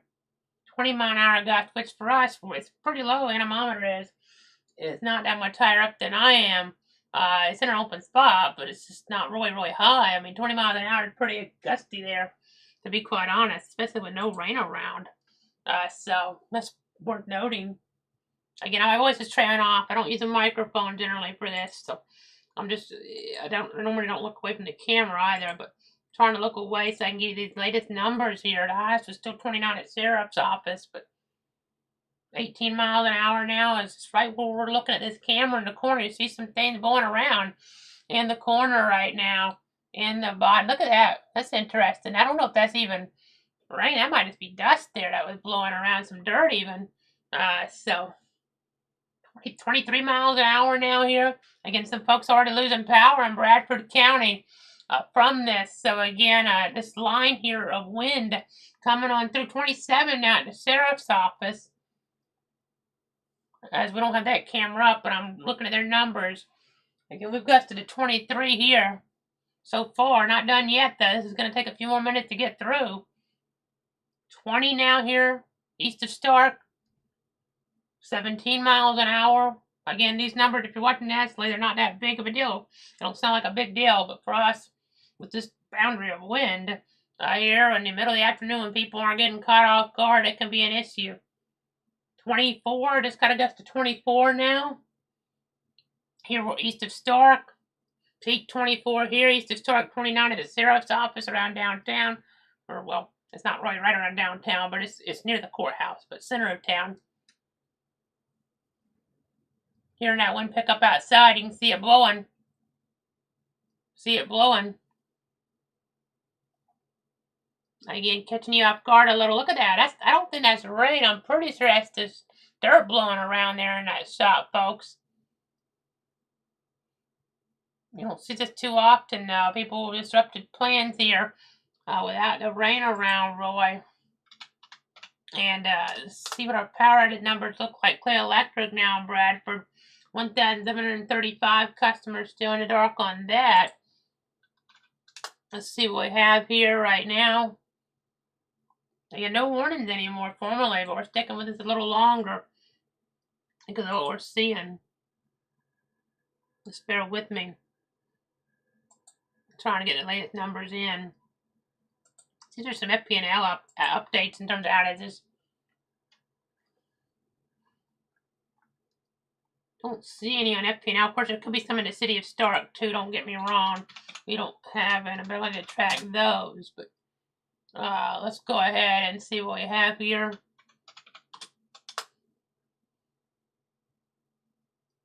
Okay, yeah, they're talking about in word of mouth on Facebook.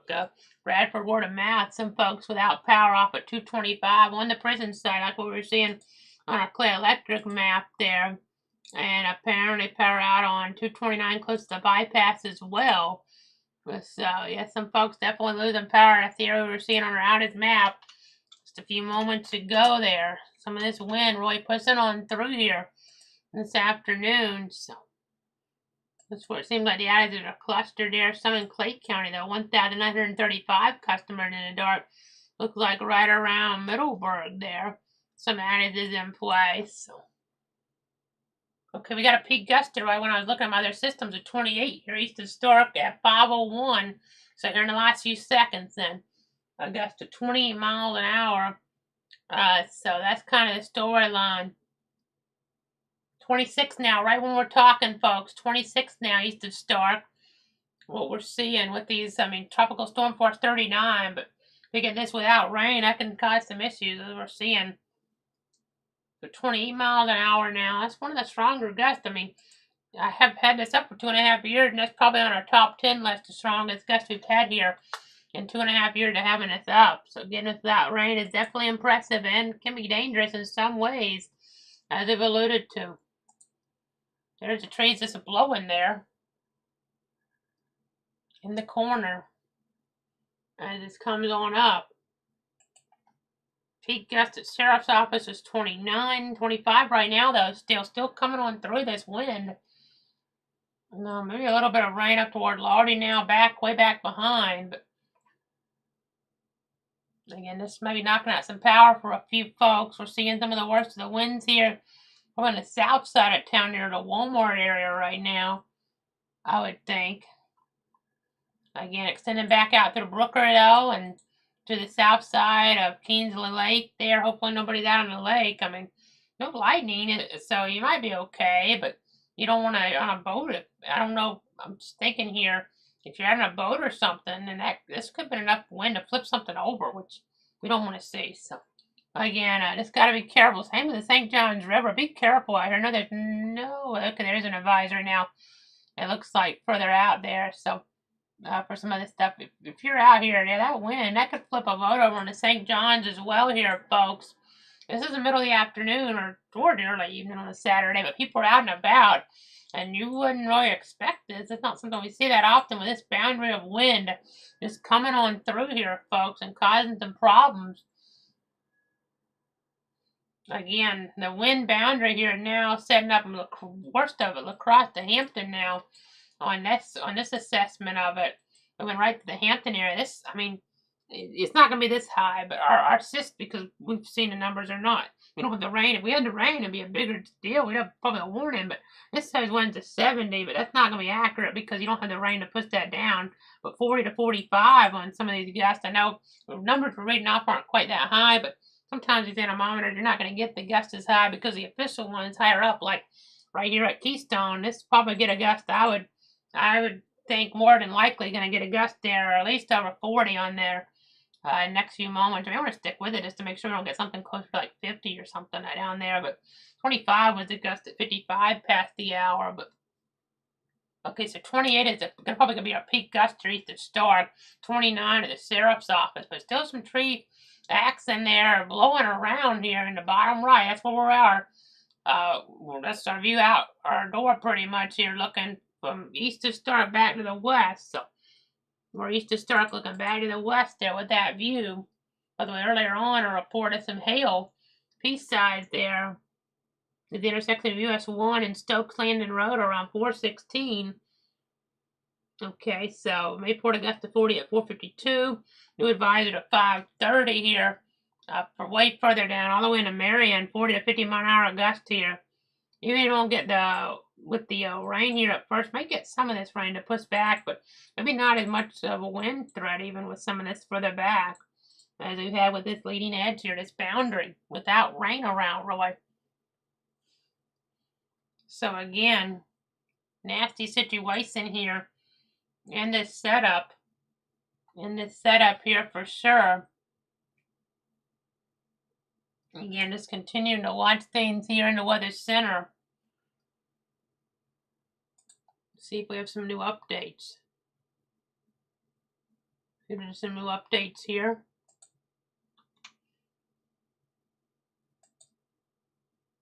Just checking some of my sources here that are at my disposal. And no formal warnings here, but we're sticking with this a little longer as this wind comes on through. Again, just trying to get an idea on what's been going on. Let's see if we have anything new in terms of power outages in Bradford. Don't see any right around Stark with Clay Electric right now, so that might be a sign of winds were just a little weaker down here, possibly.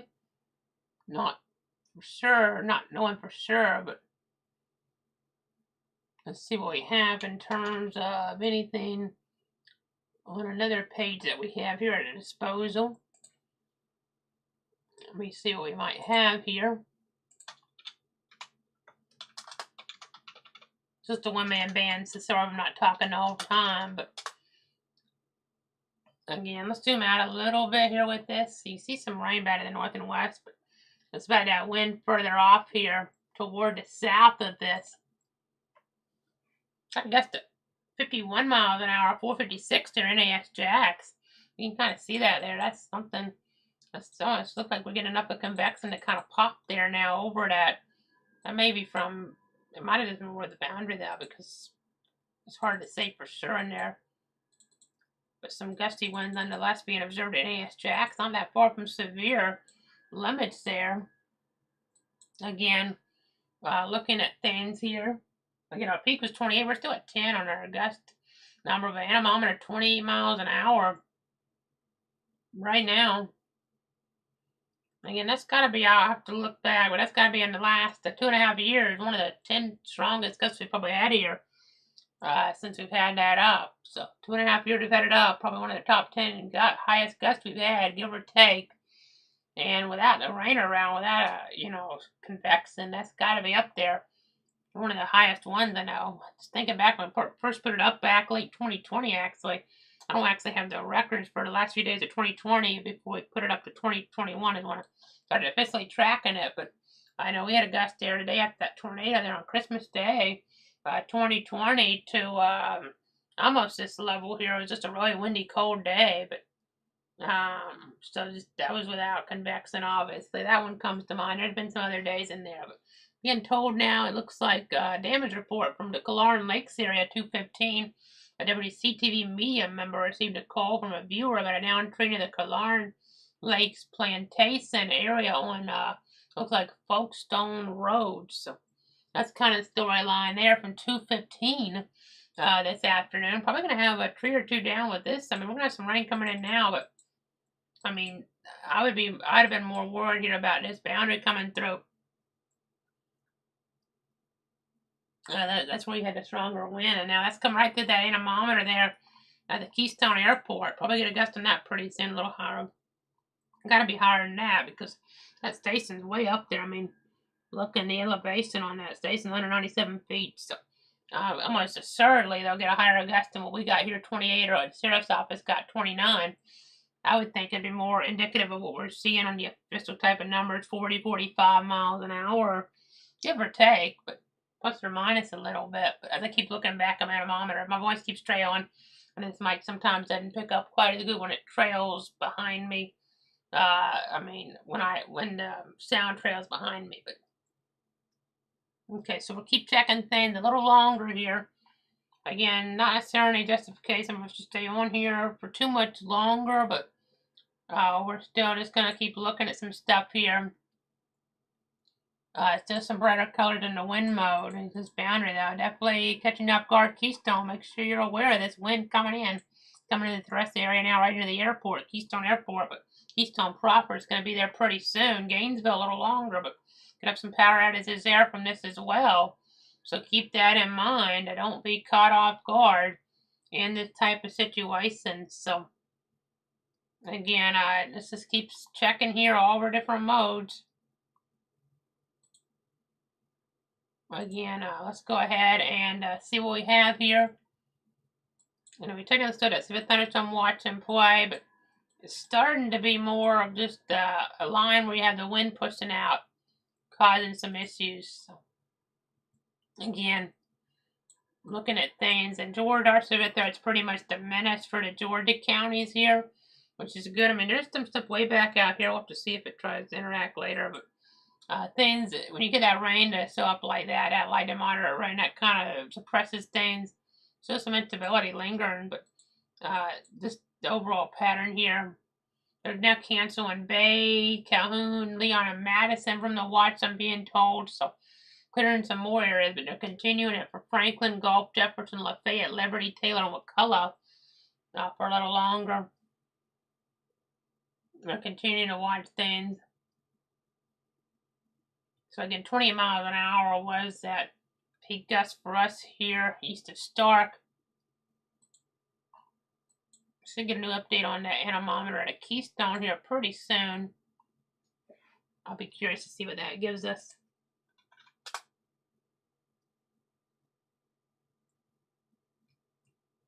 Just checking some more added numbers.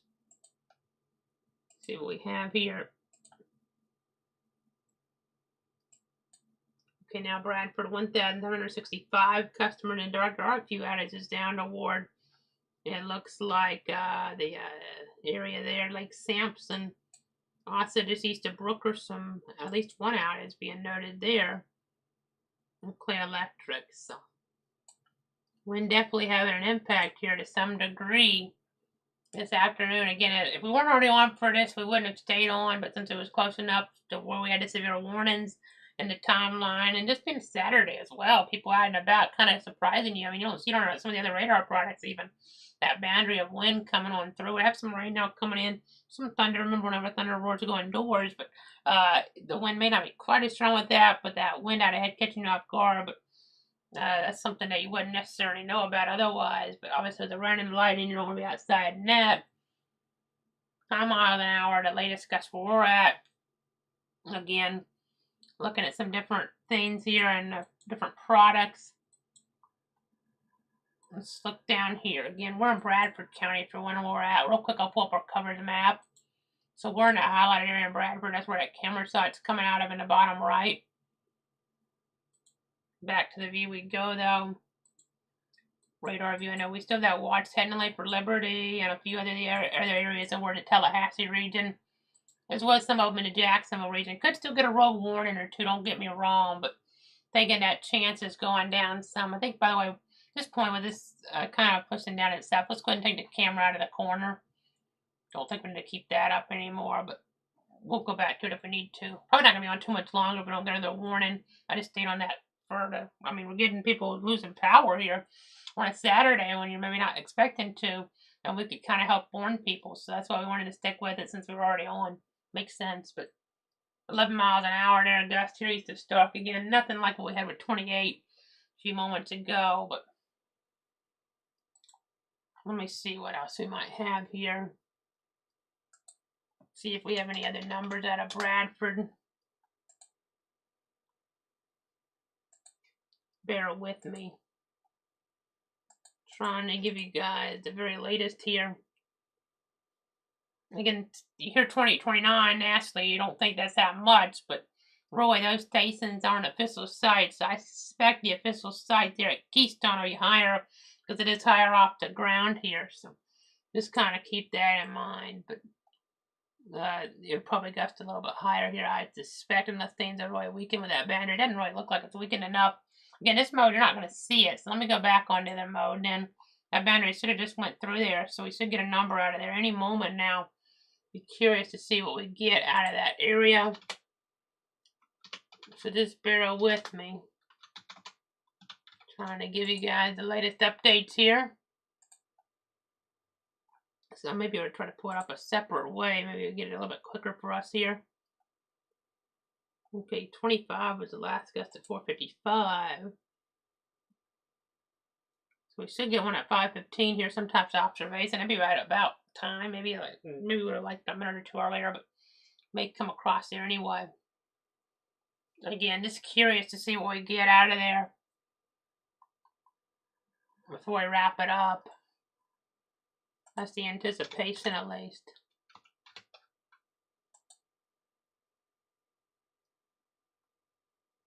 Clay County, 2,411 customers out on Clay Electric. Bradford, 1,765 customers to that electricity right now. But again, I haven't checked necessarily. Let me rephrase that. I mean, I can't check Bradford's outages right in Stark. We're about to get rain here, by the way, where we're at. But the storyline is that there's no way to actually check the city of Stark outages. So far, I don't see anything popping up on some other reference points here. But just gonna go ahead and check things here. I don't see much on FPNL from when I checked a few moments ago. I hear the rain falling where we're at. So let's go ahead and pull that up in the corner while we're still waiting for that observation there on Keystone.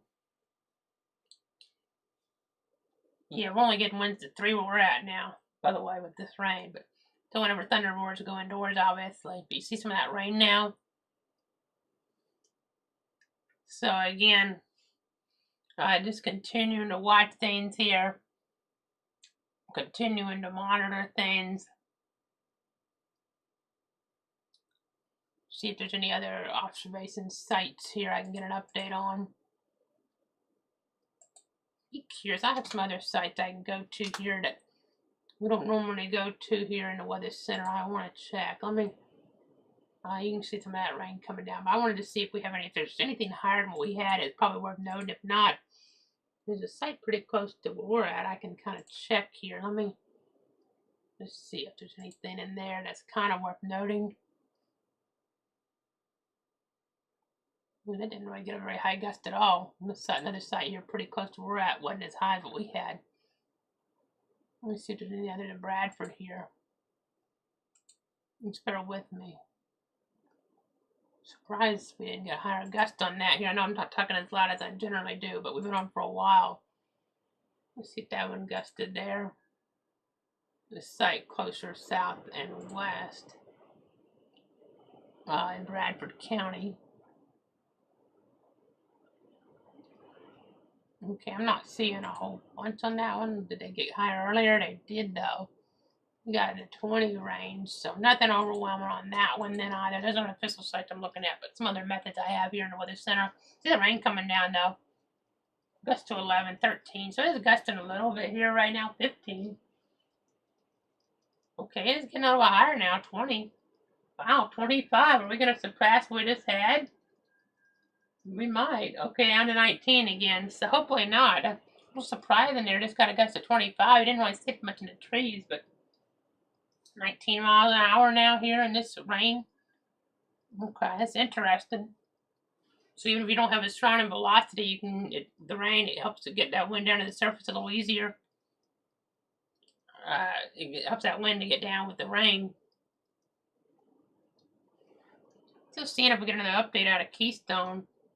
I haven't seen an update out of there. I'm a little surprised, but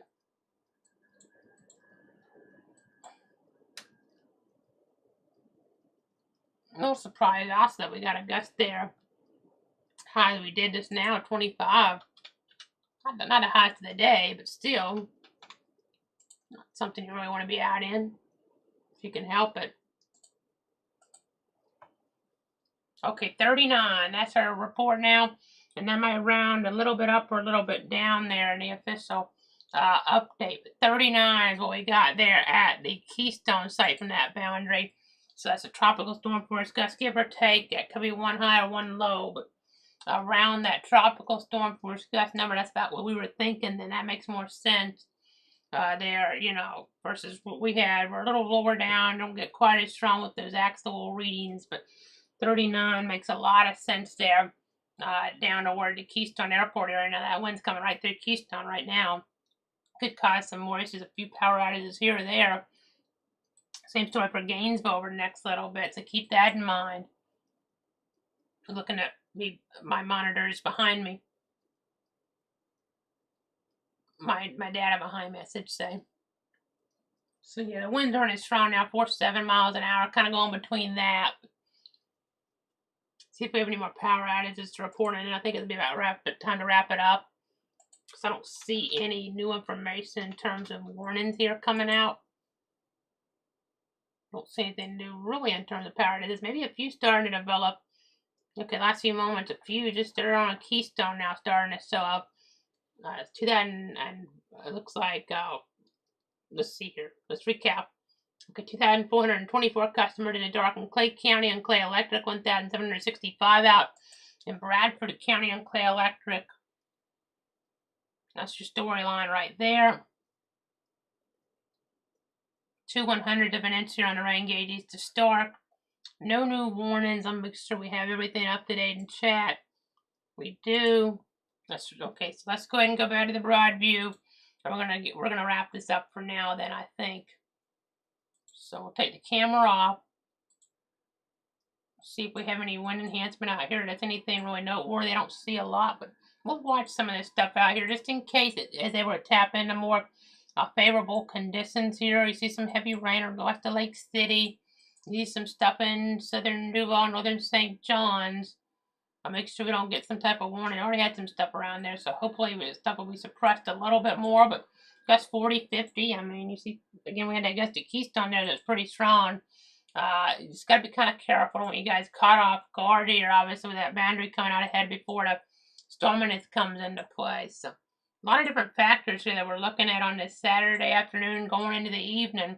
So if we get more warnings, we'll pop back on if we need to, but we can also just post about them if they're not quite as important in terms of the overall impact level based on our meteorological understanding here. All warnings got to be taken seriously to some degree, though. Facebook Casey Cloud Reacts, Facebook Clouds Weather, Twitter at Cloud Cases, will post the information when we have those warnings coming on out. And if we need to do a stream, we'll be on those sources as well as YouTube at Clouds Weather. Make sure if you've already subscribed there, hit that subscribe button. You can go to that by searching Meteorologist Casey Cloud on YouTube as well. It's free to subscribe. You can back things up there in the stream when it's still going. Not just after the fact on there, so that's really helpful. So you can maybe see something that I missed there, or something that maybe I missed here in the last few moments, but I talked about earlier on. You can also enable those notifications there to know when we're coming on live. You can see here Twitch Cloud Weather, and you have cloudweather.com. The interactive radar available there, but YouTube, that DVR feature, I mean, that's not just something about when I miss something, but what I mean by that too is if I said something 5 or 10 minutes ago but haven't said it recently, you can kind of see what I'm talking about there. It's not just necessarily about me missing it, it's just about maybe I'll have to focus on a different area there that's requiring more attention at the present time. But, so again, see if there's any questions, and then I think we'll wrap it. Again, interesting to see this wind kind of push out ahead to wrap things up here on this Saturday. We'll have another threat tomorrow to some degree. I know I'll risk today. I'll say that to you real quick, and then kind of over we can see how most of that yellow area is kind of starting to get back behind the biggest of the storminess now, because a little bit less favorable where these storms are, but still strong, doing occasional severe storm possible. But then tomorrow here we'll have a threat further up into where Georgia. You see that in that darker green, so I'll be paying attention there, obviously, and letting you guys know as needed on all the different informational details that come on out. So thanks so much for tuning in and trusting me for now. Hopefully that'll wrap it up for today. Have a great night, everybody. Enjoy that weekend as best you can. I'll be back here if necessary.